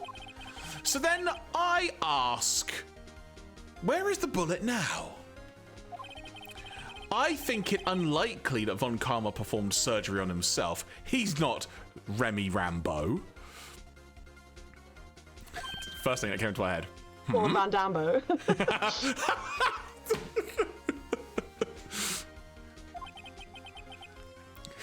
I was trying to think of a French version of Jason Statham, I just failed, so I'm going to move on. You don't mean... Yes, I'm going to club him unconscious with this metal detector and then strip all his clothes off. I do. There is a possibility the bullet is still inside Von Karma. Is that even possible? For all these years? It's not like chewing gum. It's not like it passes through you. Well, there's one way to find out.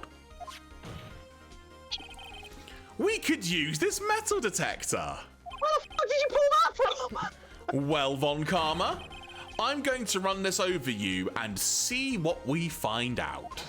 You're going to find my keys is what you're going to find. Oh, he's pissed. Oh, you got him rattled. He's not happy. Sweet. Oh, look, he's clutching his other side now. Sweet, sweet justice. Look, he's clutching his other side now. Feels. His happy little face! I'm crying! He's so happy! Got you, Von Karma, you dick.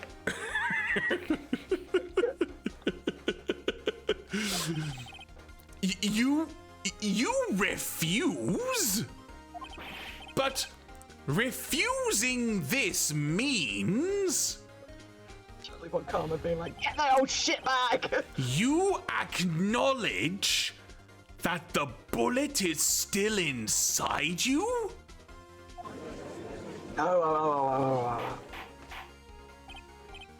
Order, order, order! I never say it 3 times, so it must be serious. It's serious now, kids. Your Honor, the defense requests that we be allowed to use the metal detector. Judge, I call for a suspension of this trial. This is an invasion of privacy. The statute of limitations runs out on this case today. It was you who said we had to end it right here, right now. Right now. Right here. Right now. Sorry. No, every time I approve of this.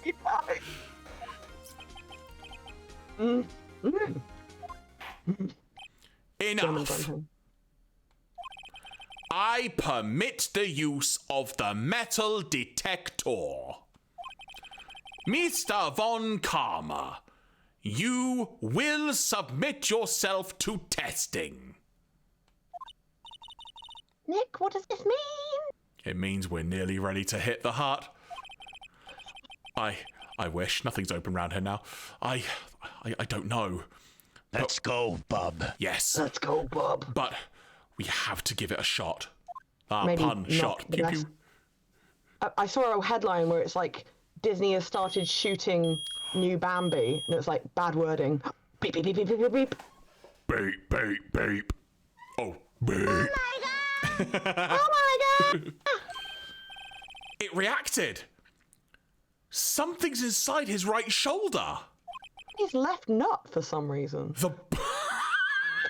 Sorry. I wasn't ready for that.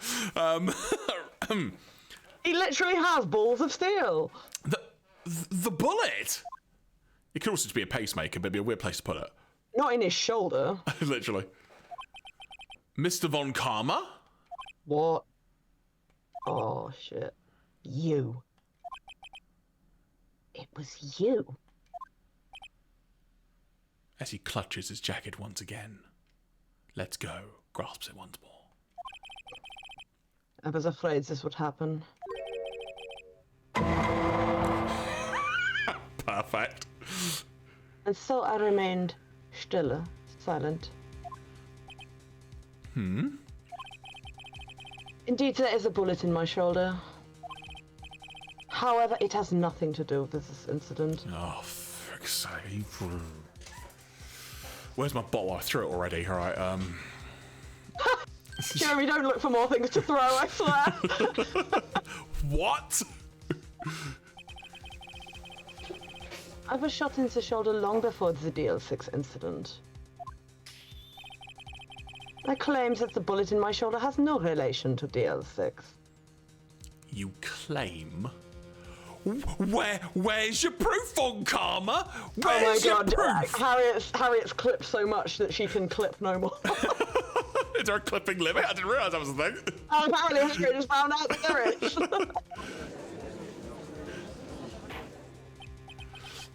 But Mr. Von Karma, can you prove that? Prove?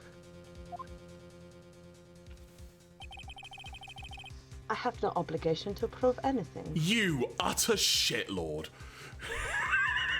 You utter dick. Oh my god.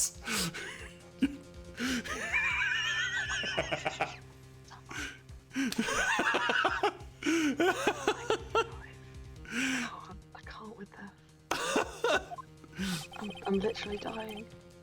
It is Mr. Wright who must prove something here. Not I. Mr. Wright? Well, can you prove it? Out, scalpel, all right, ready? Just fucking sit on the guy. Harriet, you will not annoy us both, trust me, No, just say you that can now. clip as much as you want. All good, all good. Can you prove that the bullet in Mr. Von Karma's shoulder was from the DL6? Now, Jeremy would instantly say, based on watching far too many TV shows and certain words that have probably been used in some context in this game, ballistics. And ballistics were mentioned, if you remember, on the other bullet, so I think you've got it. I think that's what we need to show. Of course he can't. You don't have any of the DL6 evidence, because he took it all, but you do have one bit. That's because you took it out of the records room yesterday. This is apt, because Jeremy's about to go ballistic. With no proof, you cannot convict me of any crime. So sorry, Herr Wright. No. I'm the one who's sorry, Von Karma. Mr. Von Karma. What? You were close. One day away from freedom. But you see, I have proof. What? Who would have thought that you would dig your own grave trying to convict Very well done. Trying to convict Edgeworth. So true. I can link that bullet to your shoulder to the DL6 incident. And here is my final proof. First of all, Oh my god! second of all, here's my badge in your face. Yeah, literally take out one of his eyes, put it in his left shoulder to balance out the bullet in his right. Here we are. Still bears clear ballistic markings. Oh, sweet, sweet evidence. You activated my trap card! That wasn't me, I didn't do that, that wasn't me. Beautiful. It's so good. All of you, you're all wonderful. That's a bullet. Where did you get that? This is the bullet used in the DL6 incident. This was taken from the heart of the victim, Mr. Gregory Edgeworth. The bullet is preserved quite nicely, with all the ballistic markings intact. Ballistic markings. You may recall the term. It came up in the first trial 2 days ago. Flashback, flashback, flashback. Or was it? Ballistic flashback, markings are the what? Ballistic markings are the fingerprints of a wear-upon. We are upon. All bullets fired from a gun are marked with that weapon's unique pattern. I can't say the same word twice like that. I forget how I say it. By examining the markings, you can tell which weapon fired the bullet. Oh my god. It's quite accurate. I did wonder why he randomly, just went on a tangent about that. Clearly just so he could flash back to it. We have 2 bullets in our possession. One, the bullet removed from Gregory Edgeworth's heart.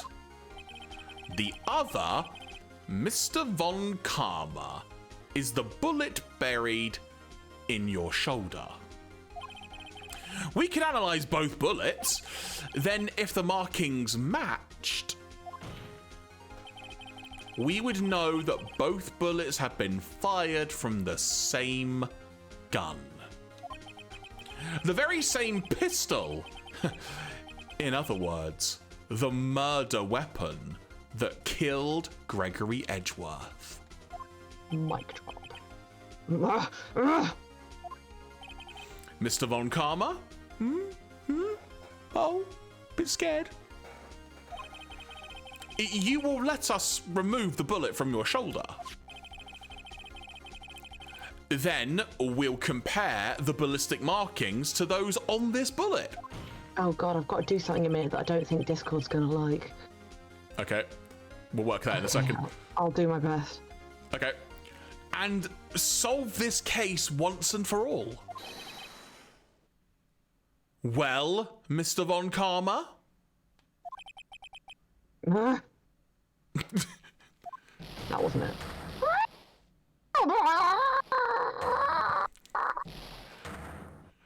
I'm sure it picked up enough of that. Whatever. It got a decent chunk. It makes a really weird noise.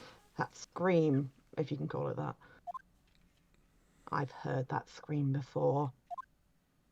Wait. I know. I'm not doing it again. I'm about to sneeze, Okay, sorry. Hang on.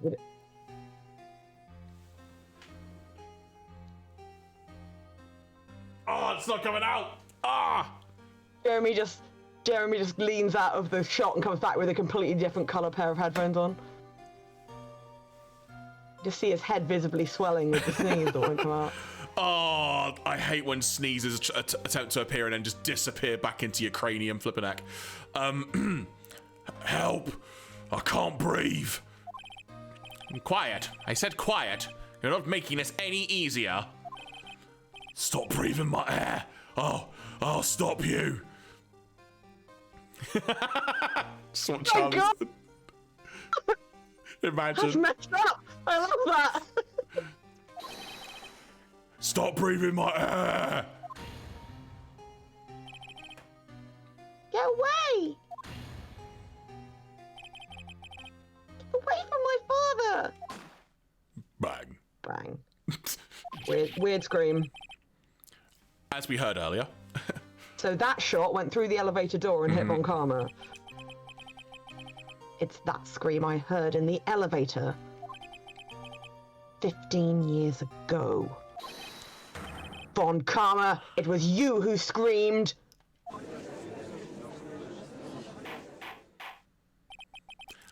Mr. Von Karma?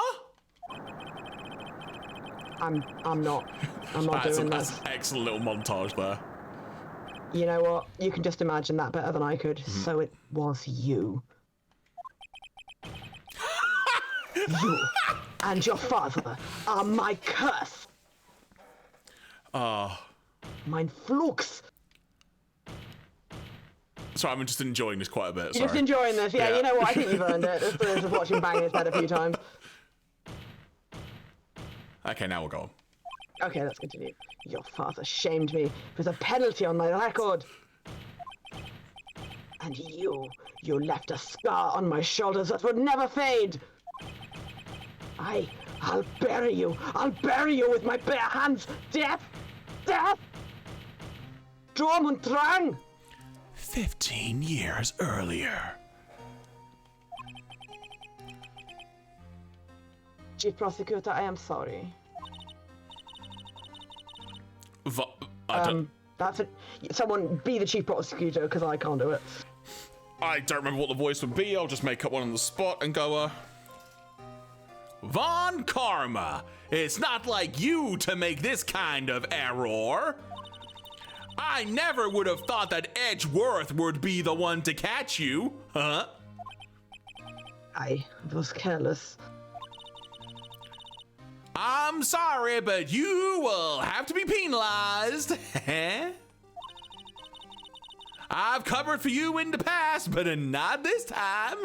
This chief prosecutor is wearing a giant, and I mean giant, cowboy hat. Yep. Like, so big, it barely fits in the frame of the picture. Edgeworth.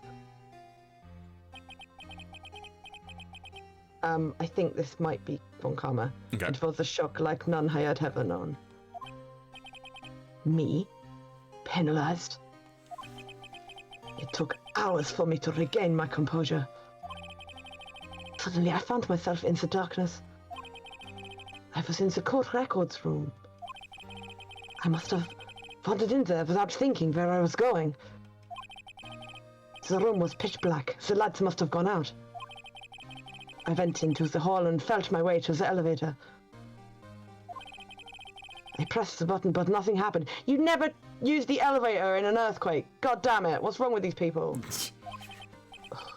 Then, there was a noise. That's pretty shitty. You're just sort of like wandering around in the dark and just suddenly randomly get shot through an elevator door. You're like, fuck. I was in pain. A horrible, burning pain in my shoulder. Just then the light came back on. The elevator door opened before my eyes.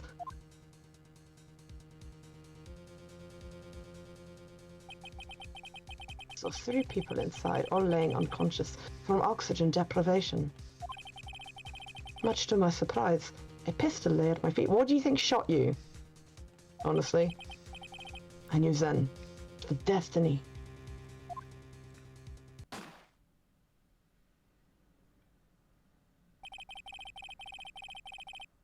In his last moment, Gregory Edgeworth was still unconscious.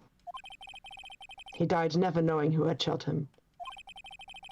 Later, he spoke through a medium, blaming Herr Yogi. He was fooled. It was the perfect crime.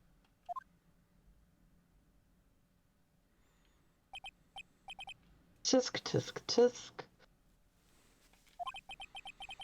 Who would have thought another man would have come to open that elevator door? And Judge? What?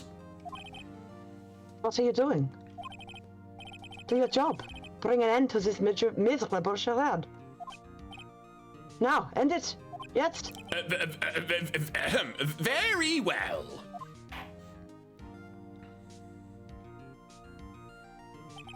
It appears that we have come a very long way to the end of this maze. Oh my god. 15 years later, Mr. Miles Edgeworth, Yes, Your Honor. you were innocent. You are innocent. I mean, of that, sure. As you said, it was all a nightmare. Yes, Your Honor.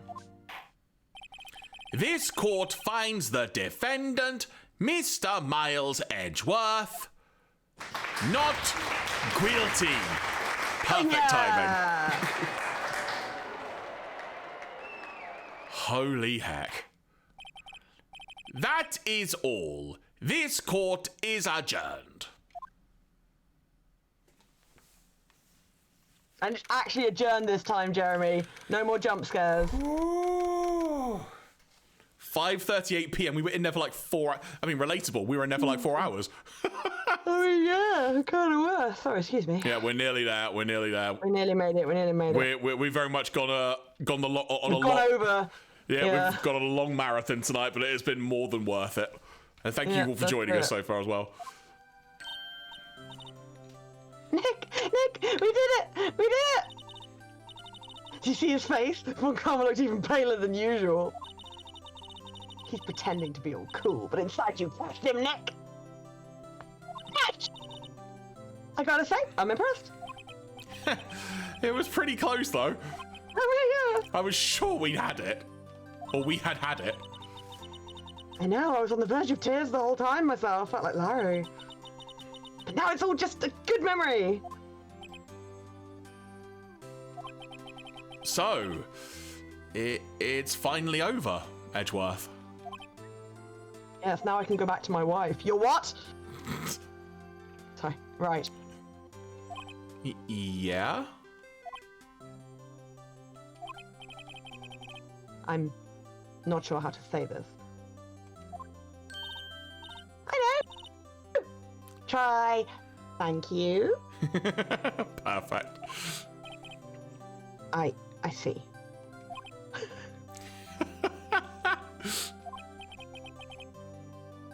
Thank you. Right. That looked like it hurt. It honestly did look like it hurt. You're welcome. I really want them to kiss now, but you know. I think you could have done better than that. Ugh. Sorry, I'm not good at this sort of thing. You've got a lot to learn, Edgeworth. We come back to Ace Attorney 2. Edgeworth is now a punk rocker. He's just totally gone, yep, I'm fine now. Next time Edgeworth's on the screen, see if you can look at the court record. I can look at it if now. He comes up again. No, it's fine. No, it's fine. She's got you there. Oh gosh, she's so happy! Amazing, pal! You pulled through just like I thought you would. You see? I'll never forget this. I owe you one, pal. Will you actually remember my name when we meet now? And tonight, let's party. Dinner is on me, as long as the budget's $10 a person. Yeah, I'm only a police detective, and I might be fired. Oh crap! Right. Awkward. Yeah, my salary went down a bit this month, you see. But who cares? You should take a lesson from Detective Gumshoe and have no money. That's how you say thank you. I see.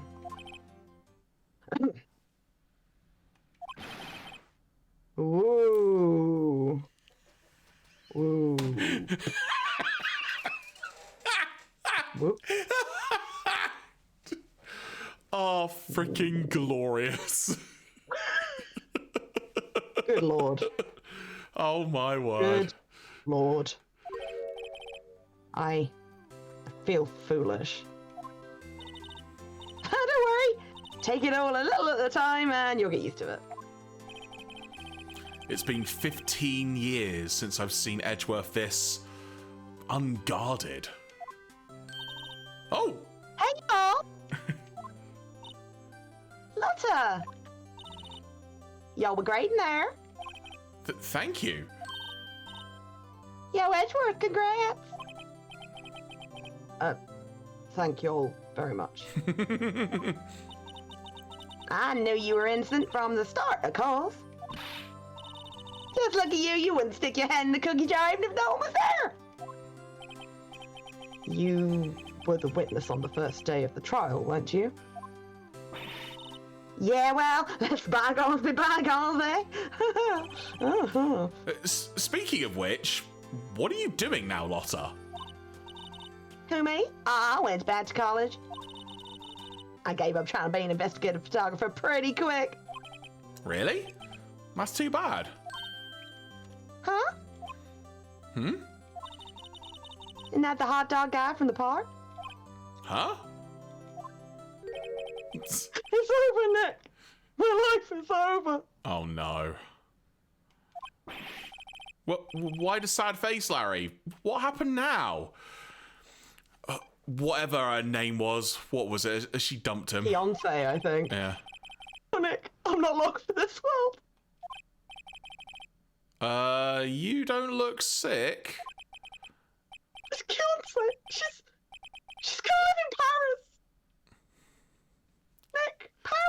She's leaving me behind. Should have seen that coming. You Edgy, yeah, you are. Yes, here I am.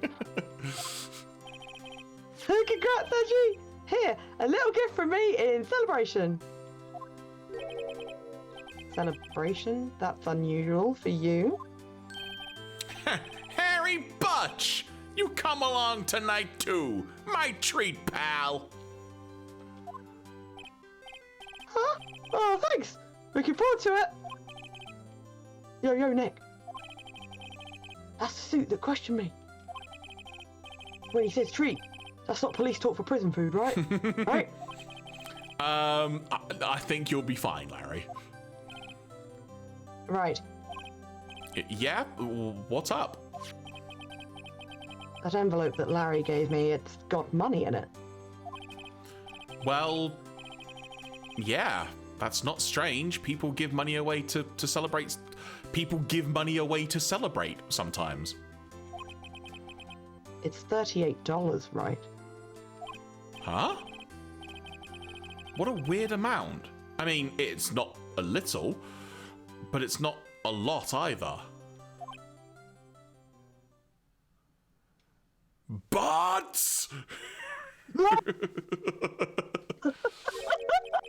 $38 exactly? Nick? Wasn't that exactly the amount of lunch money that was stolen from Mr. Edgeworth in school? $38? No. No. Larry, it was you! What are you so surprised about, right? Huh? Larry was absent that day from school, right? That doesn't automatically rule him out as a suspect. What? Think back to that day 15 years ago. Ah, so you do remember!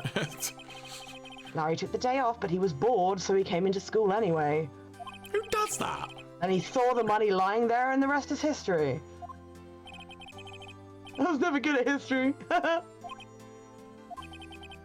Edgeworth, you didn't know, did you? I suspected. I just couldn't picture Larry protecting you like he did that day. Everyone else was saying you did it. The whole class was against you, remember? Yeah, too well. Right, you may not know this, but we used to have a saying back in school. When something smells, it's usually fun. I know. Really, right? I'm surprised you didn't figure it out. Well, this sure is an unexpected turn of events, huh? Edgeworth. Hmm? You should have told me. Oh, where's the fun in that? Now, Nick. That was 15 years ago. I hold a grudge. Don't you think the old statute of limitations has run out, Mr. Edgeworth? I'd say so, yes. There you have it! Where does that leave me? I became a defense attorney because of what you two did. Hey, that's your problem. Well, you have always been something of an insufferable emotionalist. I've never been described better. Oh, Edgeworth, you say the sweetest things. You get worked up too easily, too. Oh my god, the irony.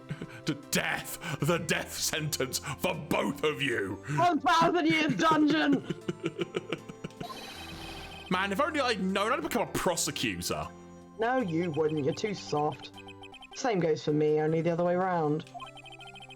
For the longest time, I thought that I might have killed my own father. I mean, let's be honest, this is not comparable to what happened here. I thought I might be a criminal. I became a prosecutor in part to punish myself. Go to therapy. If I'd known the truth, I might have become a defense attorney after all. Edgeworth. Want to switch, right? Hey, y'all! Line up, I'll take a photo! Hey, photo time! Let's go! And after that, dinner on me. The way he keeps saying it, I keep thinking we're going to eat off him. Detective Gumshoe took us out on the town that night. We celebrated Edgeworth's newfound freedom, even though Edgeworth himself was still in detention. Oh!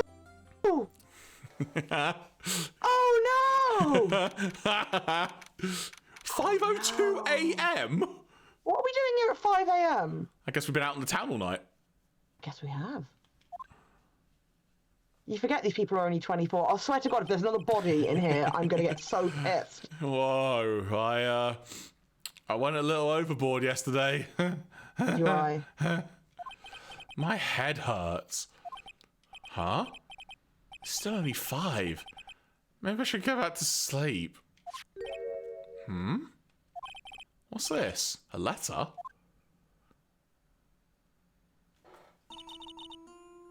Morning, Nick. You were really impressive yesterday. Seeing you, it made me think about what I'm doing here. I'm a spirit medium in training, of course. I wanted to help Mr. Edgeworth too. I wanted to help you. But I couldn't. I was useless. So I've decided to go back to my training. I'll become a full-fledged spirit medium for starters. I couldn't say it to your face, so I left this letter. Goodbye, Nick. Goodbye?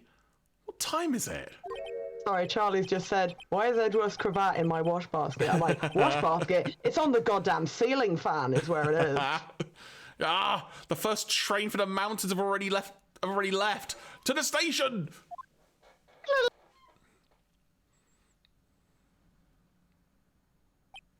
Chur, chur. What's electric? But, you know. Oh, if only. I guess No, Felf, that's his pants. Yeah. I mean, you've got more than one ceiling fan. You can spread the laundry out. I guess I'm too late. Hey! Nick? Maya! So, you're leaving? Yeah.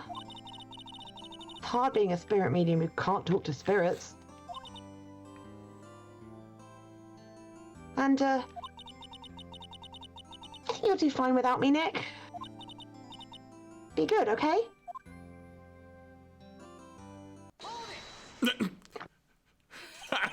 But wait! Sottomate! What? Nani? I never could have saved Edgeworth without your help. Huh? On the last day of the trial, I heard her. I heard Mia's voice. You heard my sister? Yes, only her voice, but still. It was at the very end when I thought we'd lost everything. Well, that's my sister for you. Detective Gumshoe helped, and Mr. Grossberg, and even Larry.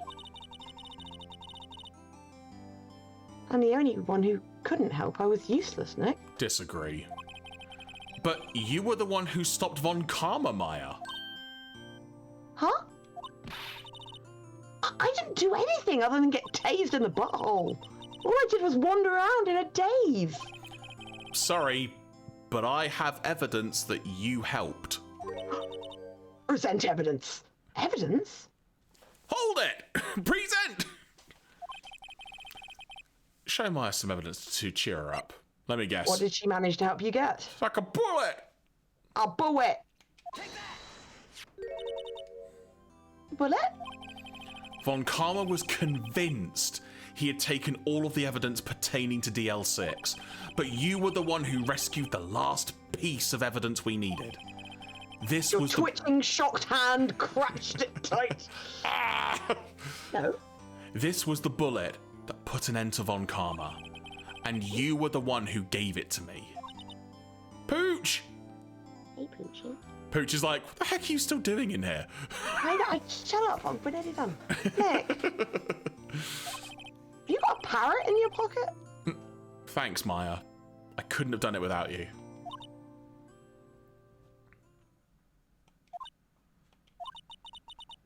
I'll be back soon. Huh? I'm going to complete my training and come back. Training arc! Okay. I'll be waiting. Of course you will. You can't run that office by yourself. You're hopeless.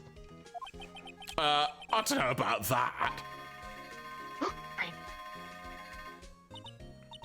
So, this is it. See you soon, Maya.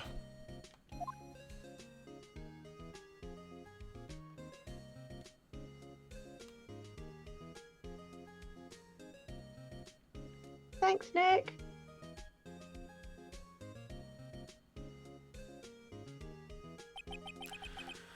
And so, my story ends. Time to turn a new page. Page 1, 2, or 3, though. And say goodbye to the novice defense attorney that I once was. Now a new story begins. With the same old crazy cast of characters. Ha! Don't think you've graduated yet, amateur. Mr. Wright, perhaps you'd like to rethink that. Yes, Your Honor. Oh, I've got a bad feeling about this.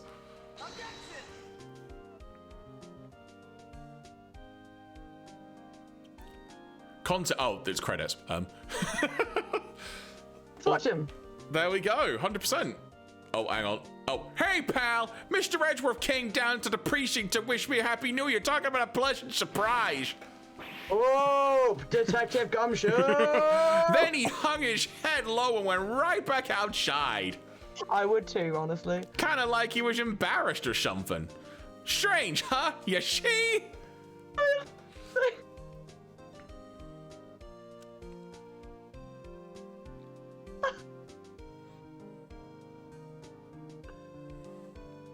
Huh? Nick? No, I haven't seen him lately.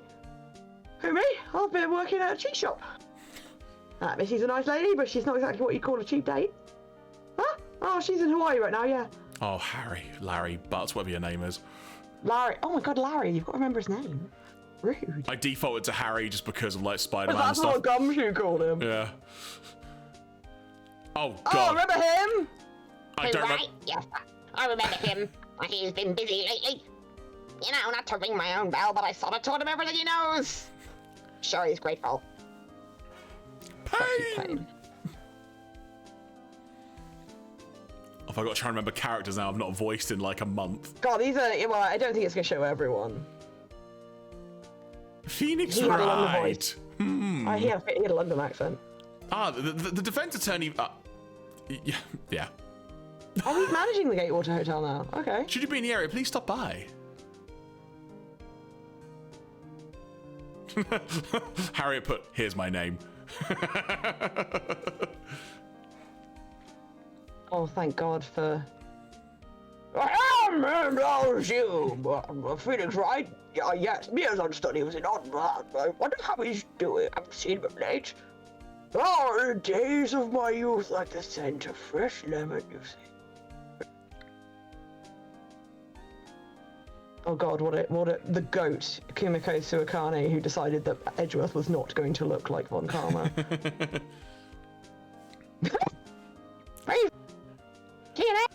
You're peeking. I'm not buying it. You can't be a star with a name like Phoenix. You know they're finally putting that home You can't be a star with a name like Phoenix. There's an entire family of actors surnamed Phoenix. Oh, Oh, there he I'm is. pleased to announce the Pig Princess is a hit. I'm sure you love Mr. Wright a great deal. I'll keep my face out of the public eye until it's over snicked. I wouldn't want to ruin any kid's dreams, you know. Let's go, bub.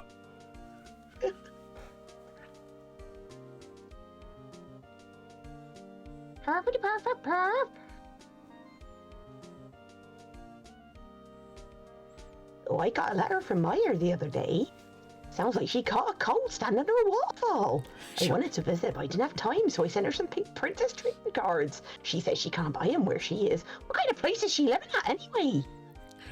Maya's literally in a training arc, literally. Yeah, that we never see.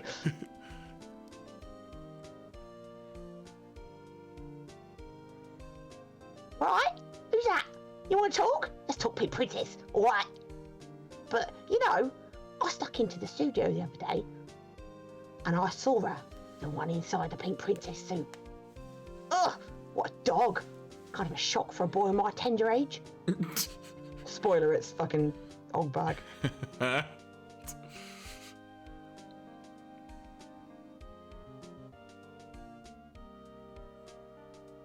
I remember, right? That lawyer guy. Me, I'm in training to become a paranormal photographer. Oh, God. You know that picture I took of everyone? Well, just behind them, there's a ghost.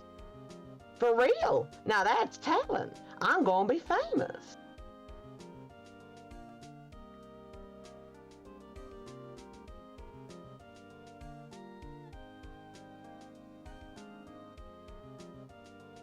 Victory! Oh, look, there's a ghost. There is 100% a ghost It's there. Mia! It's Mia! Oh, that's a cool photo. Oh, Edris was smiling. That was so cute. Oh? Why is the screen gone dark, Jeremy? Oh, you need to move your Yeah, jiggle I've sticks. not done the thing for a while. There you go. Move your jiggle sticks. I will say, Okay. it went dark at the exact right time, though. Like, It literally. did, that was weird.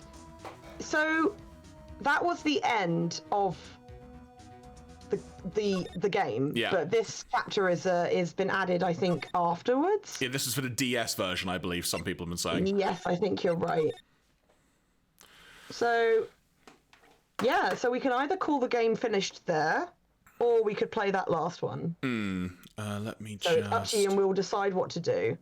Indeed. Oh, okay. Sorry, Charlie. I have been trying on getting this through, getting it done. Oh, someone's messaging me. It's not Charlie. It is Charlie, but it's also someone else. Oh, no. Oh, God, my owl. Jeremy, I'm going to break. I'm going to be really unprofessional. I have 3 minutes to do my Duolingo owl. 1 second. Gotta do it. Gotta do it real fast. Well, One sec. I can vamp, don't worry. It's okay. I'll do it now.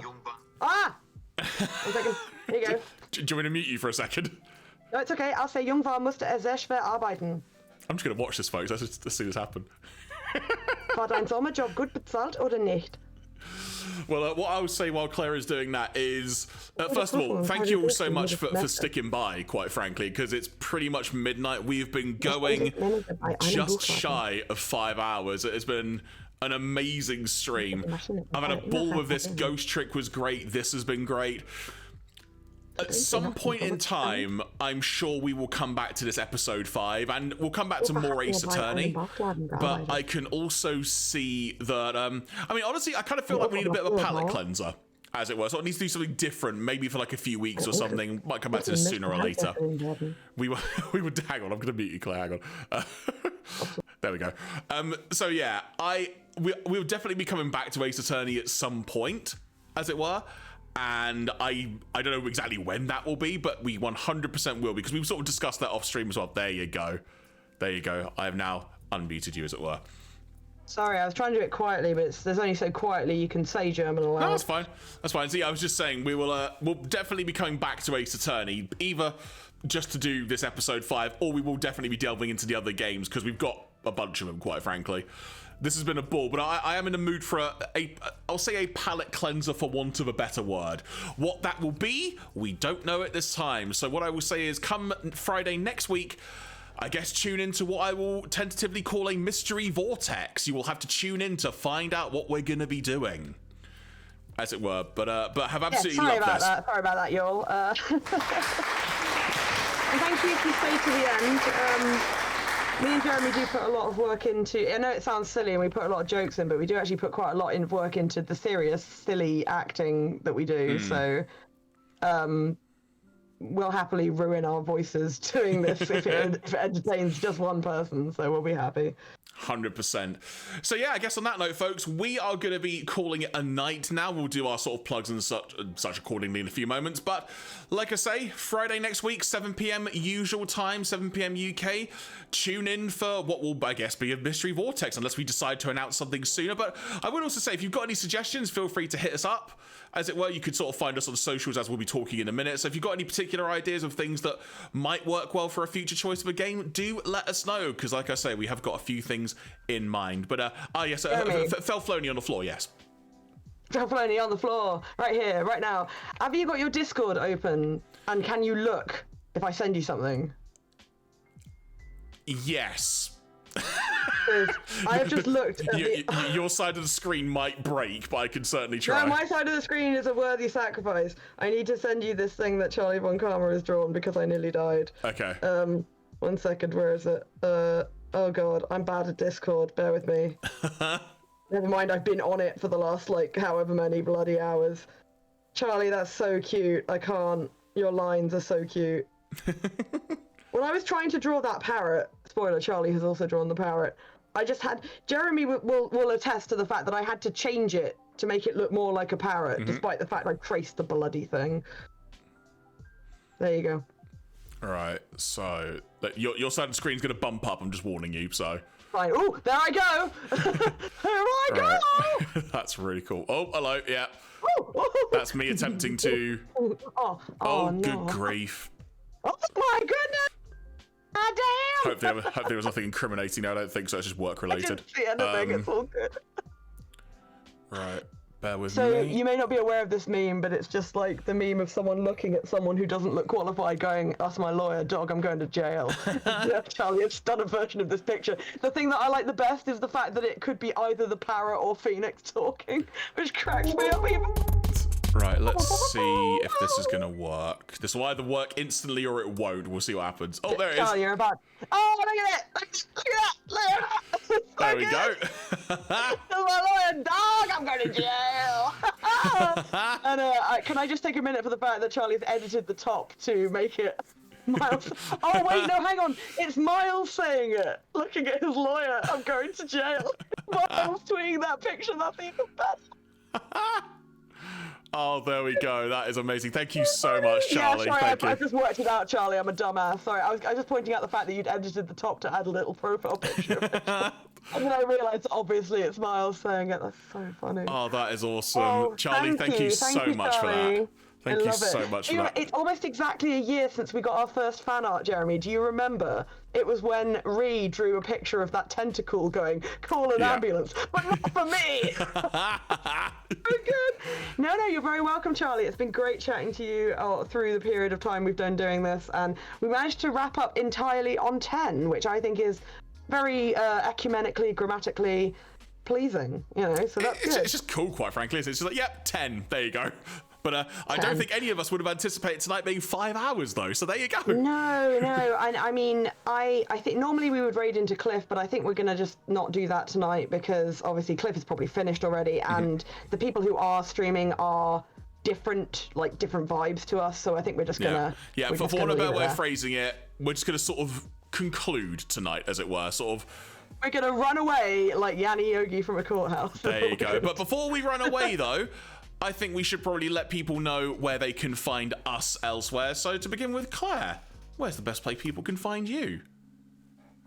The best place people can find me is usually my Instagram or my Twitter, my ex. Don't go and bother my ex-boyfriend if you can find him. That would be weird. He won't know. Yeah, you can also find me on TikTok. And if we are pals, you can find me on Facebook. Matty says, yeah, I'll tell you something about that later, and I don't know what that's in reference to. But that's cool. We'll find out later. Yeah, we will find out later. Hell yeah, we will. So yeah, find me on Fridays, usually here with Jeremy doing silly things. Oh, right, okay, yeah, cool. I'll get the Riz from you in a bit. And yeah, so I'm gonna clock off. Thank you for doing a longer stream, Jeremy, to get this finished off. And I will end by saying, hi, I'm Felf, I'm your possum-coated Big Sib, and I love you. And if you want to find me lurking about the place, best way to find me, that's a weird way of putting it, is via my linktr.ee/Jeraffemy. There you can find links to where I am on social if you happen to see I'm active, which is perhaps a bit few and far between, but that's a debate for a different day. You can also find archives of various VODs of ours on YouTube at Jeraffemy Plays. We'll be getting that updated over the coming weeks to make sure that the remainder of the Ace Attorney streams are up there. You could find my currently sort of on hiatus unboxings channel at Jeraffemy, though I do want to get that back up and running at some point in time. And you can find links to various podcast endeavors I am involved with too. But with that being said, Until Friday next week, what will we be doing? Find out as we present the Mystery Vortex for that week. Oh, I've got art for that. There we go, you see, there you go, which I'm not sure we've had a chance to debut properly yet, so we will get that worked out. And like I say, it might be a new venture we're starting and it may just be like a one-time, one-week thing.